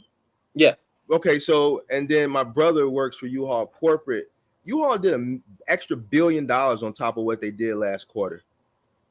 That lets me know that people are moving themselves because my work is like, Mark, it's slow. I'm like, what do you want me to do? Like, I see $1 million U-Haul, so I'm asking my brother, like, man, are the numbers? Yeah, man, we're doing like, man, they're throwing bonuses out left and right. Yeah. And then and then the numbers came out, and I'm like, man, they did $1 billion last quarter. What they did last year. That many people are moving themselves, and I see the U-Hauls. I'm like, man, it's a lot of where are the moving trucks? And no, well, let me see what else they're doing. They're also. So I was also a U-Haul dealer too. Uh-huh. So you know, with the we got a lot in common. Yeah, I know. So, but my issue was I try to tap into the U-Haul help. Because I seen how often customers was buying a U-Haul and they'll come pick it up at where my moving company location was. And what happened was I wound up double dipping, so they kicked me out. That's why they don't like because they were funny. The and what's the marketing vice president? He was kind of sketchy with us because they say they don't give moving companies dealerships because you steal the rental customers and the moving them. Yep, because you're competing with the move-haul with whatever move-haul dealer. I mean, but the one thing I was gonna say is their business, that side of the business, is blown up too, because they're keeping everything in the family. People who's picking up their own U-Haul, they're using U-Haul dealers, and that's exactly what they're doing. So now they're double dipping. They get the truck and they get the help because they're getting percentage off of the labor help with the labor only services. And so they wouldn't even let me do was it U-Haul University? What is that called? The U-Haul help? They wouldn't let me. They wouldn't let me. They wouldn't let me do that. They told me, man, just be happy that we don't let moving companies be dealers. Just be happy that we let you be a dealer. The only reason we let you be a dealer is because you got all this real estate. You're in a good spot, and you're just in a good spot for us. So just be happy, but. That 15%, man, that they were offering me, for the stuff, and we were in a rough area. I'm not gonna flex. Anybody that's online from Chicago, my warehouse was on 93rd and Jeffrey on the southeast side. We were in the hood. So, man, just imagine the stuff like first of the month, like Don't let a customer not bring a truck back. Then the person got that reservation, they think it's your fault. Or why the fucking truck ain't here? And blow this bitch up. Like, I'm in the hood. Yeah. So I'm like, man, look, we can't control that this person didn't bring the truck back. You know, man, like, and I'm like, man, 15% ain't. Oh yeah, it wasn't worth it. It wasn't. And then when I'm looking at, we were the biggest dealer in that marketing company for U-Haul because I had the real estate, so they gave me a bunch of trucks. I had a lot of trucks. Like typical U-Haul deals, you might see 3, 4, 5 trucks. I had like 20 trucks. 20 trucks. Yeah. I had trailers. I had tow dollies. All those transporters. Huh? Did you that their new new drop key where the customer can order? So I was around when they first started that, and I said, man, I want to be 24/7 only. I don't want to deal with the customers at all. And that was unheard of then. They were like, my AFM was like, let me talk to the marketing vice president. He was like, man, he's in a good area, man. We can't lose him. Just do it. So they put like this, they drilled the little 6 boxes in the wall. And I was the first person in my market that was 24/7 only. Wow. And it just wasn't like, it was just, man, I had a person return a truck, man. They tore my gate off, man. And I mean, U-Haul didn't give me a hard time as far as cutting me a check, but it wasn't worth it unless you going cross country with they're doing a one-off with your truck. I mean, you really are looking at $10, $12 sometimes, even $20 for a local rental. If that, I mean, the first year I made U-Haul $256,000.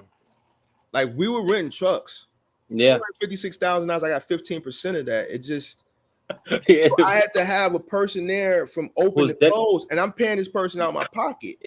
So it's like I was breaking even pretty much, and then I'm dealing with all this ghetto shit every day. Like, man, I'm like, man, this ain't worth it, man. Like, that's why only storage units is best for just people who have storage units is best for them.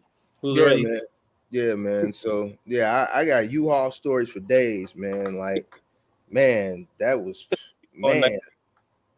I just ended up just buying stock in U-Haul. When I finally got rid of them, I'm just like, man, come get these trucks, man, please, man. Just come get them all, man. Well, let me ask you, so what happened with so that's something I strive for, because I thought a good play was to get a U-Haul. I mean, not a U-Haul, get a warehouse, and then become that final and grow into that. Get that dedicated 5 door lane, whatever, and partner with, let's say, like a firm or whatever, Ashley firm or whatever that is. Okay.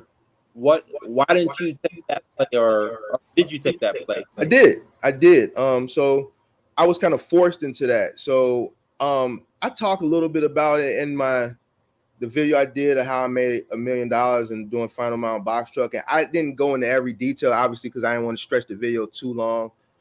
But so when I was in final mile in the heyday, 2010 through 2014, obviously my first $1 million year.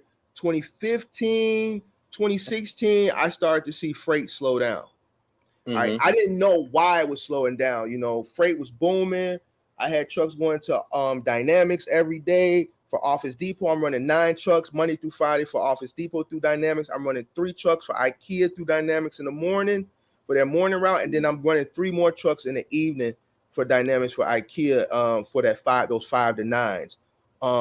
So I started noticing that the trucks, like 2 or 3 trucks would come back some days. And I'm like, why are you guys back here? It's 9 o'clock in the morning. Man, they ain't have no freight on the dock. They ain't have no freight. Office Depot, what? I didn't understand. So this is when IKEA was really bubbling.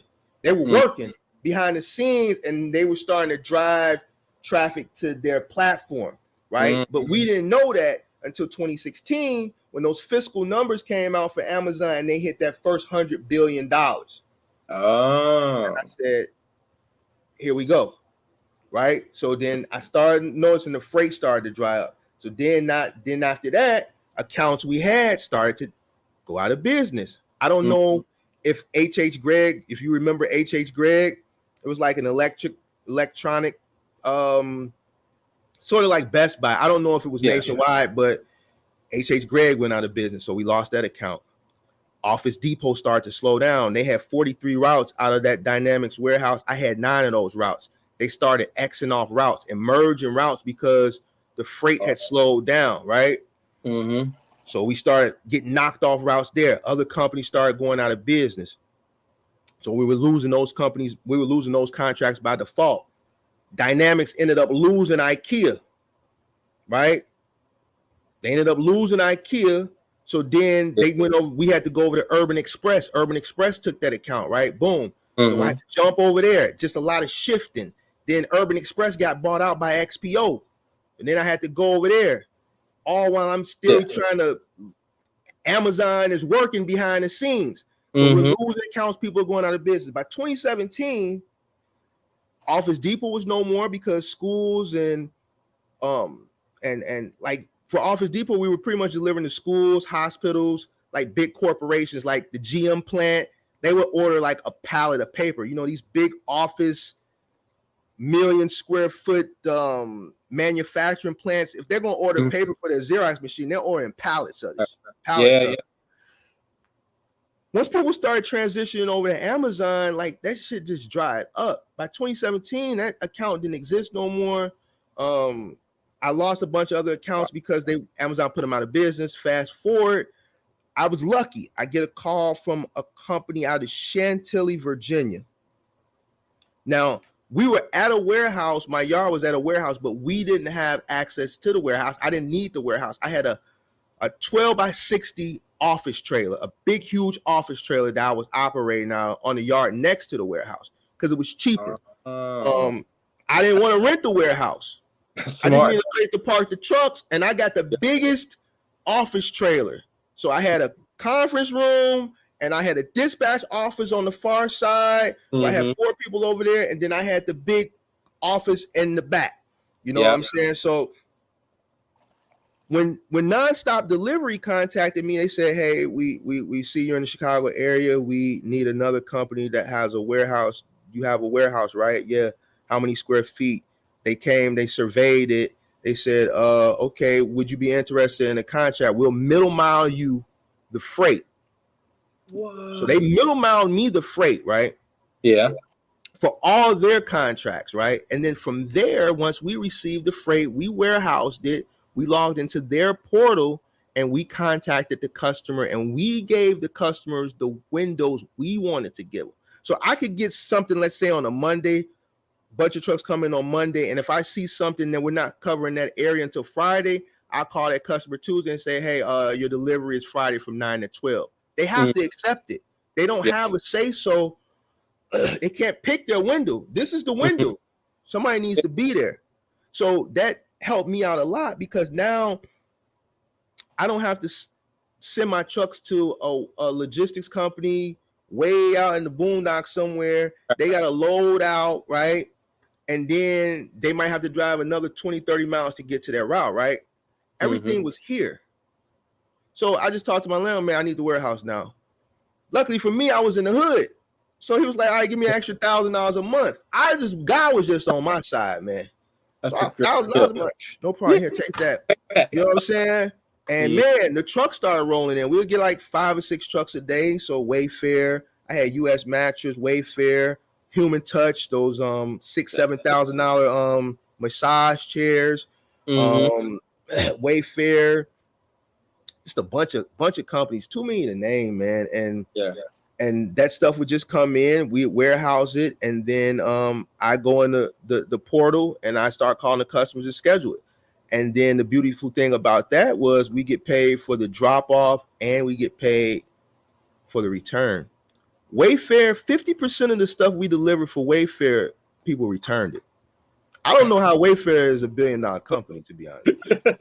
I really don't, man. Like I literally schedule stuff for Wayfair, and then a week later I'll go on the return tab and these addresses look familiar.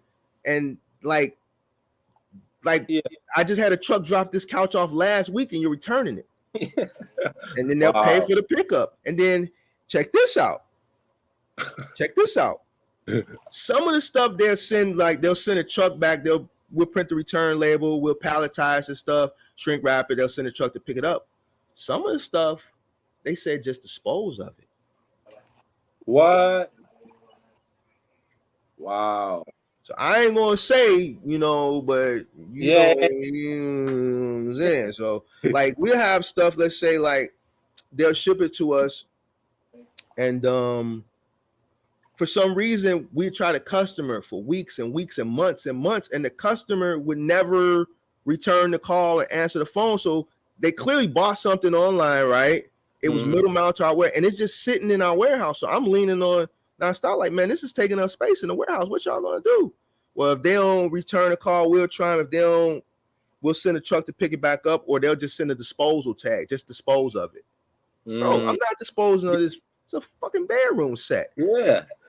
Man, I had like massage chair, like I had like 6 massage chairs that were brand. We had a delivery of 50 massage chairs to this company, and they said, man, we only placed an order for like 45, and then they refused the other 5. And those 5 massage chairs sat in my warehouse for a year. What? You're talking about $6,000 massage chairs. And I'm like, man, what do y'all want me to do with these massage chairs, man? Man, they sent me a disposal. Like, mind you, these massage chairs had never been open. They never left the truck. Dang. We took them to ABT. ABT is like, it's like a local electronic company here. They sell like appliances and stuff like that. They only accepted 45 of them. The other 5, they refused, and they sat in my warehouse for a year. And once I realized, I kept asking these people, I don't even think they sent me a disposal. They just never told me what to do with them, to the point where I'm like, man, it's been like a year and a half, man. I'm taking one of these. Give one to my mom. You know what I'm saying? Like, man, they still ain't said nothing about that shit. So, and this had to be 2017, 2018. So, yeah. So, but here's the thing with the warehouse thing. You got to get a forklift. You got to get a forklift. Yeah. And a forklift is an expensive, high maintenance piece of equipment. That was my main thing, man. The forklift kept breaking down, man. And when they come out to fix that thing, you talking about $150 an hour just for a forklift technician. They charge you $150 a travel to you. So you got to pay the $150 an hour for them to travel to you, $150 an hour, 2-hour minimum. And then once he finished, you got to pay that travel back. And then they tell you, oh, if you don't want to pay it, just drop it off here. Like, dude, like, what do you want me? It doesn't run. Like, what do you want me to get a tow truck to? Like, bro. So that was my biggest thing. Because if the forklift broke down, like, I got 5-6 trucks coming in a day. So now we got to manually unload some of these trucks, and that sucked. A lot more shrink wrap I had to purchase because the return volume was high. Like I said, I don't know how Wayfair is a $1 billion company, because I swear to God, 50% of the stuff we deliver for Wayfair is returned. So they don't pay for like the wrapping when we go pick stuff up. They pay you for the pickup, but like I don't know, they don't calculate in the palletizing cost. We got to palletize that. No middle mile company is going to pick up something that's not palletized. So a lot of shrink wrap, sourcing a lot of pallets, saving pallets, stacking pallets. That's taking up warehouse space. Warehouse staff, security. Wow. You got a warehouse, and you got merch in there. You know. But ultimately, it was good. You know, I mean, it's just another cost that I had to add in. You know what I'm saying? But so was it financially feasible to keep, or is it something that the reason why I say probably not with that company, because they had a very bad. So, for instance, for example, when I finally told them I'm finished with you guys, it was March of 2018. They were so behind in my payments. I was getting paid weekly. For March of 18, I was getting a settlement from the beginning of March of 2018 all the way to October every week. What? Wow. Yep. So every week a settlement, $2,000, $3,000, $1,500, $4,000, $5,000 every week all the way to October. They weren't paying me until they got paid. So it was weeks where like I would do a high volume pickup and delivery, but if they hadn't got paid yet, my settlement would be $700. I'm just giving you an example. You know what I'm saying? So the settlements didn't match the prior week or the prior 2 weeks or the prior 30 days. It wasn't lining up. So if it was on a roll in net 30, I think that was on a net. I think when I first got that account, it was on a net 30 or net 45. It wasn't matching up for what that settlement week wasn't matching up for what we did 30 days prior or 45 days prior. They were paying me for what they had gotten paid for. So some weeks it would be a lot, some weeks it would be little. And it had gotten to the point once I got really good into that account when they started sending me Home Depot, because what happened was they were dealing with another contractor on another side of town. They weren't sending me Home Depot. They were doing Home Depot, but they had got too overwhelmed. So they started sending me all the returns. And then I logged into my portal one day and they dropped like 250 pickups for Home Depot. Because that company was like, they said, man, we can't do them. We don't have no more room. And so I got all those pickups done, and I had to pay the fuel and the labor for all those pickups. That came out my pocket. I probably didn't see that money until after I told that account to go, you know, for what's that? April, May, June, July, August, September, October, 7 months to get a settlement for 7 months every week. That just lets you know how far behind they were in paying me. So I know what it sounds like. So a lot of differently, they don't own the car, and they don't. There's no branch. There's what they bought an Apple. They own the. They'll own the warehouse, and that logistics. Normally, logistics. What they're doing, they're just the middleman. They're just route planning, and then hiring all these IC contractors to go out and do the job, and all they're doing is coordinating and funneling the money. Pretty much. But you did both though. So you had the warehouse and you was delivering. You did the final mile. Yeah. Wow. So they don't pay you for the warehousing aspect either. So I guess they feel like, you know, you're in a position where a lot of people aren't, and you don't have to go to a logistics company to pick the freight up. The freight is getting middle mile to you. So just warehouse it, contact the customer for each item, and you schedule it on your own time. You know what I'm saying? I mean, it was good. It seemed like a good thing at the time, but if my volume is high, right, and my settlements aren't matching, like I'm floating all this money myself, bro. So I'm robbing Peter to pay Paul at that point. So I'm taking money from the moving company to pay the people on this side of the business. Right. You know what I'm saying? All at a time where Amazon, and excuse my French, just fucking the game up, because everybody is in 2018. They really rolling at that point, and they were just steamrolling over people. And I'm like, man, what am I gonna do?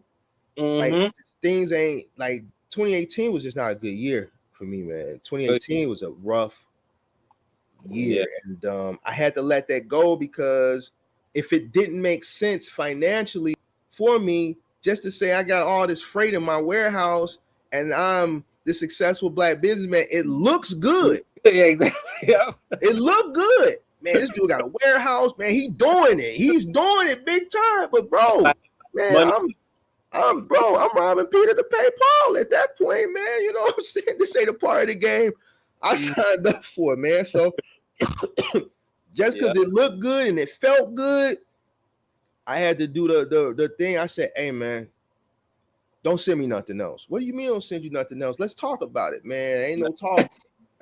Come take me. Ain't no talk, man. How the hell?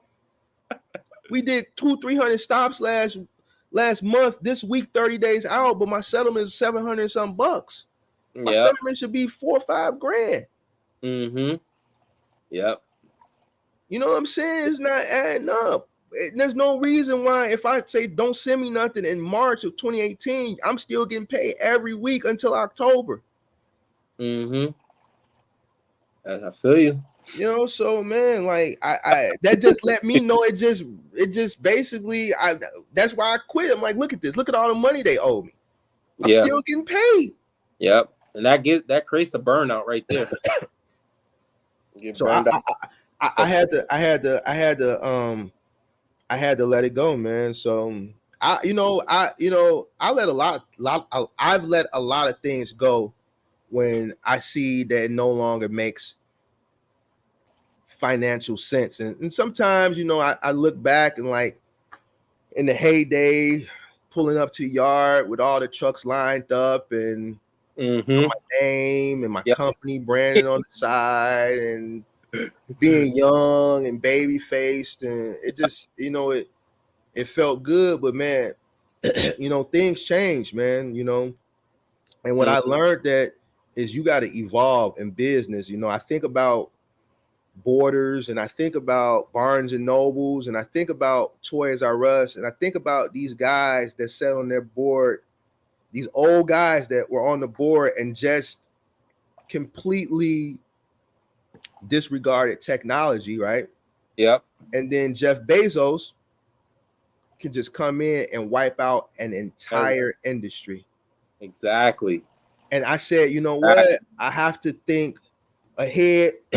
I can't get attached to things. I can't think because this is successful, I'm doing good today. It's going to always be like that, because those guys that sat on the board for Barnes and Nobles and Borders Bookstore and Toys R Us, these old guys, they didn't think, they weren't thinking about innovation. They thought, man, we're the only toy store. We're going to be here forever. And they're no longer here. Borders isn't here. Barnes and Nobles isn't here. A lot of companies aren't here. Kmart isn't here anymore. Correct. Yep. Ventures and all. I'm just telling my age now. Montgomery Ward. None of these places are here anymore. The malls are dead now. The malls are dead. Yeah. So the indoor malls have to tear down and try to rebuild outside, what they call them, strip malls now, to even make that real estate useful. No one goes to the old mall where you go with the mall with the food court in the middle. Those malls are dead now. You know what I'm saying? So like, you always got to think ahead. So that's why I'm like, man, I'm thinking about other stuff to do with my box trucks. I got box trucks sitting. I got some other stuff that I'm planning that people ain't thinking about. And I'm going to talk about it probably later this month or next month. I'm going to get my stuff up and going. And then I'm going to show people what to do and how to innovate and how to think outside the box, man. So, well, I'm curious because I definitely wanted to ask you, what are you going to do? Because I know peak season, it's slowing down already, even though it hasn't been as busy. Slow, man. It's been a bad summer, man. So, it's been a bad summer as far as business, but it gave me a lot of time because it was slow to kind of. It gave me that time that I needed. Excuse me. Trying to get over cold. It gave me that time to think. When you're a business person and you're busy and your phone's constantly ringing and you're constantly taking care of business, you really don't have that time. You say you're going to allot the time to sit and come up with new strategies, but you really don't. So it probably was a gift for me this summer because I did have that time to think and come up with these great business ideas. And I'm going to talk about it probably later this month, next month. And I think I know how to transition because, man, this box truck game is getting saturated. It's getting saturated. It's changing. And the way that I was in the game, I was a master contractor. I really don't know what the game is like being an independent because I came from moving into it and I entered the game with a fleet over there. You see what I'm saying? My first contract, they said, man, can you come in with 5 trucks? And I came in with 5 trucks. Yeah, but I had the resources because I have a moving company, right? Correct. Yeah. So I don't know the game from an independent as far as being behind the wheel driving a truck. I know the game from people coming to my office filling out an application and me putting people out there, and people don't want to work no more. Yeah. So like I have to figure out things that are going to not require a bunch of employment. That's funny. You know what I'm saying? Yeah. So because I'm not going to waste my time building a business where I'm going to struggle finding employment, man. Don't nobody want to work for nobody no more. And I'm not knocking it, man. Free enterprise, man. Do your thing. But, if I know this, why would I build a business to try to scale it when I know I'm going to struggle with employment? That exactly. Actually, also going back to that Piglet thing, even we don't ever know what our new insurance rate was. Like, how do you? We're gambling every year, not knowing the insurance can go up. We don't know how much they dictate. We have no control over the number that they create for the following year. So not even knowing that. So I didn't agree. I'm gonna tell you what I did for insurance, and I know a lot of people. This might not work for a lot of people, but like once I saw that, you know, boy, I'm making a lot of money in Final Mile. We're local, 50, 75 mile radius. I'm doing local moves. I dropped my DOT from interstate to intrastate, and I cut my insurance in half. It didn't make sense for me to have an interstate DOT when I'm not crossing state line. Yeah. You see what I'm saying? Yeah. So I dropped mine from interstate to intrastate. Yeah, and did the 500 mile radius or less. Right. So because I'm not doing it. So why pay all this money when my trucks is going from the yard to downtown and staying within the city or going out to neighboring suburbs? I found a lane where I can make a bunch of money locally. I don't have to have an interstate DOT and pay that high interstate DOT MC insurance. No, you're That's right. just a part of the game, you know, from being a veteran. I know that. I haven't really touched on that in none of my videos, but people online, there you go. If you're interstate, man, get an interstate. You don't have to have an interstate. That's a big one. DOT. You can go back and forth. Yep. Whenever it's You know, and then with the intrastate DOT, you don't got to do the yearly audit. You don't got to do that with the DOT. You don't have to do it. They don't call you. They don't bug you. They don't do none of that when you intrastate. Yeah. They don't mess with you at all. So that's why I don't really talk about insurance or triple insurance, because my insurance ain't high. Yeah. You know, my insurance ain't high. And by the grace of God, I haven't had any major instances. And if I do have something, I really haven't had anything, man. So I haven't even had an accident in one of my trucks since 2018. I haven't had any lawsuits since 2018. My last lawsuit was a helper, a guy that I helped. So I haven't had really any issues that would make my insurance go up. So a lot of people know too with insurance, it goes, if you're decent, you go per truck. So you can do 500 radius or less. So what they do, they automatically say you're gonna do over 500 miles, and people just jump in right away. So let me get a truck. That's also a truck per week. So if you change it, that truck, and you know it's only towards that location where it is, and it's less than 500 miles, you gotta let them know. And that's a whole nother tax. Yeah. See, it's a lot of jewels. Like, see, like you know a lot. And that's good, man. You know, I really, you know, you got a lot of, but to be in the game 3 years, you've done a lot, man.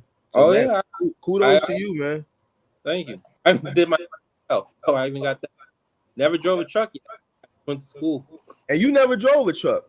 No, I was going to start on a semi, and I kept asking when I was in school. Everyone kept saying, work for this, and I was like, why? And they kept giving all these complaining reasons. I was like, in my mind, if someone could explain to you why it can't work, I mean it can. If it can't work, you can't give no reason. So you've never done a final mile delivery? You never done a move? Nothing? You just built your business all from behind the computer? Yeah. Good for you, man. I wish I could done it that way, but I mean, you're in Ohio, right? What town and city in Ohio are you in? I was in Cincinnati. Now I'm in Dayton, Ohio. And you started in Cincinnati, the visitors? Yeah. See, man, Chicago is a rough market, man. It's rough here, man. So like, yeah, it's different in Cincinnati. I've been in Cincinnati. I worked for, like, when I graduated college, I worked my short working. I've only had 3 jobs in my life, and I'm 42. I worked at the Gap through college. I worked at Target, and I worked for this advertising company in the early to mid 2000s. And I was on an advertising campaign in Cincinnati. Cincinnati is a beautiful town. It's a nice town. Different from Chicago. So I know. Chicago is kind of a rough market. So you know, I had to kind of be more hands-on here. Mm-hmm. You know, I'm dealing with a different caliber of employee here. Yep. You know what I'm saying? Yep. It's probably a lot nicer out there. You know, you're in the moving game. You know what type of Correct. You know what type of people moving companies employ. So Correct. So you know, a lot of bravado felons. Mm-hmm. And you know, people they'll try you if you weak. So you know, and this market ain't. Well, down in Atlanta was like that. Down in Atlanta, a certain part of Atlanta's. Oh yeah, man, Atlanta, man. You know what they saying? They saying Atlanta's starting to become the new Chicago. They complain. They saying all these Chicago people that move down to Atlanta, and they causing havoc. We did local moves. I did not consider going to Atlanta was local. They paid. I had to charge more. It was that because it's from the traffic standpoint. Instead of saying, for example, if we would charge, I think it was $149 an hour for 3 guys. For going down to Atlanta, I was charging like $165. Just based on traffic. Because of the traffic or the market, because of the crime or what? The clientele. It was the clientele, the type of people we have to deal with. To not all, so I want to make sure I say this, not all, but the select areas, I had to up the price because it was more of there's a lot more, man. Man, I already know where you going with, man. I don't want to belittle people. It was man, tough. you ain't belittle it. I mean, it's the truth. I'll say it, man. I'm very transparent, man. And I mean, hey, listen. It's rough dealing with your own people. That's what he's trying to say, man. Hey, man. It is what it is, man. So I get it, man. I'm in the business. It's rough dealing with your own people, man. I had at you when they have this many items, you go in, there's like 5 times the more of the things they said, and they wonder why it was a 4-hour quote, and then it took 7 hours to get the job done, and they only want to pay for 4. You know, stuff like. And see, this is a touchy subject, and I know you don't want to offend anyone. I'm not here to offend anyone, but I'm going to be transparent. I've always been transparent. It's hard dealing with your own people.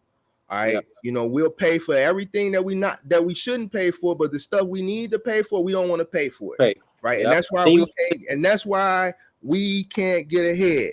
You know what I'm saying? And everybody else can. All right. We can't get ahead because we don't support. We can go buy the Weave or the Tray 5 and all this other stuff and pay them people. Yeah. But you know, when it's time to pay for something that a service that you really need, correct.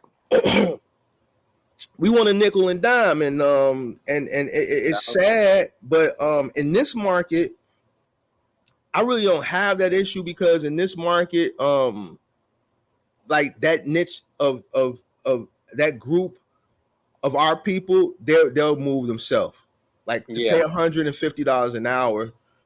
They looking like, man, I can go get Bebe and TT and Man, and we gonna go get us a U-Haul, and man, we gonna get this done. They not gonna pay the $150.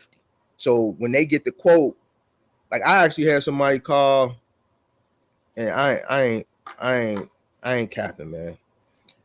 I know you're not from here, so let's say they came, they said, man, I got a TV. I think they said a TV and a dresser. It was 2 pieces. I remember the TV because it was an old floor model TV, right? And it's a suburb here called Harvey, which I wouldn't recommend. I wouldn't probably send a truck. Like my guys don't want, like certain areas my crews don't want to go to, right? Yeah. All right, so, and they look just like me. You know, and they don't want to, hey man, we don't. So anyway, she was like, man, I got this floor model TV. It's an old floor model. I need to move it from Harvey to Joliet. So anybody from Chicago knows where Harvey is at, Joliet's at. It's about a 40-mile radius. A floor model TV. So you know it's heavy. Old floor model, right? I give her a quote. It's hourly, right? Yeah. I think it was like $100 an hour, 2-hour minimum, $100 truck fee, whatever. So look at that $300 minimum. It'll get done within the 2 hours, right? So $300. I gave her the quote. She said, oh, hell no. You got me fucked up. I said, what? Hell no. $300. I said, what the? I said, man, they're going to come in. We got to send a truck. I got to send 2 people. I got to pay them. They got to wrap this stuff up. They got to transport it from Harvey to Joliet. I have to pay for the fuel, right? I have to pay them to unload it. Like they're on the clock. Like I said, man, just for informational purposes, what were you looking to pay? Shit, about $30. Yeah. $30. Yep. I know. And I can say this, man, because I'm Yeah. black. So you know what I'm saying? I know what it's like dealing with my $30, bro, to Yeah. pick up a floor model TV Yeah. and something else. I don't remember what it was, man, but it was just an insult, man. And All like the time. I get people, they'll pay the bill and they don't have a problem paying it. You know what I'm saying? Like, why give me the hard time? And then you don't see that many people in this niche. Like in this niche, in my market, you don't see too many people that look like me. Yep. Correct. So why not support the business? And then you wonder why we get businesses and they don't survive. Mm-hmm. 1,000%. But here's the thing. Here's the beautiful thing. See, I get it though, bro. I get it and I understand. This might make some people mad too. I don't care. I do what I got to do. I don't market my business as a black-owned company. So like my moving company, I don't market it online. None of the marketing material, none of that. I have to do that for a reason. Yep. I have to do that for a reason. And I'm going to tell you a story. I remember, maybe it was like 6 or 7 years ago. It's this guy who hires my company to do moves. He owns some restaurants and things like that. And he was talking to one of my crew members on the move. And then the guy calls me. He said, Mark, the customer want to talk to you. I'm thinking something bad. Usually when a crew calls and they want to talk to the owner, and I tell them, hey, if they want to talk to me, man, send them through the channel, man. Have them call the 1-800 number, man. Yep. Make them really work. I don't want to talk to them right away. Don't just throw me under the bus. Like, don't let me know what's coming. Send them through the chain of command. Let somebody else come over and tell me, look, this is what happened. These motherfuckers done broke this damn flat screen TV. So then I can mentally prepare myself on how I'm finna go into this conversation. Don't call me with the customer on the phone.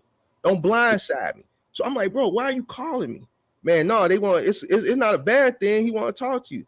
So he's like, man, Mark. I'm like, yeah. He's like, man, I never knew this was a black-owned company. I'm like, yeah. And he was like, man, all your marketing and stuff is not marketed towards. He's like, but you know what? You get it. He's like, you get it. Yep. He said, you get it. And it's not, I just know, Yeah. man, it's sad, man. But you know, if I market it a certain type of way, I know a certain demographic that I need to spend the money, which made me successful, may look, it's sad, man, but it just is what it is, man. So I just market my company. I just market it generally. I'm not big on the and as much as I want to, you know what I'm saying? As much as I want to, I understand that I just can't, man. And it's sad, bro. It's sad, man. But it really is. You know, it is what it is, man. So yeah, I mean, it is what it is. So like all my. Go ahead. What'd you say? Can't even park your trucks anywhere either because they'll take that Cadillac converter right underneath. I've had that happen twice. I've had that happen twice. I've had it happen. No, I had it happen 3 times actually. One time it actually happened on 2 Penske trucks. So they hit the 2 Penske trucks and they left my trucks alone. I don't remember how I settled that with Penske. I don't think I had the insurance. So I think the worst thing with rent, they cover that? Penske? The insurance covered that. The only thing you got to worry about with Penske, and I think this is whether you use your insurance or you use theirs, is the top 2 feet of the truck. If you roof a truck with on a commercial contract, no insurance covers the top 2 feet. So if you hit a viaduct and you hit a bridge, they're gonna charge you for it. Hold on, that happened to me with one of my guys in April. He hit the top of the truck, skinned it off. Only why it's $20,000. My insurance has to cover it. Your insurance covered it? Yes. Okay. Because I got full coverage on everything. I would have had their insurance. That $20,000 comes straight out of my pocket. See, so I was using their insurance. This was 2013, I believe, and they sent me a bill for 15 grand. I didn't pay it. Mm-hmm. I didn't pay it. They didn't even send it to collections. They just kept calling me. They didn't even blacklist me. Oh, you got just, they kept sending the bill, Penske. But see, Penske's, and I was talking about this earlier. Their accounting department. I don't know if maybe it was just this branch. They just weren't all that sharp, man.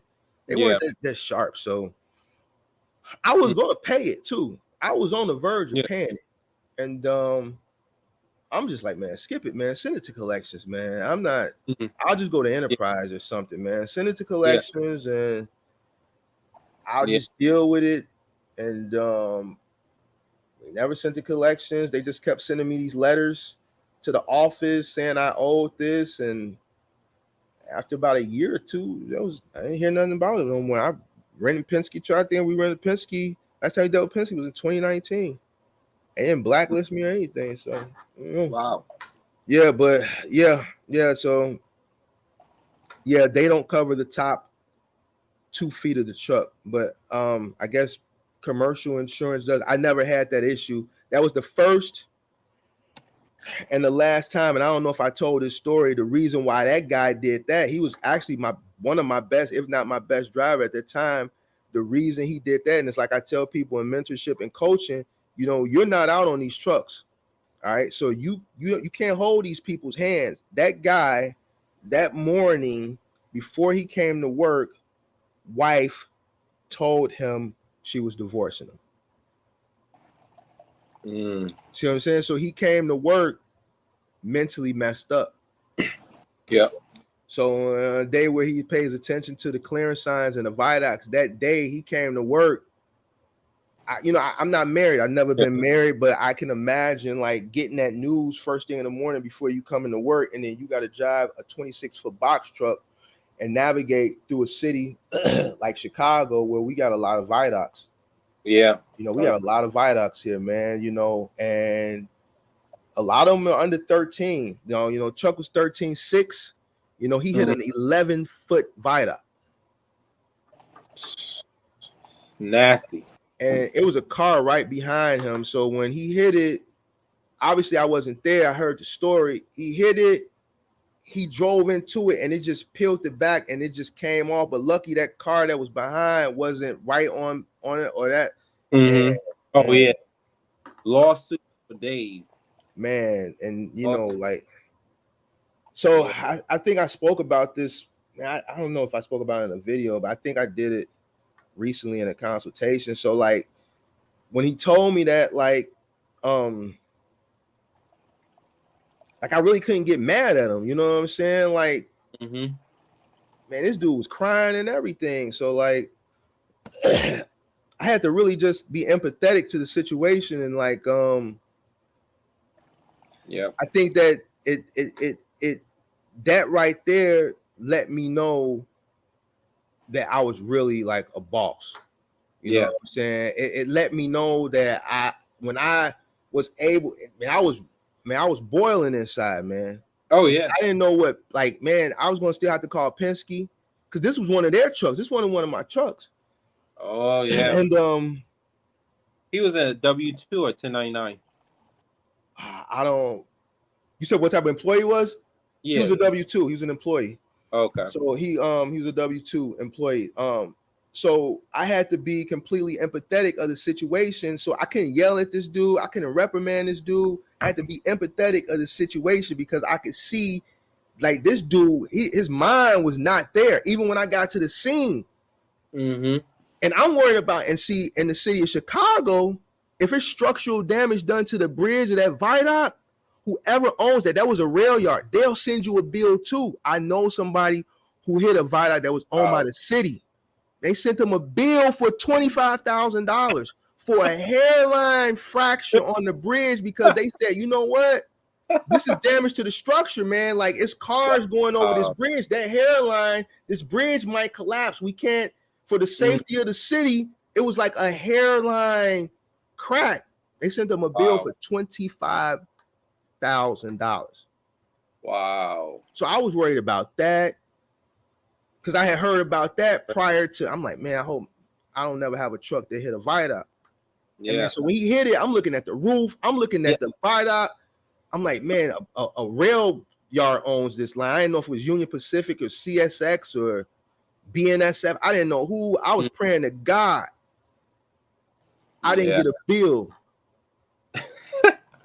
I'm looking at the bridge trying to see if it's a man, like, so, but that let me know that I was growing as a businessman, because like I never reprimanded that dude.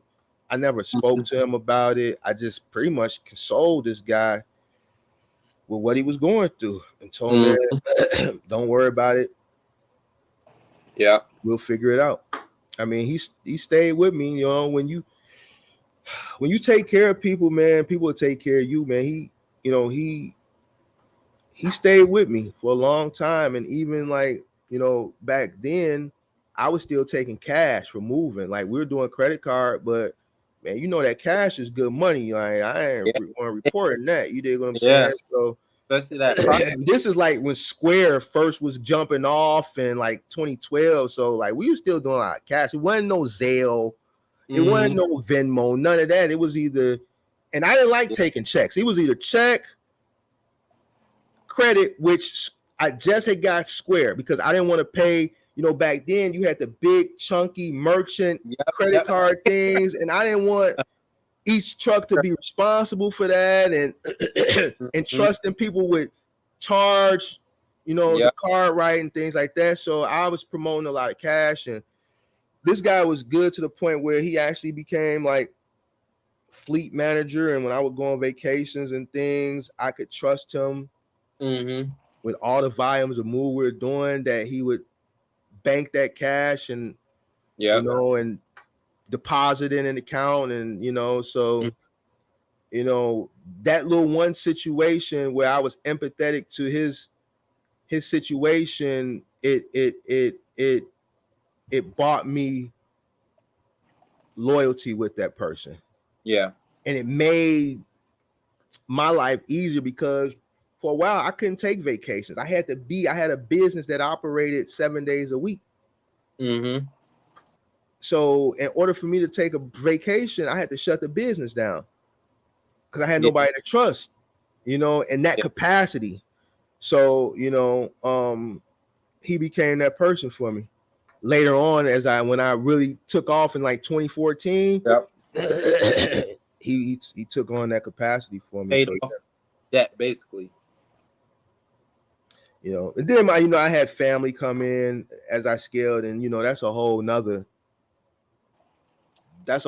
conversation when you're dealing with family, man. So you know, but man, I mean, this trucking game, man, it's a lot of ups and downs, man. I could tell stories and situations for days, man. Oh, can I request, and that mean you will actually do it, some topics for videos, or you want to do like a one-on-one live? For videos or one-on-one, whatever. Yeah, but what you got? The tapping into the owning a truck to leasing a truck, even if you're doing freight. I have a whole nother dynamic of perspective. I even have like a neighbor right now struggling with, like, he does the freight. I'm trying to help him to tell him reality in my mind is, if you don't touch it right now in this day and age, right now in this second, it's hard profitability and money. So he has a truck, but he's struggling because he doesn't want to touch the freight. He just wants all no-touch freight. Yeah. Like I share with people all the time, you can't. They're dedicated.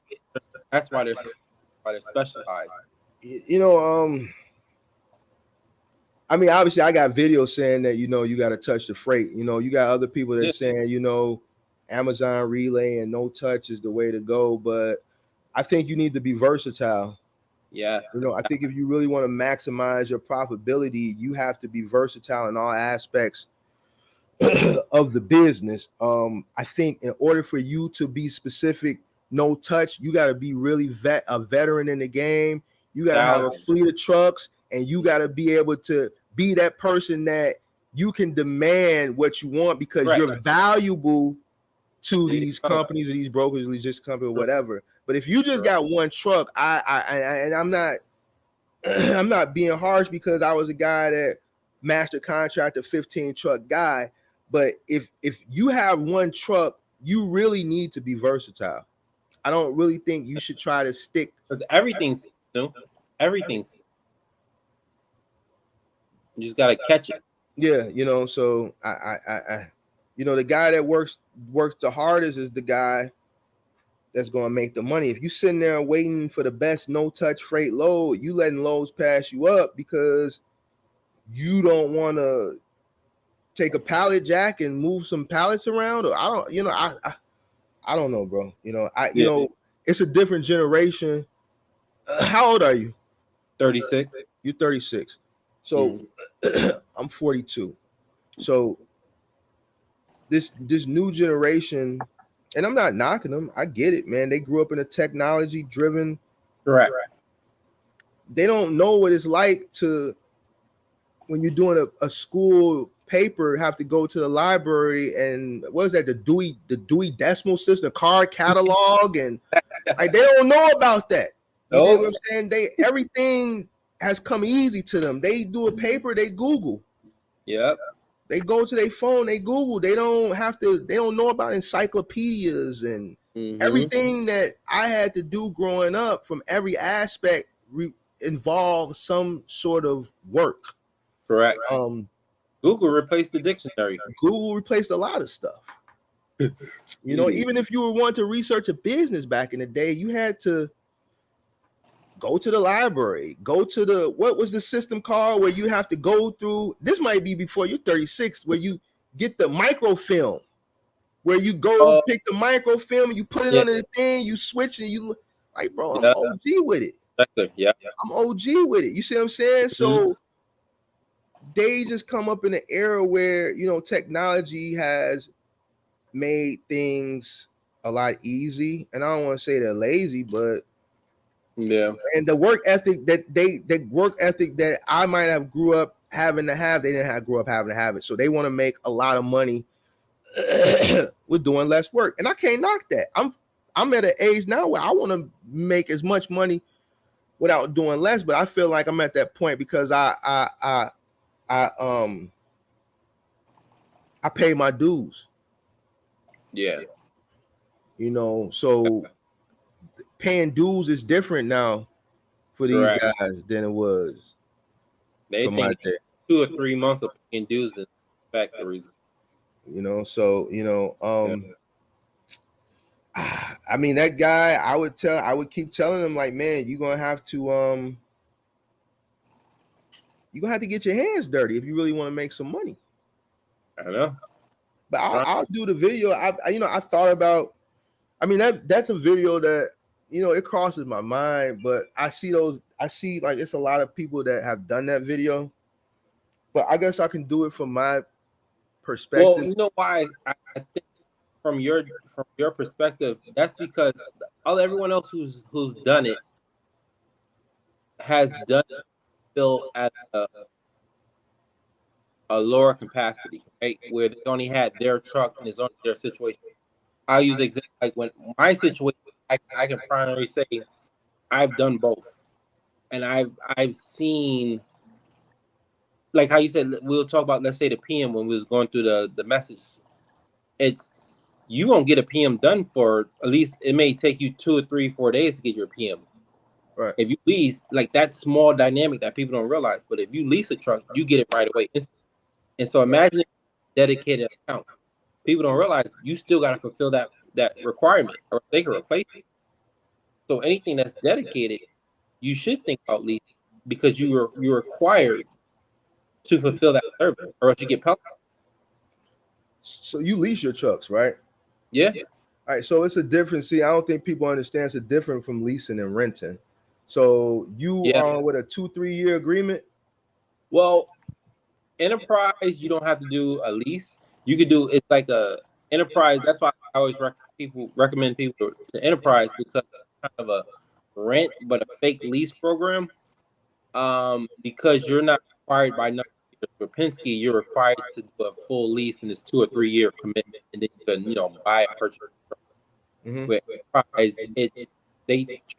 are you using it daily or are you using it term? their wording is much different. I would say you know, use it long term, and once you go back to that situation where they know what I'm actually doing with these full transparent. But yeah, it's a long term commitment I have. I did that with also budget is the same way. Okay. Which is a long term commitment. Okay. But all depends required to do that 2 or 3 years kind of for a rate. And that's working good for you, huh? Yeah. Yeah. As long as you negotiate, that's nothing. People don't negotiate miles. I was very heavy on basically saying how many miles I want, which was basically stating that I wanted 1,000 free miles. Like I knew that my truck would be riding, and basically also with saying that my leverage kind of how you when you were saying when you first started out saying I had 5 trucks. You're leasing multiple trucks. That's why I wanted to get at. You're leasing multiple trucks. Yep. So you got leverage. They're looking at a higher price point for you as a customer versus the person renting one truck. But that's because I started off with the leverage though, because I kind of put in the message. I know we started talking beforehand, but I put it at the end, which is the golden ticket is if you explain to them, hey, I have a fleet of trucks, I'm willing to start out with one first. If you tell them you're willing to start out with one, but you really need 3 or 4 more trucks, they're going to listen to you because that rep gets paid off of that commission a lot of times. Right. So now you caught their ear. All right, well, what we got to do to get those other trucks too? Well, I'm not ready. Those guys are not starting till this time. It's all how you explain it, how you word it to them. Right. Even if you're not ready to really pick up those a month from now or 3 or 4 weeks, you're like, no, they're not ready. You keep pushing it back. But you put yourself in that situation to where you are ready for it. But yeah, see, that's the leverage like guys like you and me might have who are operating from a master contractor perspective, but for the guys that are content with just them and their one box truck, they don't have that leverage right now. But they still could word it. Think about it. You're just selling, right? We were taking the sell. If you look at it this way, it's like buying a car. We should have the same tactic as leasing or renting out a truck. We go into a truck and say, oh, just give me what you have, and they're giving us any price point and giving us anything. Once again, you can go back to no one knows you can really negotiate your lease contract, and then they reframe it. Like literally, I was when I first started with Enterprise. It was literally a week of a conversation to get literature right. Right. And even though you're like, man, I'm missing up on the truck or I'm missing out on an opportunity. No, it's a long-term investment. So it's kind of once again getting 1,000 miles. I know a lot of people can't say they get 1,000 free miles a week. No. I can't. I had last time I rented with Enterprise, that was 1,000 miles, $450 a week, 1,000 miles included, and I forget what the insurance was, but it totaled out to $450, including 1,000 miles. But I think like you said, a lot of that is leverage, and yeah, I guess the word. And I spoke on that in this rental video I did a few weeks ago. I think, and I told people in that video, it might have seemed a little humorous in the video, but I was serious. Like, you can't go into these rental companies now with the low supply and the high demand and let them know that you're new into this industry. You got to go in like a seasoned veteran and like you know what you're talking about. You know what I'm saying? And even though they might not have a rapport with you, and when they look in the computer, they don't see you, you can fake like you've been with Penske for years and they pissed you off and you coming over there. You can't go in there like you're new because they are going to screw you. And a guy like you, Joe, or a guy like me who's been on the books because they keep records of this stuff, and I say, hey, this is Mark, you know, Julie, I need a truck. All right, Mark, I got a truck coming out. I was going to give it to somebody else, but you want me to send somebody to drop it off, or you going to send somebody to pick it up? You see what I'm saying? A new person ain't going to have that type of leverage, and they're going to take advantage. Now they're going to take advantage of them. They're going to take advantage of the rate. They're going to take advantage of the miles. They're going to cap them, and I think they're probably limiting them now too, because they want to. Another thing they probably want to do is they probably want to appease their regulars. So if a guy like me calls, they might say, man, see, we're going to have to take this truck from Buddy Yeah. We need to go get him this truck. You know what I'm saying? And just like now, we just had Lollapalooza here. And then it's like I said in the video, when these festivals come around, these festival companies, they own all that equipment. They put that stuff in storage. They don't own any trucks. They call Enterprise. My rep said, man, when Lollapalooza comes, they get 30, 40 trucks. Correct. Oh, and don't forget about the FedEx and the post office. Right. So Christmas time, they got to source trucks for those companies, you know. So, you know, like you can't go into these companies with that happy-go-lucky, I'm excited because you called me and I'm finna do an Amazon relay and I just can't wait to get started, and you got the stars in your eyes and you're just because bubbly. they already know the truth about Amazon. What they probably gonna run the first few weeks, then it's gonna sit, then the miles not gonna be high, then they're gonna be late on their payments. The reps already know about the reps know that, and then the reps know that a lot of these people, and I'm keeping it funky, a lot of people that jump into this game, they've never driven a truck that size before. Correct. You know, and that's just the honest to God truth. You know, that I mean, if you've never driven a 26-footer, it takes a little while to get accustomed to, you know, and you know, like you said, you know, all that you said, plus some of the stuff I said, they know all this stuff.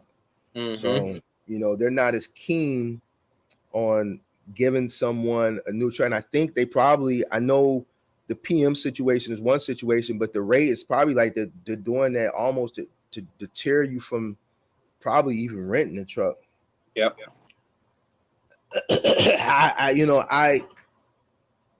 You know, like I was saying earlier, like when people were telling me about these caps, I'm like, what are you talking about? Cap. Like why would they put a cap on the mileage? The whole objective is to rent the truck and charge you for the miles. They don't care if you go. I said in the video, I don't think they care if you go 1,000,000 miles as long as your car going through. But I kept hearing about it. And then I researched because this is not a part of the game that I was. It just didn't make sense why they would put a cap on it. So then when I researched it and I looked into it, and I said, man, why are y'all putting these caps? And then they explained it.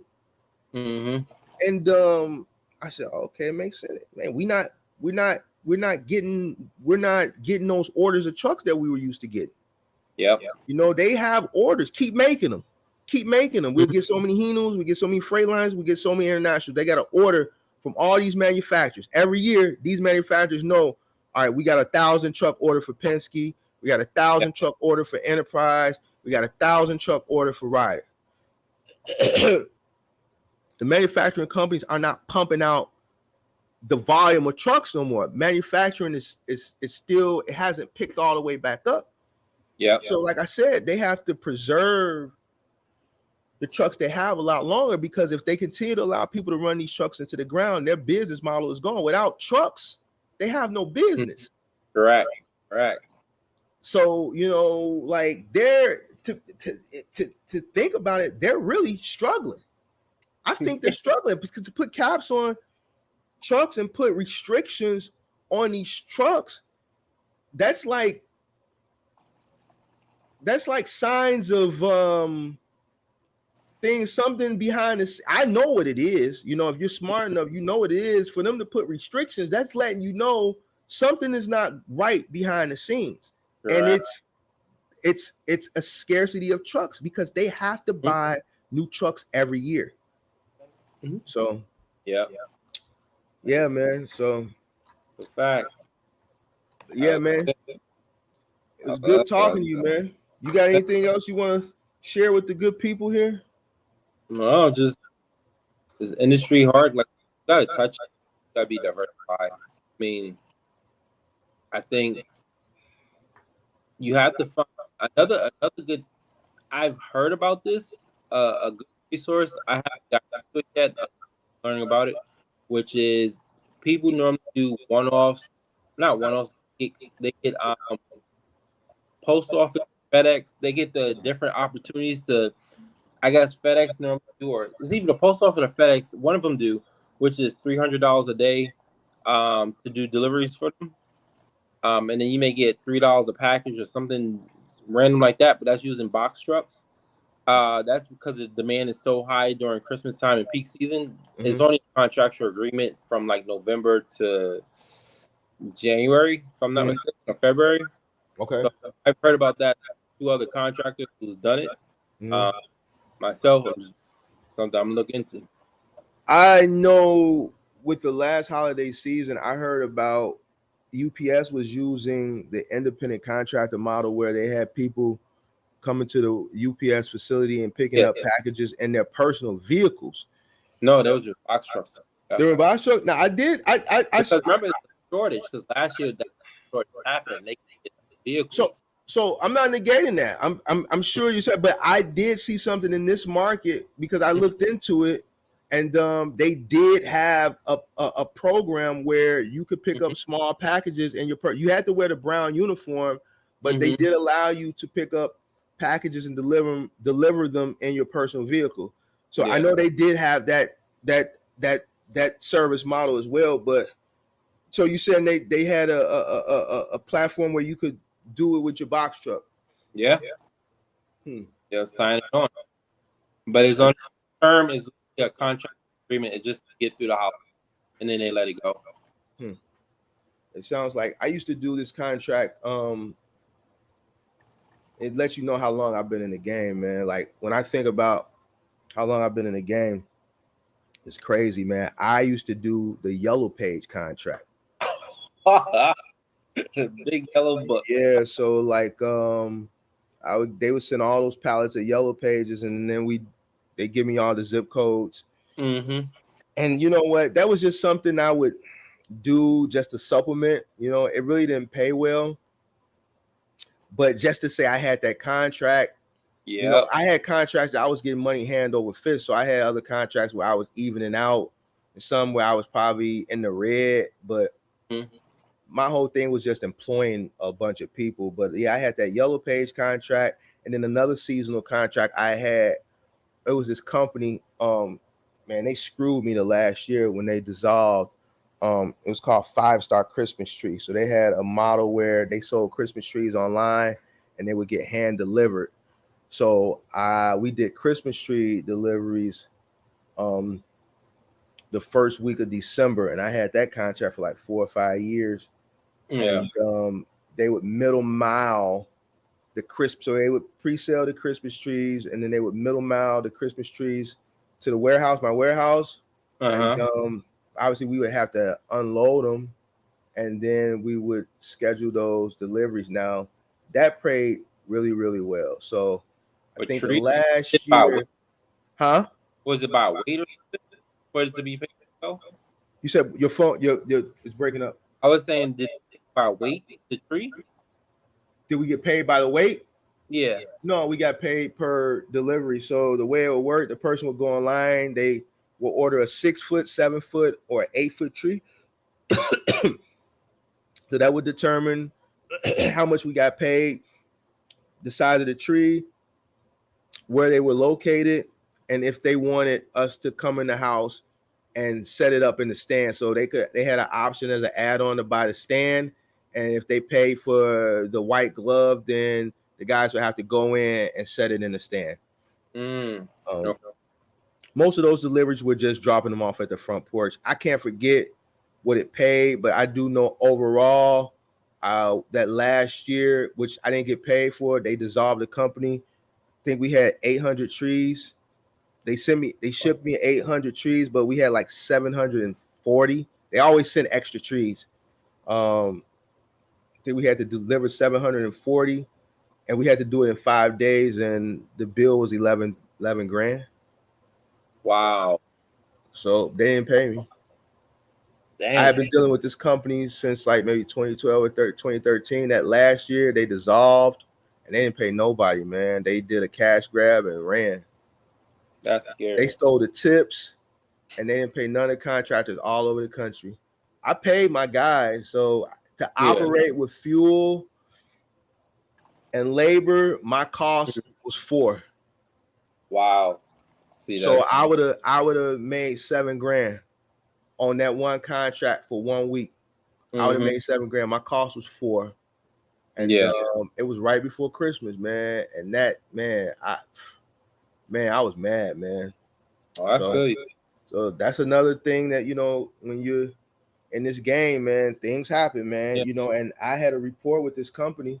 I had been dealing with them for 4 or 5 years prior, and you don't know when the company is on their way out. You don't know what's going on with another company when you're contracting with them, how they're managing their money. And they had a good business model. They're selling Christmas trees online, and they're buying them wholesale from the tree farm in Michigan, and then they're just middle miling them to different logistics companies throughout the country. And these people are paying $150 for a live Christmas tree, $150, $160, because they had a market where they were targeting well-to-do people who didn't want the hassle of going to the local tree farm, picking out the Christmas tree, tying it to the top of their I know in this market who we were delivering these trees to, tying it to the top of their Mercedes-Benz, their G-Wagon, you know what I'm saying, or their Bentley or things of that nature, and where they could just have it drop at their front door.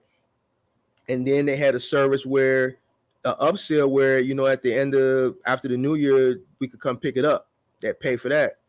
So they just didn't pay. Normally they pay you half up front. They didn't pay half that year. I should have knew something in. And man, dude, they just vanished, man. That messed them up. Oh, another topic. I know I seen the video, the 750 a day on Final Mile.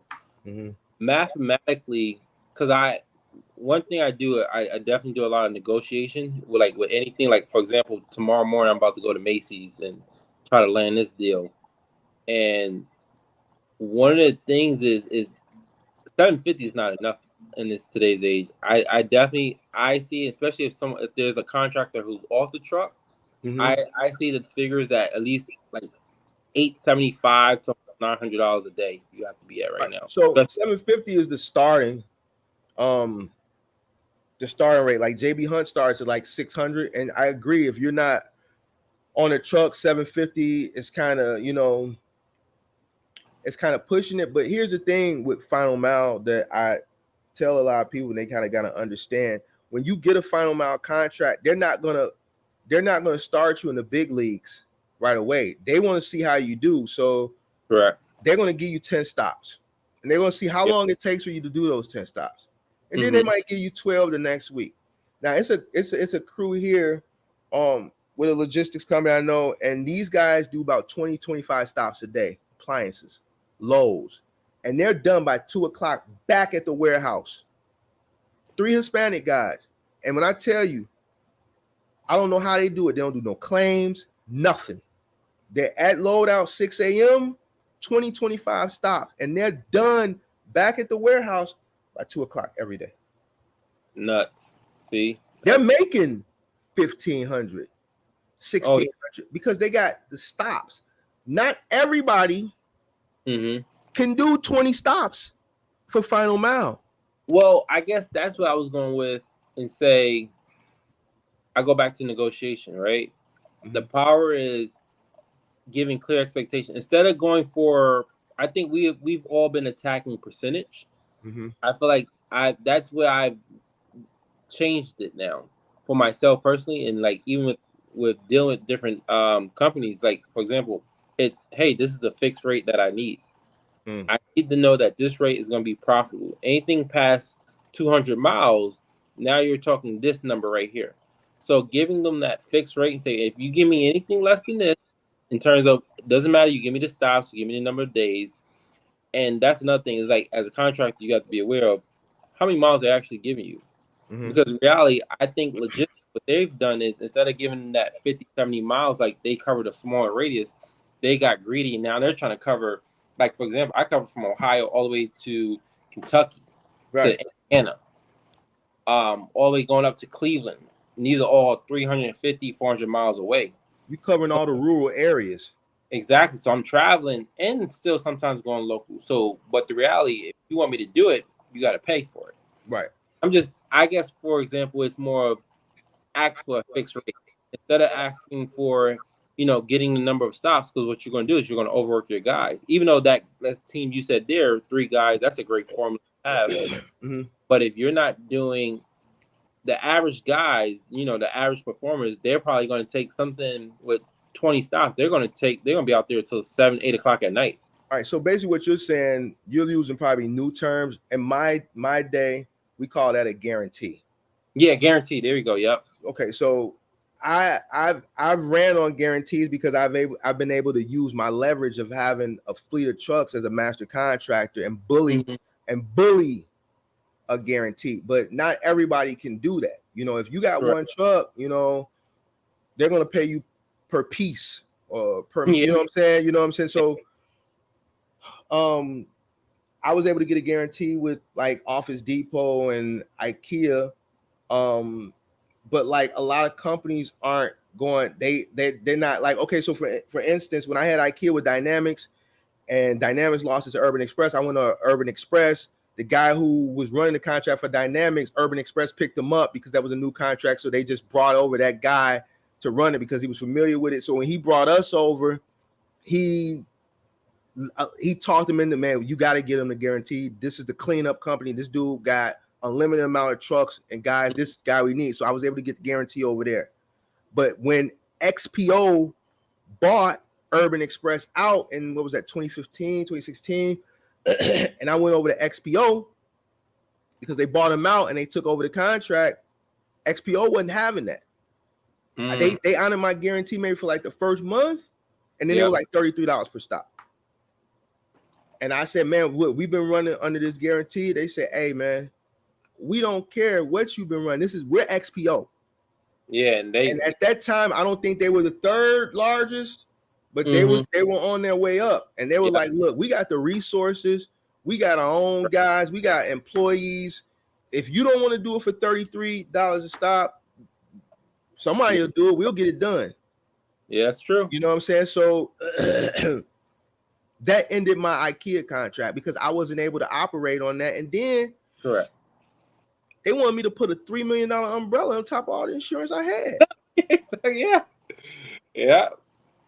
So like, I'm like, man, y'all want me to put a $3 million umbrella on top of all the insurance that I already got, and you dropping me down to $33 a stop? All right, man, have a nice day. Yeah. So I had to walk away from that contract. See, and this is a lot of stuff I don't talk about in videos. Like No, that's the real. This is honestly, people. This is the real, because I kind of do I want to say mentor. I call it guide the people who I see these new contractors coming in, and they're so happy. I'm like, how much you making? They be like, oh, I'm making $650. I'm like, I'm just letting you know, you're gonna be stuck on that truck. Like, I know you gotta talk. You gotta open your mouth. They can talk and open their mouth, but man, I'm telling you, man, like these companies now, man, they real sticklers on coming up off of that money, man. I agree. Real sticklers. You gotta have some sort of leverage, and I don't understand why they're being so sticklers because they're so destitute for contractors. Everybody's hiring. I use an example for today. Like, I have a truck that's parked, and because I occasionally go on routes and just, you know, do my free time or when I want to. So I park one. So they offer me a premium of at least $1,000 to $1,500. Like today, I got $1,500 to go out there to cover a route. For one local route. Because another IC dropped the route, they didn't show up. Probably so. I don't know. They called me. They knew what I wanted. They called. Yeah, if they're desperate, because it's like I explained to people, like you got their contract, but they got the contract of the customer, whether it's Lowe's or Home Depot, and they promised this multi-million billion-dollar corporation that they could handle delivery on a national scale. Yeah. So they're under the pressure, just like we're under the pressure to perform for them. They're under the pressure of losing that account. Like, and if you've been in the game a while, like a lot of these accounts have been bouncing around from logistics company to logistics company. Like some of these companies, like IKEA, I know they're very strict on who they deal with. I think Lowe's, I know you said you're not going to tell me the account, right? You can't tell me because they got you in some type of I get in trouble. Clause or something like that.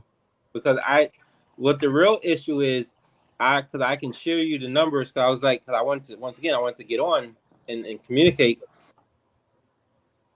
my main guy who I deal with, who I negotiate my prices with, I know other contractors won't be happy about it. And I guess that's more or less the narrative, because I'm able, and I also, because I share with them, my leverage point with them is I can build multiple trucks by doing this owner operator program. So instead of me taking all of the lump sum from the money, I may take maybe $100, $150 for the day, and I give the remaining to that contractor, and then they run their truck. So you lease some trucks, and then some trucks you got owner operators, right? Mm-hmm. Okay. So how many owner operators do you have versus trucks that you operate from your company standpoint? So right now I started, so it's only been going on for 4 months. Right now I have 2. You have 2 owner operators? Mm-hmm. And then you So have... And then I have 4 trucks. So I scaled back. So same thing with you. It's kind of like where the economy is headed. And my risk was too high. The fuel was too nuts. And then me doing 300, 400 miles a day is just not making sense. And I'm quoting people a flat rate. So for me, it was like, well, let me offset it, lower my trucks on the road. You know, revenue, once again, is not everything, because my percentage is going down because fuel keeps going up. So every time fuel goes up, my percentage is going down. So my thought was, well, let me reformat my program and really focus on owner operators. So before I really blow it up, I'm focused on the 2 that I have. So now it's kind of, what do you feel here? And then kind of figuring out how to master owner operators, like how semi truck drivers do it. I'm really trying to take what they do, and I've been kind of doing a lot of research on that. Like, what does an owner operator really be held accountable for? How does FedEx use so many owner operators? How does Amazon use so many owner operators? What exactly are they doing to make sure that they're, you know, the owner operators doesn't leave? Because that's something really big. I'm also big on helping people kind of start their own business, like even subcontractors. Right. And then I'm converting them over to say, okay, now I'll pay you because you're a 1099. I'm gonna pay you. You're a business owner. Mm-hmm. So stuff like that. Okay. So yeah, you got to figure it out. So like, see, like, man, in this market, I don't know, man. And this is a tough market I'm in, man. I'm in a tough market, man. So like, I know. Like I actually had a guy some years back who wanted to, you know, be his own. I guess he felt like he had been under my tutelage enough. He felt like he could do what I do.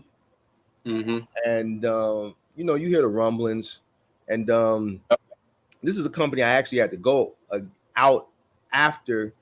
It was Dynamics, man. Dynamics, man. But anyway, that's why they're going through what they're going through out in California right now. But anyway, they were soliciting my drivers.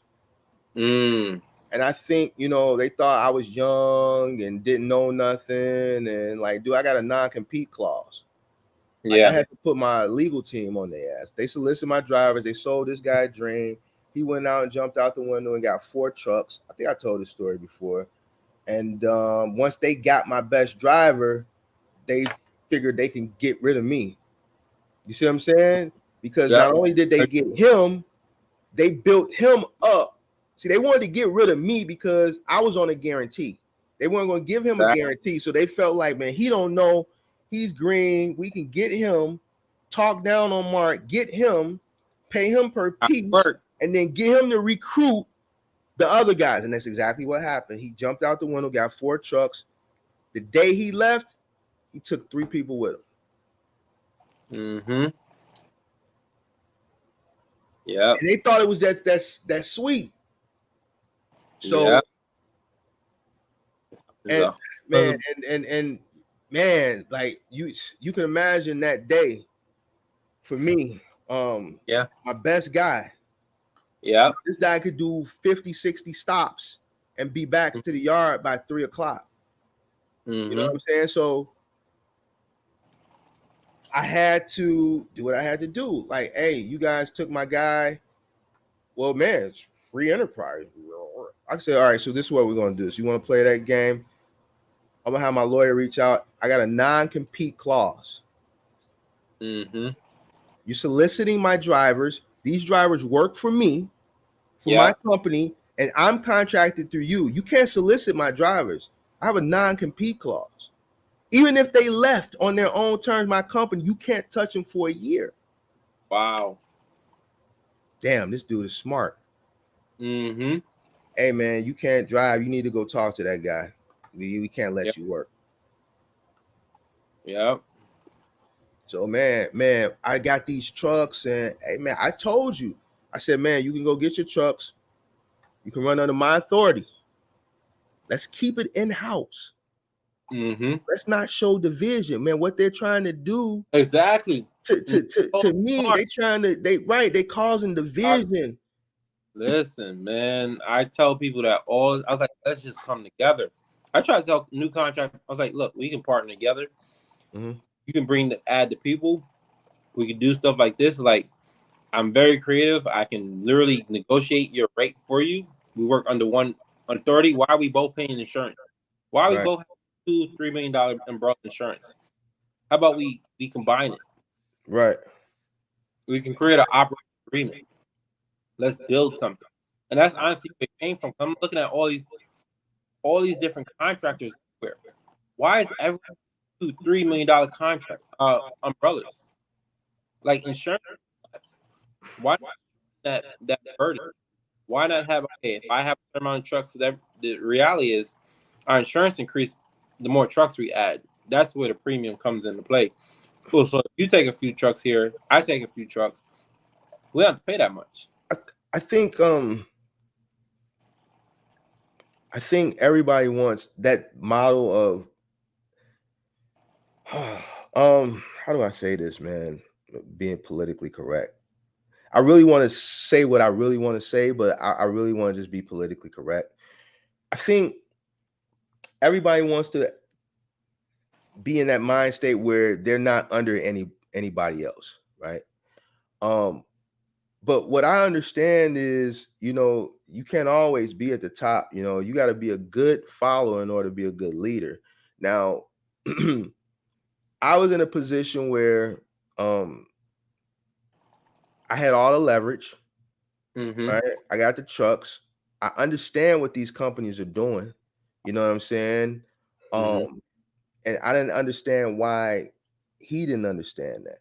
And when I tried to explain it, now, I could fast forward. Obviously, it didn't work out, but I couldn't understand why he didn't understand it. And when I explained it to him, like, man, look, you can take 80%, just give me 20%, run under my authority. Let's keep it, let's not cause division, because that's what they're trying to do. And his response, and me and this dude is cool. He apologizes to me all the time. His response was, hey, Mark,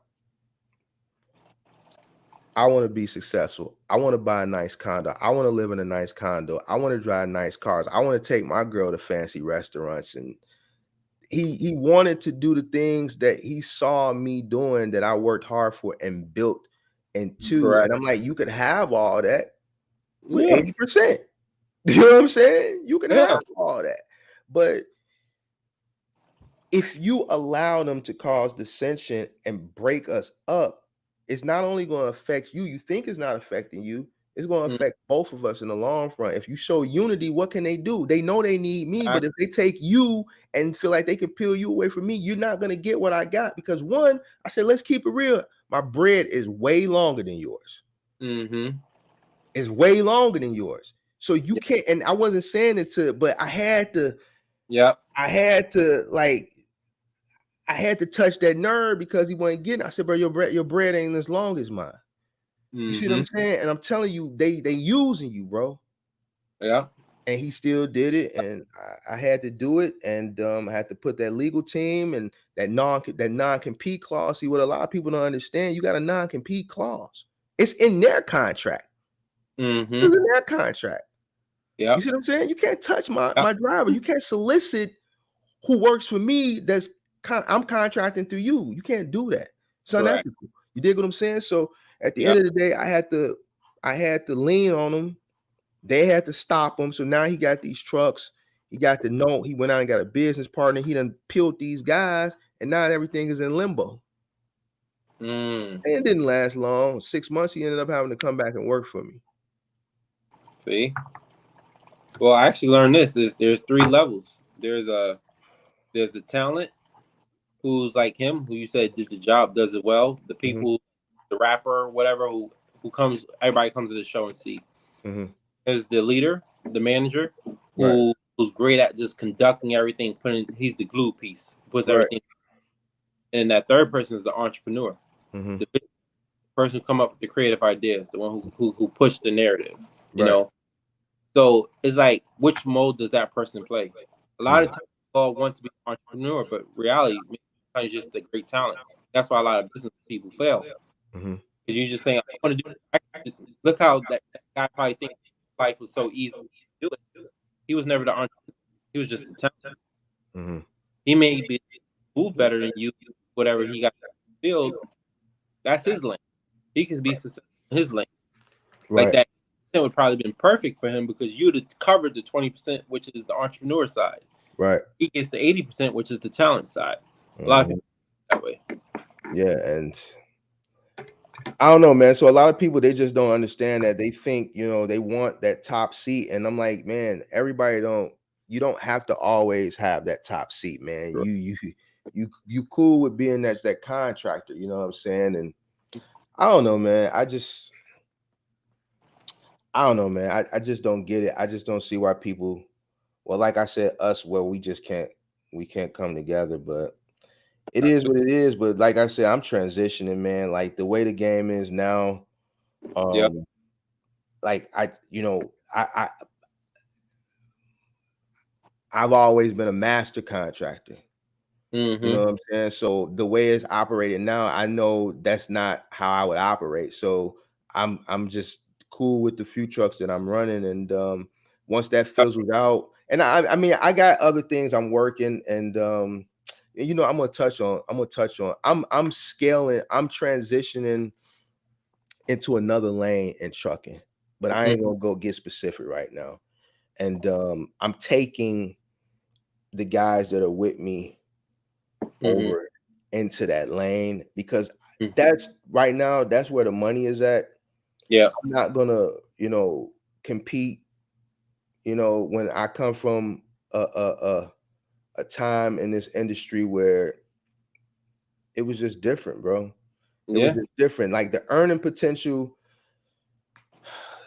Then, like how do you make more money 4 or 5 years ago than you make now when the cost of living is higher? Yeah. You see what I'm saying? But Yeah. new, and that's just me personally. Like if I was coming into the game as it's just me and my one truck, I could thug it out.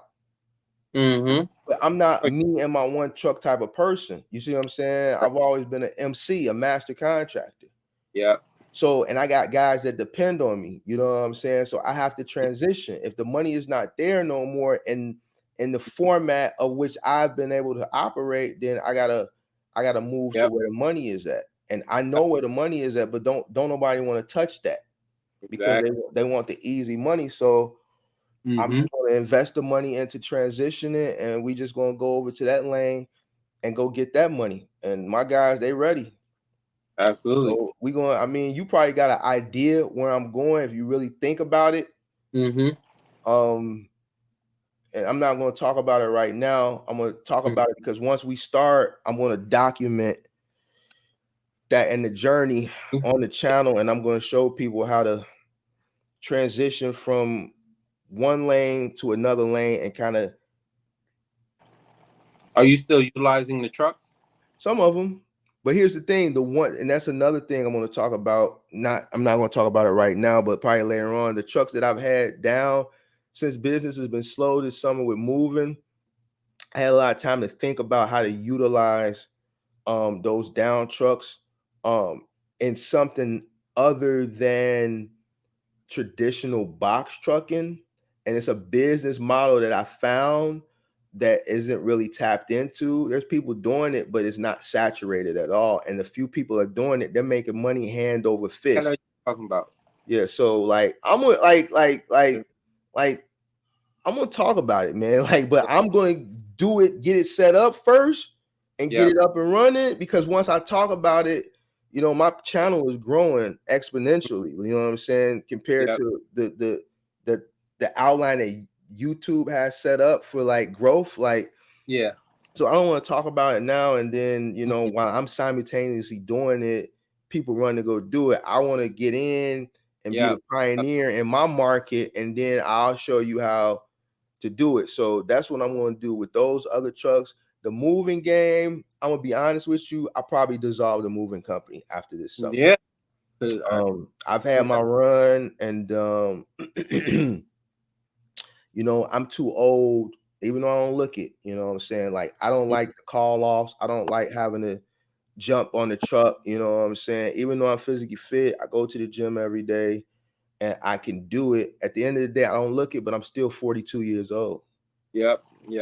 I'm 42 years old, so I can't run up 3. I can, but I feel it the next day. Exactly. You dig what I'm saying? Sure. So I feel it, like the people calling off, not coming to work, and then I have to go do that because you can't leave a customer hanging. If it's the first of the month and they lease is up, they gotta go.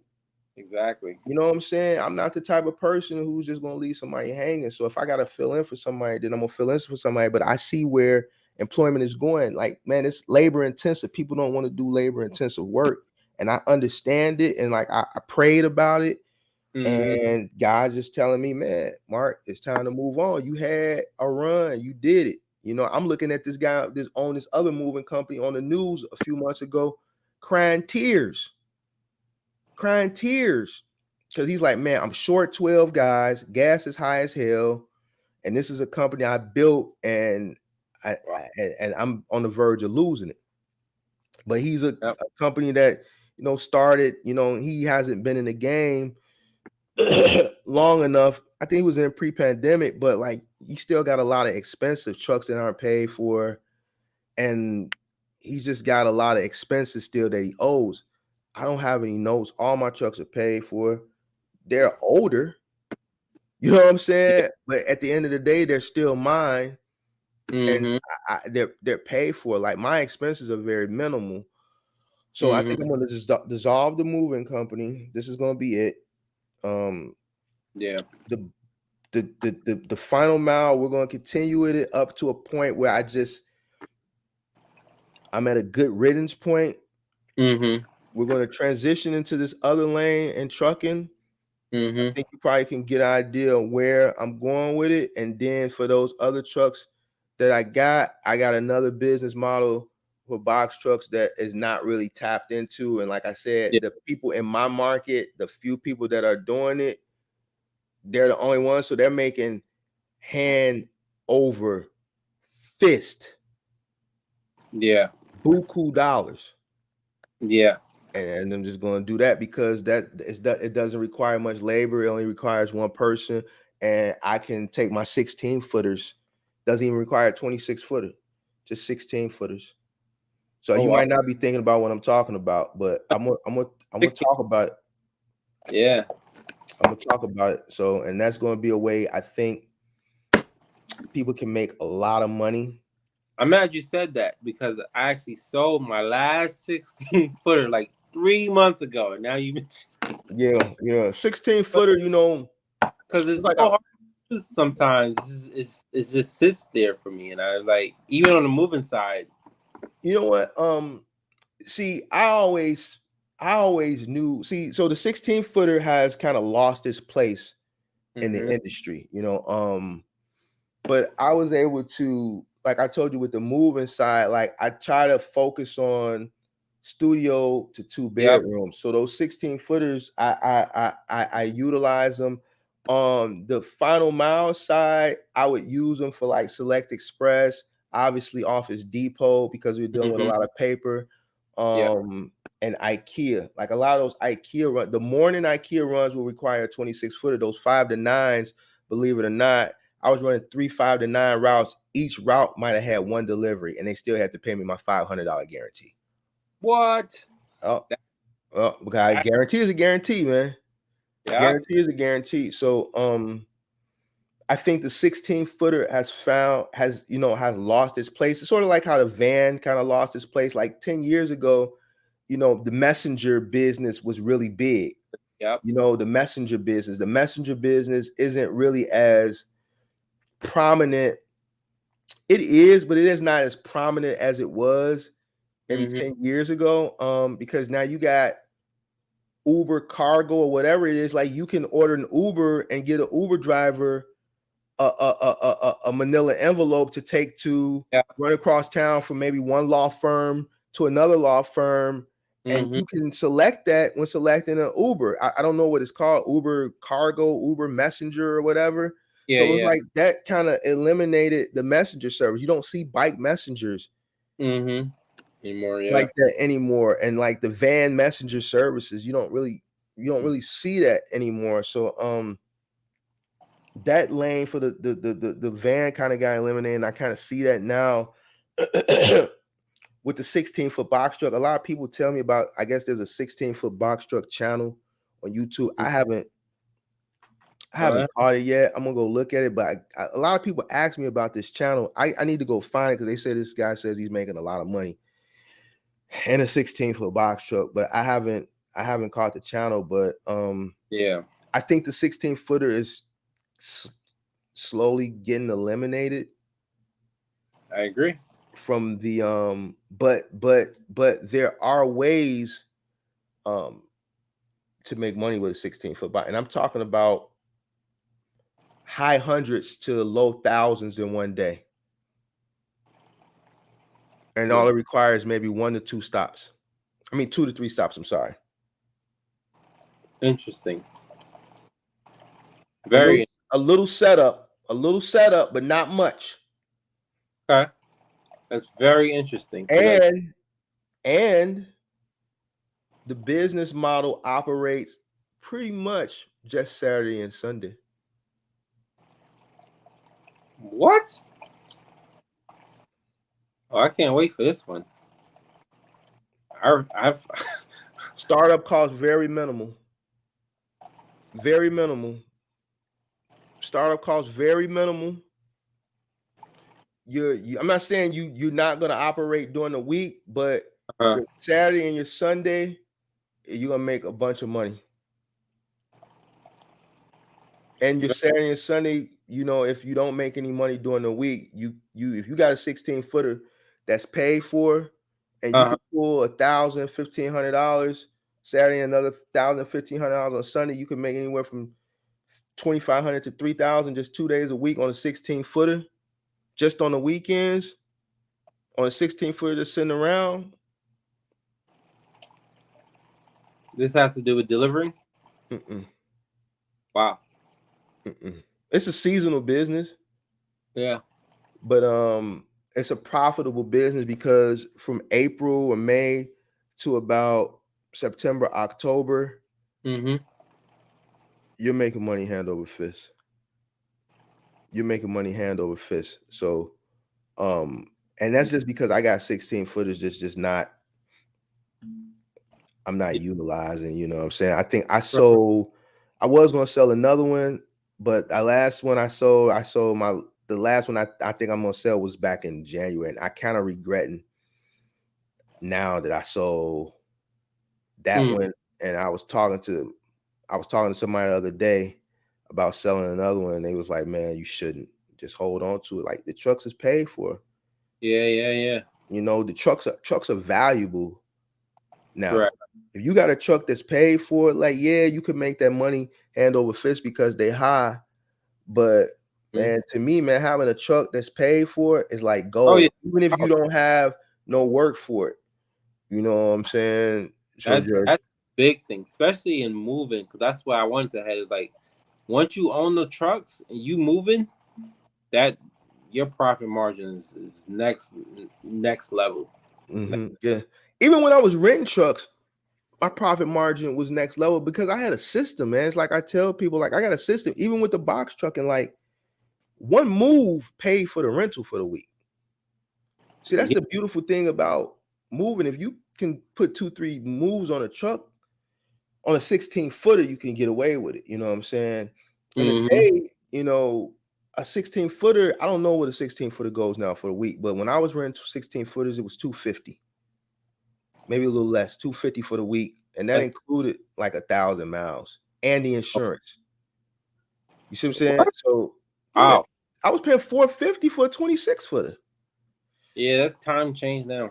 Yeah, so I don't know what a 16-footer, but I got 16-footers just sitting around. So if I'm going to go need an extra truck for anything, it ain't going to be no 16-footer. but you know, one move would pay. Will pay for the truck for the week $300. So now every other move that week is profit. Yeah. And I look at it, I try to tell people like, okay, if you running a truck and you running middle mile, dock to dock, Amazon, or you playing the load board, and let's say you doing $650 a week, let's say I think your first load that Monday should be $650 or more. True. I think your load, the gross of that load should cover that move. You should that load should be what that truck expenses cost you for that week or more. Pay your expenses. Try to cover your expenses at least in that first and second load. Right. Yeah. No, you're right. You know, but I still hear people saying they taking $250. I just don't think people want to venture out. They don't want to travel out. Everybody wants to be close to home, but honestly, I grew my I realized I can't make money where I'm residing. Can't. I don't know. It just never works out that way. Because of your market, Cincinnati, right? Mm-hmm. Yeah. But so people gravitate towards what I'm saying is I like people. You become more demand when you willing to travel. People know you're willing to travel. Pay you for it. They're paying you for your time. Right. And it's like you're getting paid to fix their issue, which is the reality. If you really think about it, 9 out of 10 times, people who work locally is the people who have the issues with staffing. Because people are home, I don't want to go to work today. They can just stay home. But when you have people out of town, they're working. All they got to do is to go to work because they're out of town. Right. They don't have distraction. They have no family. They have no special needs. They don't have no going out late to party. I'm guaranteed. I have one team at one location just sitting there as extra every day, get paid a premium rate if they work or if they don't, just because they have a bunch of local people who don't show up to work. And he'd rather keep the peace of mind, and we cover that and fix it. Yeah, that's how Dynamics used to be. Like every Monday, I knew they were gonna have multiple teams that didn't show up because every Monday they would call me, and it got to a point like every day they were like, "Man, you got an extra truck." Yeah, you got an extra truck, but you don't have any issues with like employment as far as like your contractors. They're solid. Definitely have issues with that. Definitely have issues with trying to find ways to keep them happy. It's a new thing every day, every week. They're always complaining about what they want more money, right? No, I think they get paid enough. I think what they get complained about, they don't like when you're out of town. Instead of seeing someone who does, maybe the local may get 100 miles for the day and they may get a really easy route because they pay us more. We get the harder route. We may have to be the cleanup crew and work a little bit harder. People don't like that. People don't like working harder when they see the next man not working as hard. They think it's unfair. So it's kind of keeping them excited and generated with it. That's why I'm always looking for new opportunities or keeping them rotating in different states. Especially it's hard when one location performs way better than another location. And let's say they was at a really nice location the first time and then send them to another location. All you hear they're complaining about, I want to go back. It don't work that way. We only go to areas that's having issues. Paid for fixing someone's problem. So how do you deal with the when you send them out of market, right? You pay for the hotel, right? Yep. And what about per diem?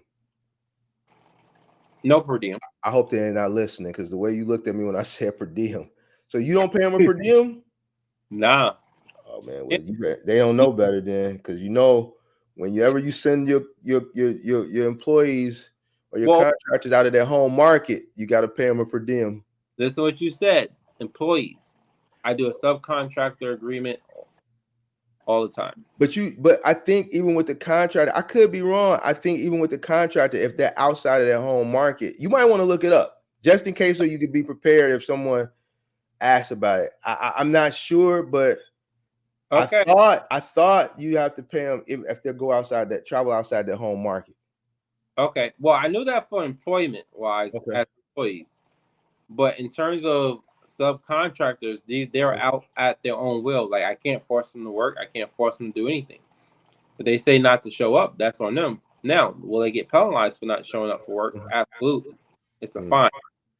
But in reality, I don't touch into that. That's why I'm so motivated on turning them into entrepreneurs.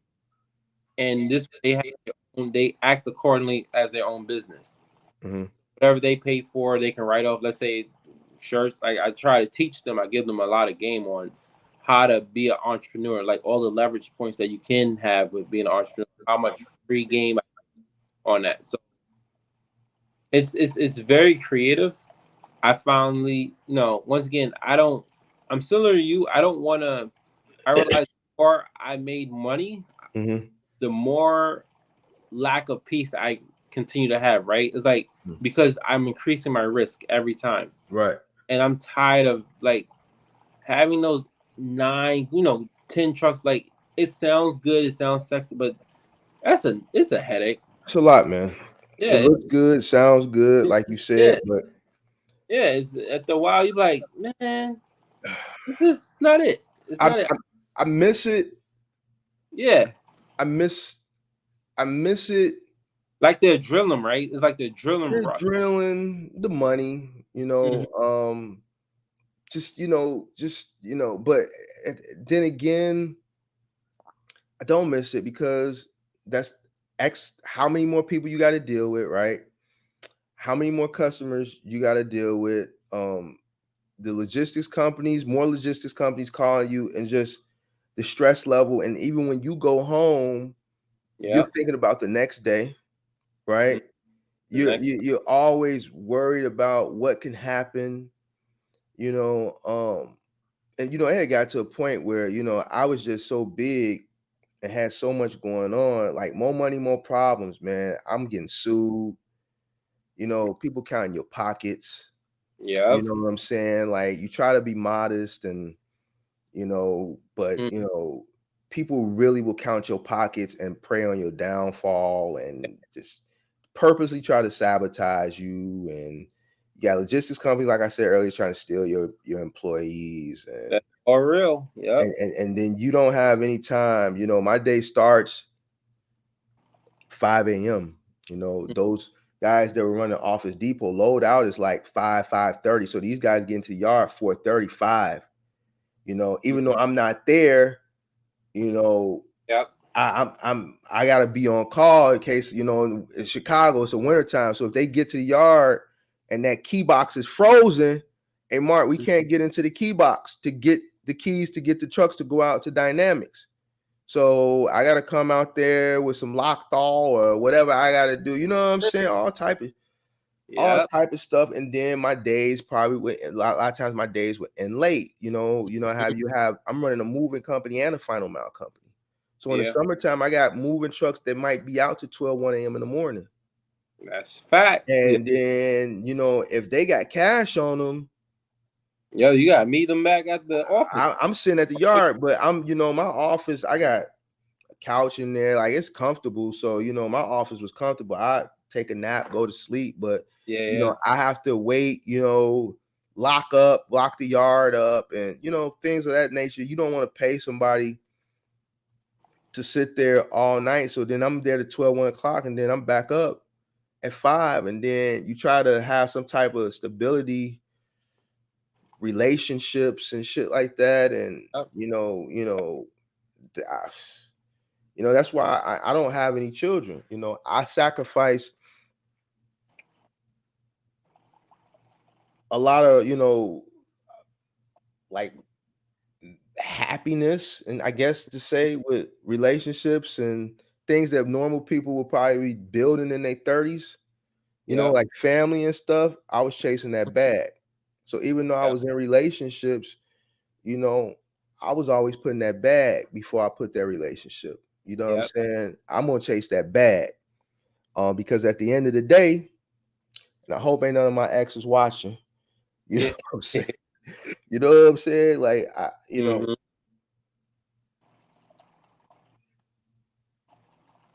that bag, that bag, I could always count on that bag. Correct. You know what I'm saying? I could always count on that bag, but that came with sacrifice. I don't have children. I'm not married. Because I was busting my ass. I made a lot of money. Yeah. I was afforded a comfortable lifestyle. Correct. Yeah. But I think that's a part of the game. People don't understand. Like, a real hard worker gonna put that money and that business before anything. That's a good topic too, right there, man. That's and but see, I try not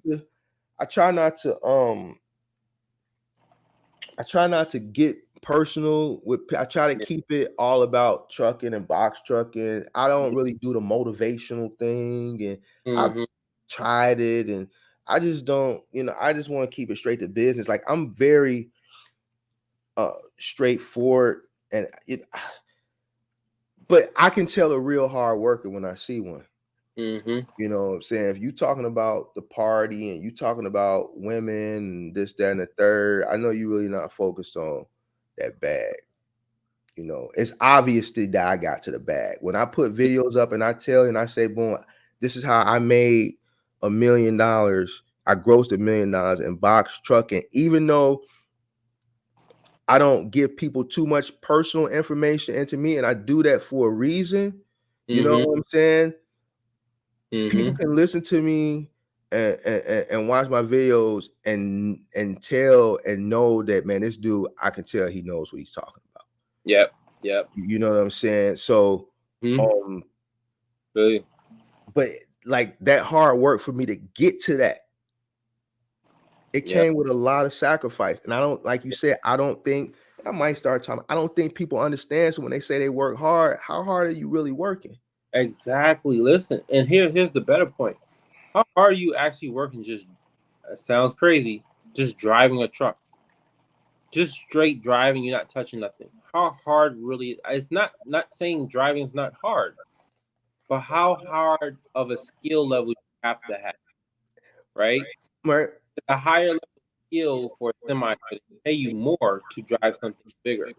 But if you're just having a lower level, it doesn't even require special certification or anything to drive in that truck. So if you're not specialized, or they're not looking at it as a specialization, even though it's a big item, but box that could kill somebody by all means. But if you just in a truck, just driving, everyone knows sitting there moving from one place to another. Who's going to pay you all these big bucks? Who's going to pay you $1,000 to move that shipment every time without touching and just back? It doesn't happen. Yeah. So if I was looking to get into the box truck game now, and I had the ambition like I had when I started back in the day, me personally, I would take, man, I'm going cross country. Yeah. The big miles, the big dollar amounts, I'm crisscrossing cross country. Would you have done it on a semi or still box truck? Semi. You have to. Semi. And I mean, you probably could kind of figure out one of those two lanes I'm talking about. You kind of obviously probably see where I'm going without really saying it, but like, it would have to be semi. Even now, if I was to get into this game now, I would, there would be no restrictions. And I think a lot of people that want to get into this box truck game, they have these restrictions because they want to be at home for whatever reason. They got a husband, they got a wife, they got a boyfriend, they got a girlfriend, they got kids. They want to turn up on the weekend. They want to turn up during the week. They just don't want that that lifestyle of being that lonely trucker. But that's this game.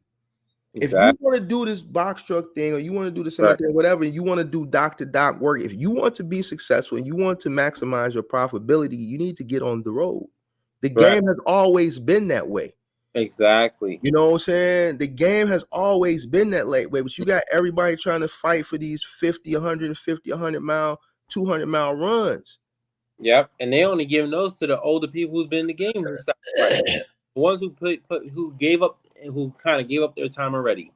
Those are the ones who's getting it. Right. The ones who have the 10, 15 years of experience. Right. So, like, if you want to get into this game and you're not willing to go on that road, then man, I just don't see the longevity in it. If what you want to do is middle mile, so if you don't want to do final mile because you don't want to deal with the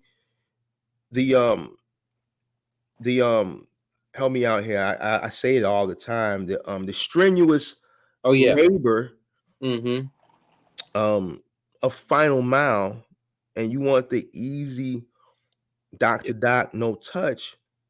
If you want to maximize your profitability, you have to hit the road. Correct. You do. That's trucking. It's a lonely road. Yep. And you're gonna be lonely out there, but that's the game. You got to get out there. You got to be lonely. And you got to be sad, and you got to see trees and just nothing. A bunch of trees and grass and pastures, and that's what it is. If you want that money and you want that bread, that's what it is. And you know, I get it. I mean, the last run I did was for a customer from Portland to Chicago, and I kind of used that business model you talked about. We moved this lady to Portland, and then we ended up moving her back. But I went the cheaper route. I just since she was in Portland, she hired us. I had her rent the Penske truck. I flew out, hired another company there to load it, and I drove it from Portland back to Chicago. Yeah, and that drive killed me. Yeah, exactly. Because I was in a Penske and she rented it, I was under the radar. I wasn't running no DOT. I was under the radar. You dig what I'm saying? So I was running that under the radar as a consumer rental. Like the state trooper didn't know. You see what I'm saying? So I'm just running like I'm moving myself. Yeah. So I left Friday at like 2. I got back Sunday night from Portland at like 8. When I got home, took a shower. I stopped Saturday night. I stopped Friday night, couldn't find a place to park. I ended up sleeping. I can't even get a hotel, man. Like, nobody would even rent me a hotel. See, that's another thing. Like, nobody would rent me a hotel. I ended up having to sleep. And I don't sleep in trucks, 26-footers, shit like that. I get a hotel. I need a bed. Yeah. And that peace of mind and that comfortability of my back, I need a bed.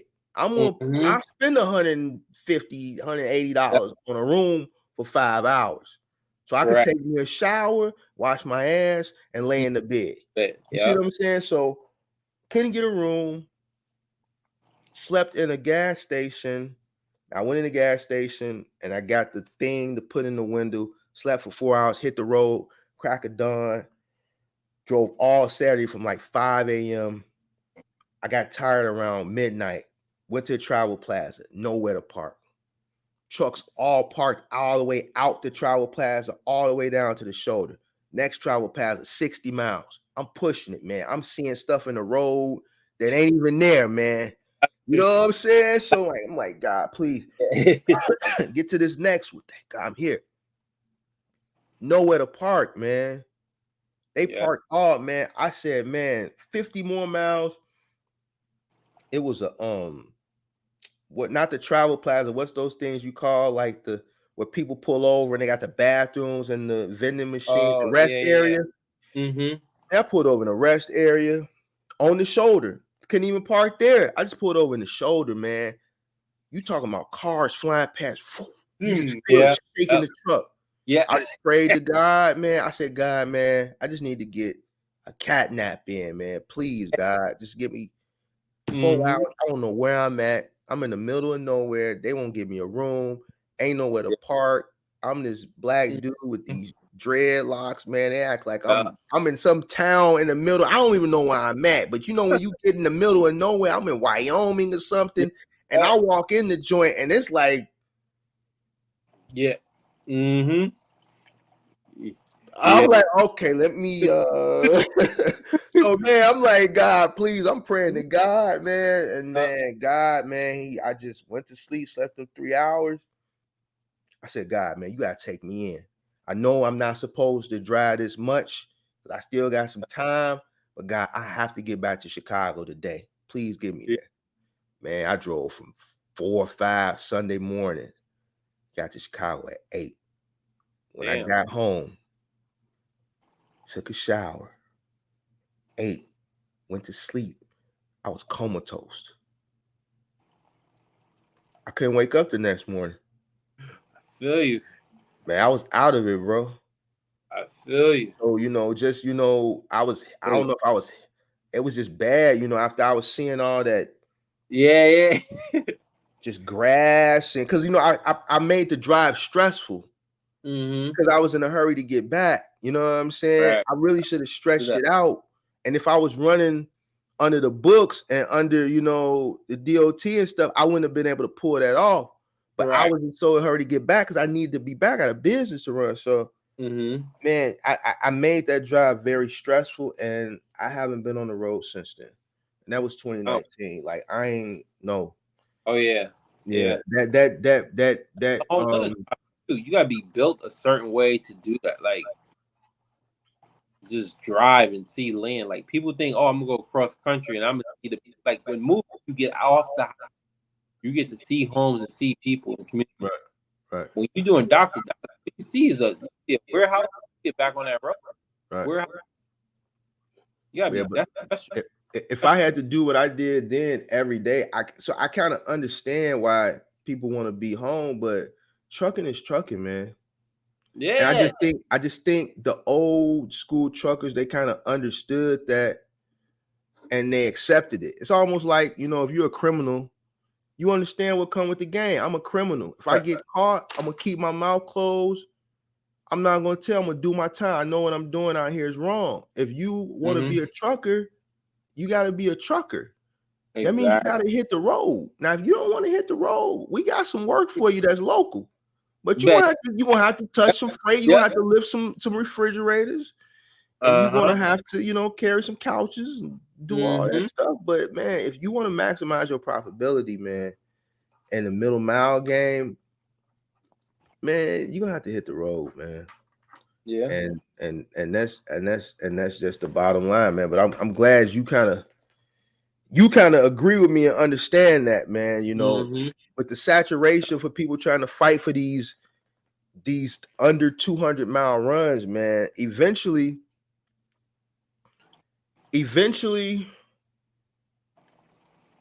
it's going left. But I don't think they don't. The other part, I don't think they actually looking at their numbers. I think they feel the numbers and they feel they money.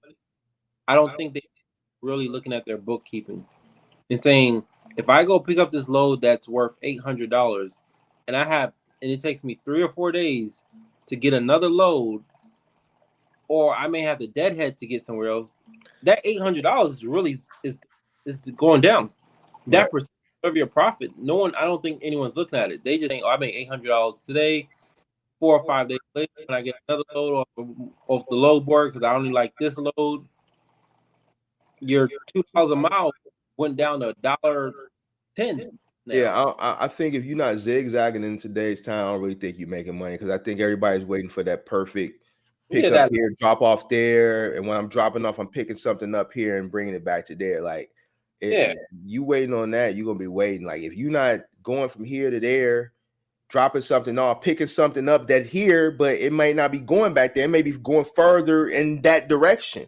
You may have to keep going that way. But if you are a trucker, then this is, the days of the trucker where they leave Sunday night, early Monday morning, and then you don't see them until Friday night.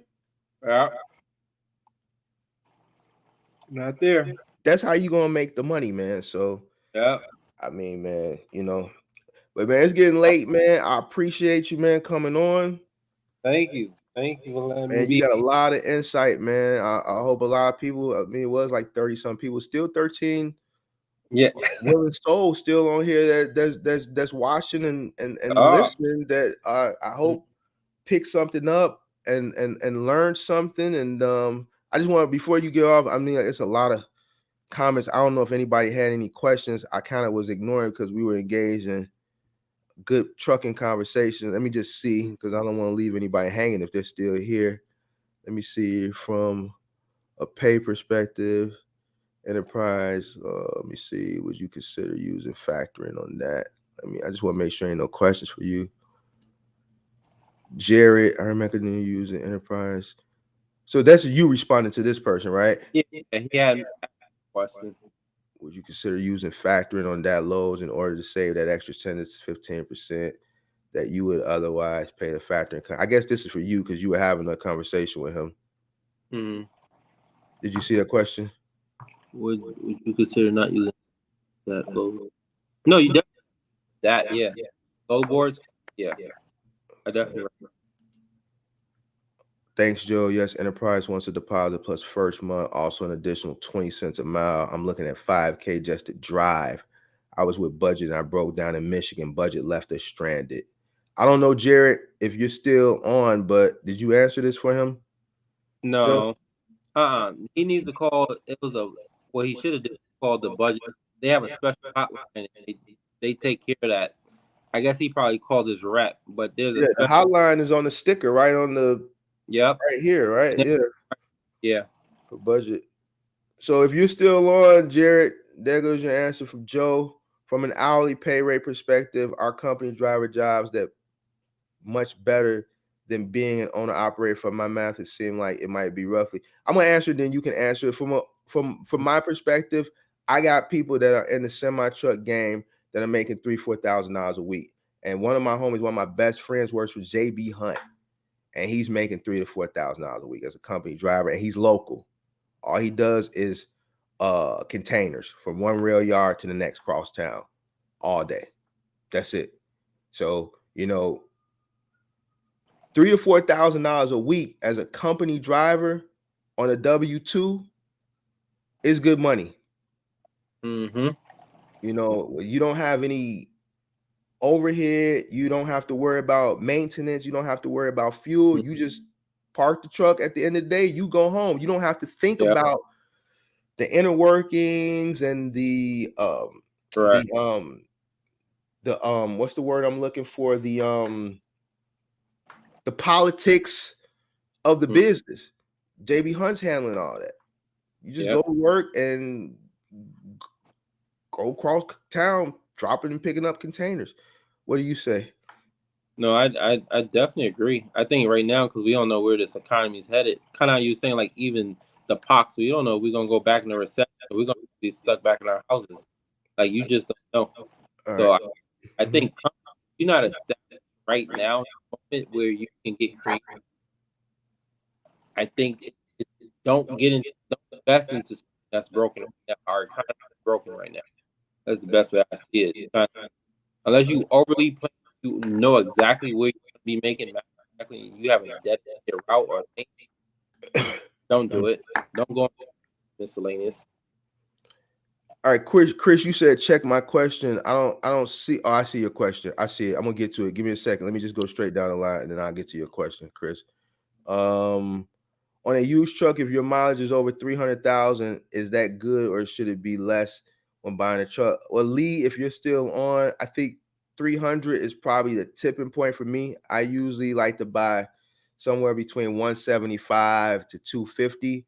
But in today's market, if I went and looked at a truck and it had 300,000 miles, a 26-footer, and I took my mechanic with it and he gave me the nod, I think because of the scarcity of the trucks out here right now, and I know how much more money I could earn if I own the truck versus renting a truck, and my mechanic gave me the nod, I would pull the trigger. What do you think, Joe? No, I that's the perfect answer. You go for a professional that mechanic, because if the body of the truck is good and they took care of it, miles is just a number after that. As long as it has good miles and the rust. Oh, the rust part came from. Always check on rust is Emperor Walker, I'm pretty sure you're still on. So what do you feel about leasing a truck? I think, me personally, I think I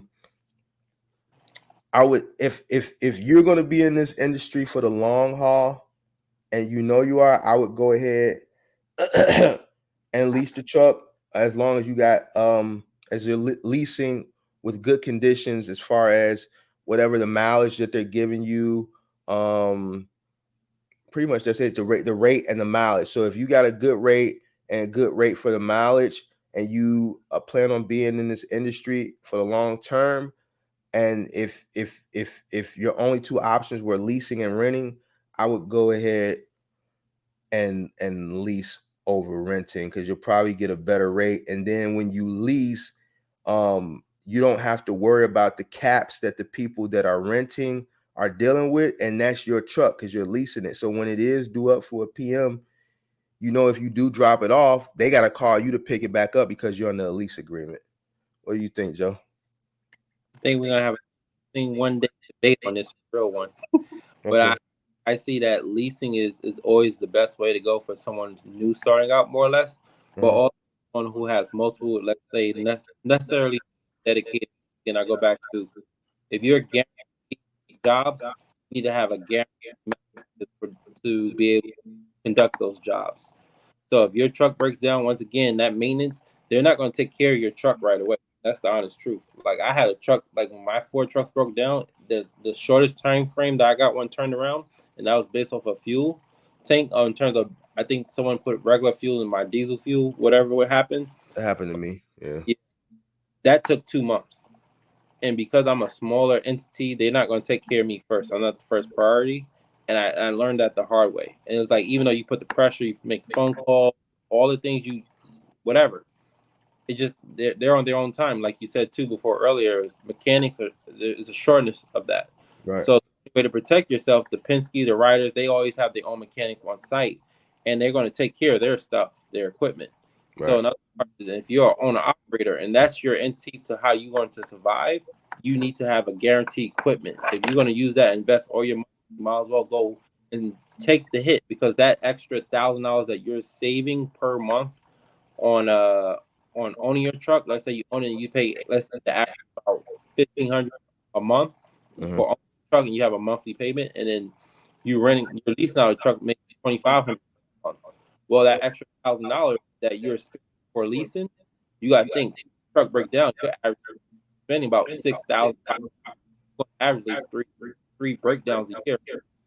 So mathematically, all comes back all over again. You're just going to circle back around. It's just where you want to use your money. Do you want to spend the money up front, or are you going to spend it later? But you're going to spend it. All right. So this, I know he's asleep because he says he's taking a load. All right. Boss Truck Living. The brother got together. I love to see. I wish him the best. I know I got to get to Chris's question. I'm just going down the line. When it comes to moving jobs and using an outside company for loading and unloading, is there any way to avoid it damaging your reputation if they screw anything up? I think we spoke on this. I think I expounded on this earlier. If I book a job with my moving company and I contracted out to an outside company, ultimately the hit is going to fall on me initially, and then I would have to go after that company that I sourced to get my money. The consumer contacted me, so I'm their point of contact, and then I would have to go after that company that I hired to recover, whatever was lost on my end. Yeah. Let me see. Nick, love this channel. Always real. Appreciate it, Nick. I see you a lot in the comments. I appreciate you watching the content. What about using cargo trailers? Cargo trailers were a thing maybe about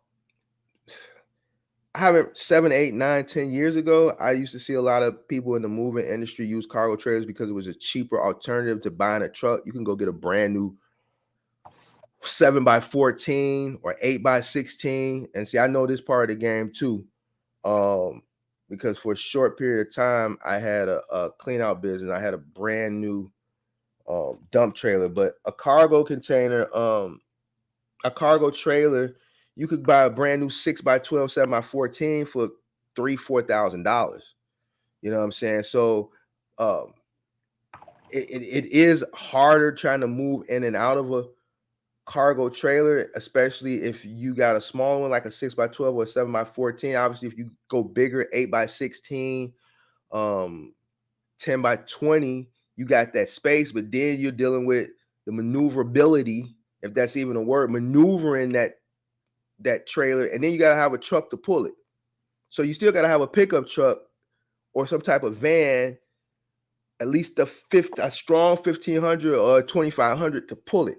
And then the maneuverability, because now you might go have to do a move, and now you got this trailer, and it's not easy to park that trailer. You know what I'm saying? And you're kind of it's a cheaper alternative, but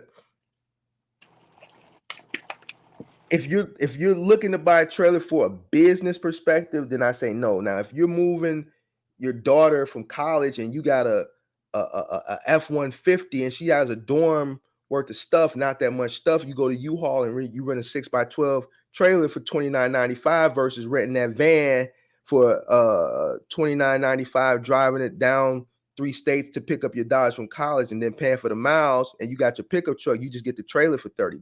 But that's a one-off. But if you're using this for a business model, I wouldn't recommend buying a cargo trailer, because it's going to annoy you after a while having to deal with that thing and back it up in the tight spaces and alleys and that thing swinging. And I don't like pulling a trailer like it's a science and it's a skill to that. It took me like a year or two just to learn how to back a trailer up with my pickup truck.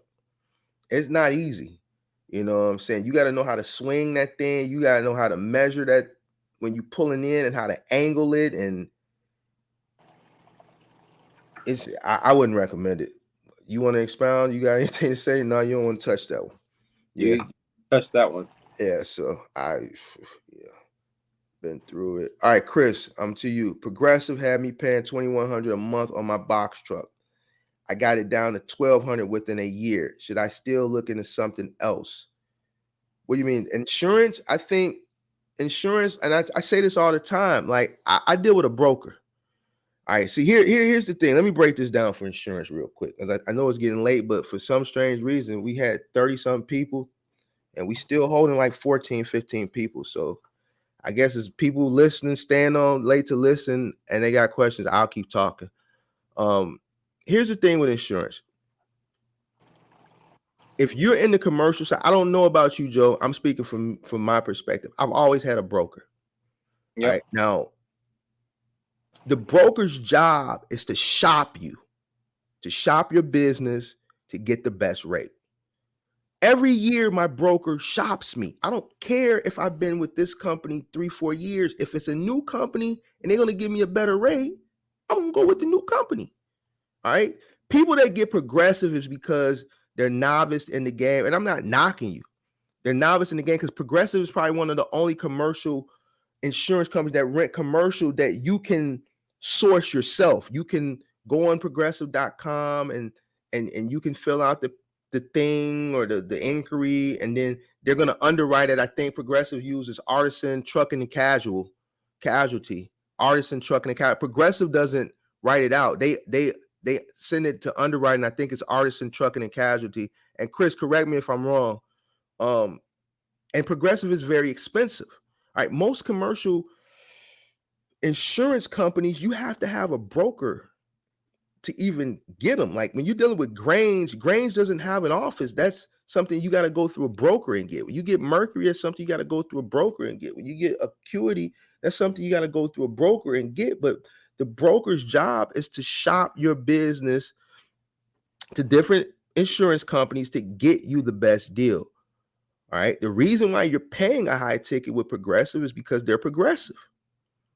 Everybody goes to Progressive first because they're the easiest, because you can go directly to them without a broker. So what I recommend you do is get an insurance broker, a commercial broker, and let them know what you're doing and tell them to shop you. And then every year when you're up for renewal, he's going to start shopping you at least 30 to 60 days prior, and he's going to find you the best rate. I got like 3-4 insurance companies. I got Acuity for my general liability. I use Progressive for some things, right? I got Mercury Insurance. I got Acuity. I got National Fire and Liability or some shit it's called. That's who I use for my cargo. Like, man, my broker breaks it down. Like, you don't have to have Progressive for everything. You get it. I pay $100, $123 for my general liability. $123 for my, obviously my commercial auto is the most expensive, right? But you get a broker and let your broker shop you on the market, and they're going to open you up to more opportunities, because there's a lot of insurance companies that you can't do a Google search and find. You see what I'm saying? What do you got to say about that, Joe? No, I agree. I mean, it depends, especially what lane you're in. If it's final mile or if it's moving, I would definitely say that it's extremely important, because you have drivers coming on and off your insurance. Progressive is the that allows you to take guys off your insurance, especially if you send an email to your brokers or send it to them to Progressive. Any issues regarding payment, that they can also take care of that extension. I I think you hit on it.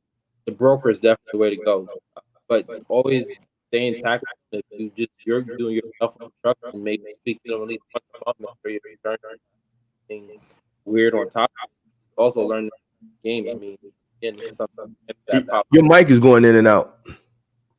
still. Can you hear me now? Yeah, I hear you now. I was saying, just sit down with your broker if you have one. If you don't, find one. Build it up. It's extremely important. It really is, because they're the one who's going to save you. Let's say your policy is about to end and cancel, and let's say you have it with Progressive, you need to find right away, or MC, or it's going to go inactive, and that's the worst thing you can show on your internet. So you need to protect your brand number. So that's your best option, and that's coming from two people that are, I guess, well versed in the industry. I think you should get a broker. That's their job. Yeah, the broker is going to take a cut, but I think with the savings they're going to get you, you're not even going to feel that cut, because their job is to shop you on the market for the best rate. Where do you rank Amazon box truck delivery work as a business? And this is a recent question, 121. So I guess this person is on. So where do you rank Amazon box truck delivery work as a business owner? Me personally, I don't have any issues with it, but I think the issue that I do have with people that do Amazon, they put all their eggs in one basket, and I think you shouldn't put all your eggs in one basket. I think because people feel like they got this Amazon account, and because they're aligned with Amazon and they got this Amazon account, they feel like, oh, I made it, and that's not the case. And if you really know this industry, and you really know business, and you're really versed in the logistics industry, Amazon has a track record. All right, and see, this separates the people who are knowledgeable in this industry versus the people who are just coming in. Amazon has a track record. All right. Do some research. I've been in the game a while. I've witnessed it firsthand. They have a track record. All right. They will switch their business model on you in a moment's notice, and they will tell you bye-bye. Mm-hmm. They'll say, look, we just allotted $10 billion to Freightliner. I'm just making something up. We just ordered 100,000 trucks, right? We're going with a full W-2 model. We're not dealing with the contractors anymore. We're going to train everybody. We want them to do it to Amazon, because that's what they're trying to do anyway. All the DSPs, all the contractors, it's Amazon's way of the highway. You're really not your own business owner, right? They have a history of switching the business model. They've done it with the DSP program 2 or 3 times, and they can do it with the relay. So I say, work Amazon relay. Don't let Amazon relay work you. Don't get caught up in the hype of I'm doing Amazon. You know what I'm saying? And because you're aligned with Amazon, thinking that's the only way to go. Because I get more complaints about Amazon than anything else when I do mentorships. I don't think people understand how to work the Amazon platform. I think the Amazon platform, you work it, and you work, how should I say this? How should I say this? you work the platform. Don't let the platform work you. You get out of it the best what you can get out of it, but don't depend on it. See, what I see people doing, they complain because they take a load. This is what they do. They take a load, right? Boom. And then they go somewhere. But the Amazon is not like the DAT load board. You see what I'm saying? So when they pick something up and they drop it off, everybody's dead head and back, right? That's the issue that I come up, people, and I tell them, why don't you just play the load board? So if you're gonna do Amazon, do an Amazon run, drop it off, and then find something on the load board that's gonna bring you back or take you back where you came from. I think I see some people that use Amazon and it works for them. I'm not big on Amazon. Like I really, I don't know, man. I don't. You can answer it, man. The Amazon thing. I just kind of,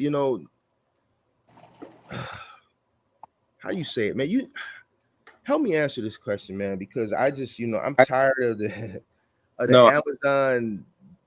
I think I've seen it where, down in where everyone was an entrepreneur then, when everyone box truck.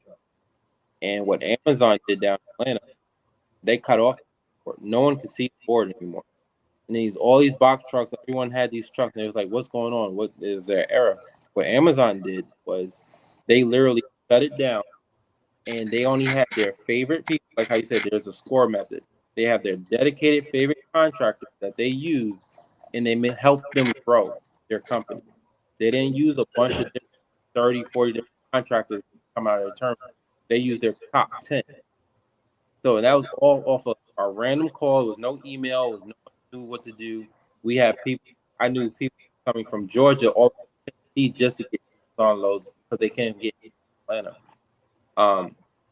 So the power of Amazon, just to say no to you, you don't want to put your business, like literally your life, your time, all of it, into a company that literally tells you no. Like you just don't want to do that. You got Yeah, I'm sorry. I get upset sometimes when people ask me about Amazon because I just really feel like eventually with that relay, they're gonna switch that business model. I see it coming. And somebody else from the inside told me like a week or two ago that they're already working on it. And I just think people get so caught up just with the name Amazon. And I get it, man. Amazon is one of the richest companies in the world, and to have your business align with it is a good thing. But like I said, and this is why I get upset, man, they use people. Amazon is still a company that's growing. They're still figuring it out. I witnessed it with the DSP program. You see what I'm saying? And when they figured it out, they cut everybody off that was under that old model and they started fresh. Mm-hmm. And they'll do the same thing with the relay, and then people will have all their eggs in this one basket, and then they cut it off and they shut it down, and you're not going to know, and then now everybody's scrambling. So don't put all your eggs in one basket with Amazon, especially a company. Excuse me. They got a track record of doing this. They got a track record of switching business models. So yeah, don't do it. All right, Chris, I think we answered your question. You're welcome. Thank you so much, man. I thought I did good paying $1,200 a month for insurance. Is that $1,200 a month for your general liability, your commercial auto, and your cargo and workers' comp if it requires it in your state? Because $1,200 is a lot to me for one truck. What do you think? I haven't no insurance forever. My insurance is like $12,000. That looks good. I think the most I paid on insurance in 1 year was $50,000. Dang. Yeah, and that was the 1 year I had to go with Progressive. We got dropped from Grange. For whatever reason, we got dropped. last minute they just didn't renew it. So my broker really didn't have time because, you know, man, if you don't file that paperwork on your due date, man, your number goes inactive. So he was like, man, you have to go with Progressive for a year. Wait, you signed up all the trucks all on Progressive? You switched everything over? That's why. No, so we had to go commercial auto with Progressive. Grange dropped me for my commercial auto. So I always had Acuity since the beginning of my business. Acuity has always been my general liability. And then I had Grange for my commercial auto and my cargo. I must have had a claim or something. I don't remember. But Grange dropped me. And it wasn't enough time for him to shop the company. You see what I'm saying? Yeah. And he was like, man, you have to go with Progressive, man, for a year. Man, when he gave me the quote, I'm like, damn, man, that's a lot. He's like, man, I don't have enough time. I gotta file this. I gotta put this filing in, you know, and then I had to go with Progressive, man. That year I spent $50,000. Damn. You know, so jeez. Wait, but you have the was it goods on yours though, right? Huh? Your insurance. So this is for the trucking company. This wasn't for the moving company. Oh, okay. So they're operating under two different business entities. Yeah. Okay. So let me see, Chris. Yes. What is this, Chris? Also, it's everything. So, man, that's high, bro, because I need to see the breakdown of what everything is costing. Obviously, I know your commercial auto is going to be the most expensive, but like you should be able to supplement that with cheaper general liability and cheaper cargo. That's why I'm saying you need to get a broker. You don't have to carry everything under Progressive. I know why you're carrying everything under Progressive. You probably got into the business or you're just doing online search. Progressive is, like I said, I think it's the only commercial insurance company that you can get commercial insurance where you can handle it all yourself. Every other commercial insurance company, you got to pretty much go through a broker. I think you need to get a broker and have them shop you. When is your when are you up for renewal? When are you up for renewal, Chris? Because you need to have your broker start shopping at least 60 to 90 days, about 60 days, so that when you can get everything signed, you can get signed on prior to your insurance lapsing, so they don't so your broker can do the filings in time. My renewal was last month, damn. So you got another 10 months to go. So yeah, so I say maybe the end of the year, try to find a broker like around December, January, and just let them know that, hey, this is what I'm paying. I need you to start shopping me for my renewal. And what is this? Is this August?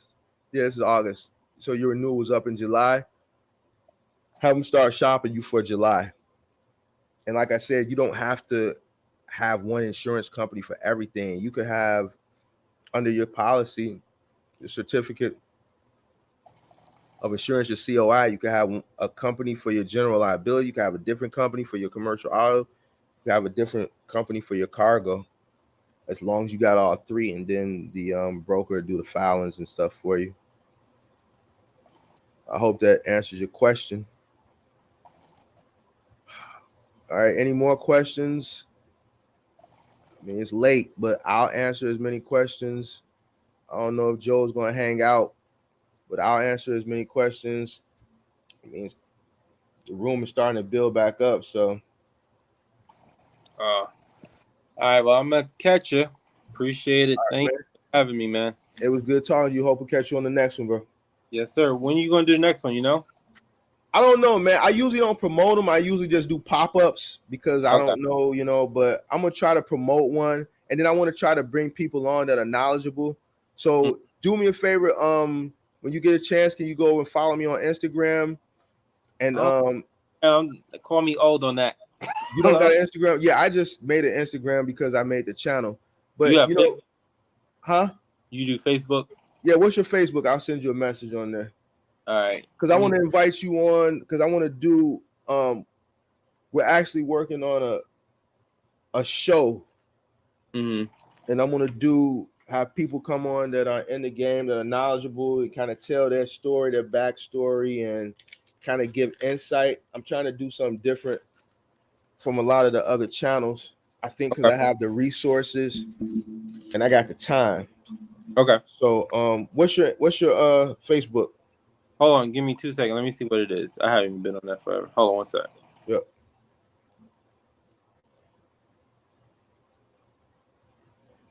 All right, Chris, man, appreciate you. Any more questions? Any more questions for Box Trucking? We talked about a lot tonight. I am going to post this video. We about a little over 6.5 hours in. So I am going to post this video up for replay. And people can go through it. And a lot of information was dropped as far as the rentals. I know rentals has been a big topic with these caps. And so we talked about rentals. We covered partials.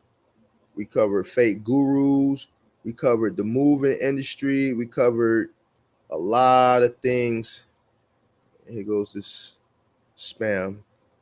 We covered a lot of things tonight, and it'll be available on the replay.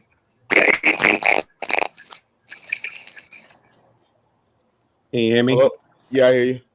Yeah. This is Joe McCants. Joe McCants? Yes, sir. McCants? Yes, sir. And you're in Cincinnati, right? So I'll search Cincinnati. I got you. I'm going to send you something, not tonight, probably tomorrow. Okay. And then we'll have contact since you got a lot of insight on both moving and final mile, like me. And then we do a show. I'm definitely going to invite you on for your intake and for your inside knowledge on the game. And then we'll go for there. I appreciate you, man, hanging out tonight. Sure. All right, no problem. Take it easy. Yep. Yes, sir. All right, so we got 17 people still in here. The room is kind of building back up. So, I mean, I'll stay on as long as people got box truck questions. If I don't see no questions or if don't nobody want to come on, then I'm going to retire for the evening. This has been a long live. I don't know. My lives go 5-6 hours, but they're very informative. I try to keep these lives down to like 2 hours, but it just seems like after that second hour, that's when everybody starts flooding in with a bunch of questions. But there goes the link. I think, Chris, we answered your question. So I know you're out of here about the insurance. There goes the link for anybody that wants to come on live and ask questions, or if you got questions, you can put them in the chat. If not, I'm going to end the live. I'll stick around for another few minutes to see what comes up. If not, I'm going to end the live. Let's see. Let me make sure I didn't miss nobody's questions. I answered Chris's questions about the insurance. We answered the Amazon questions. Progressive, cargo trailers, I answered. Box truck living, we talked to him. I think I missed this one. Lee Jones. Supposed I use trucking your mind still has that good. I answered that one already.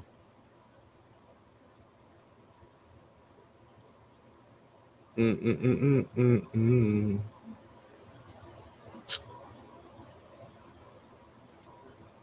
you consider not using factor or DAT loads in order to say that actually 10 to 50% that you are pedophilic? I don't know if I answered this one or not, but I've never factored. And 10 10 to 15% is high. I mean, I don't know. You know, the one time I did consider factoring, that's when I was approached for the DSP for Amazon, and a factoring company that I was looking in, they were factoring at 1.5%. 10 to 15% is high as hell. There's the link if anybody wants to come on. If not, I'm gonna end it. Let me see here. 1 second.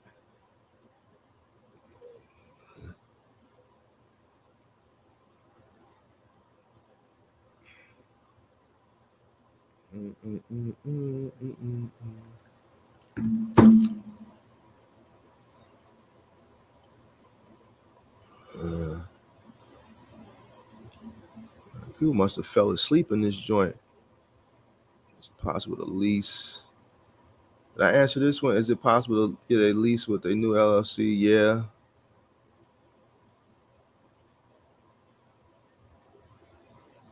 Did I answer this one? Do you think it's best to keep the insurance the lease truck company provides? I answered that one.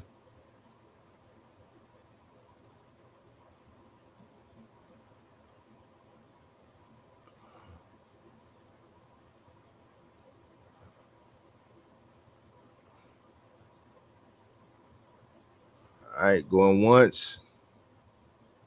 Any more questions? There's the link. Anybody want to come on? Going twice. You go to mentorship, www.boxtruckcourses.com for your mentorship. That's the link for that. Let me put it up here.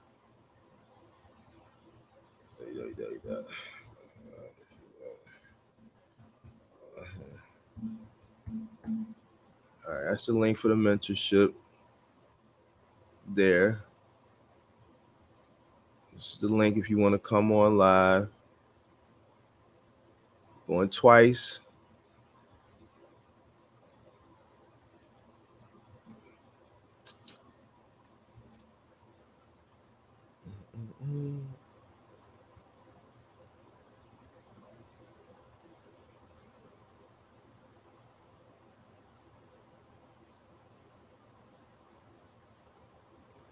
Excuse me.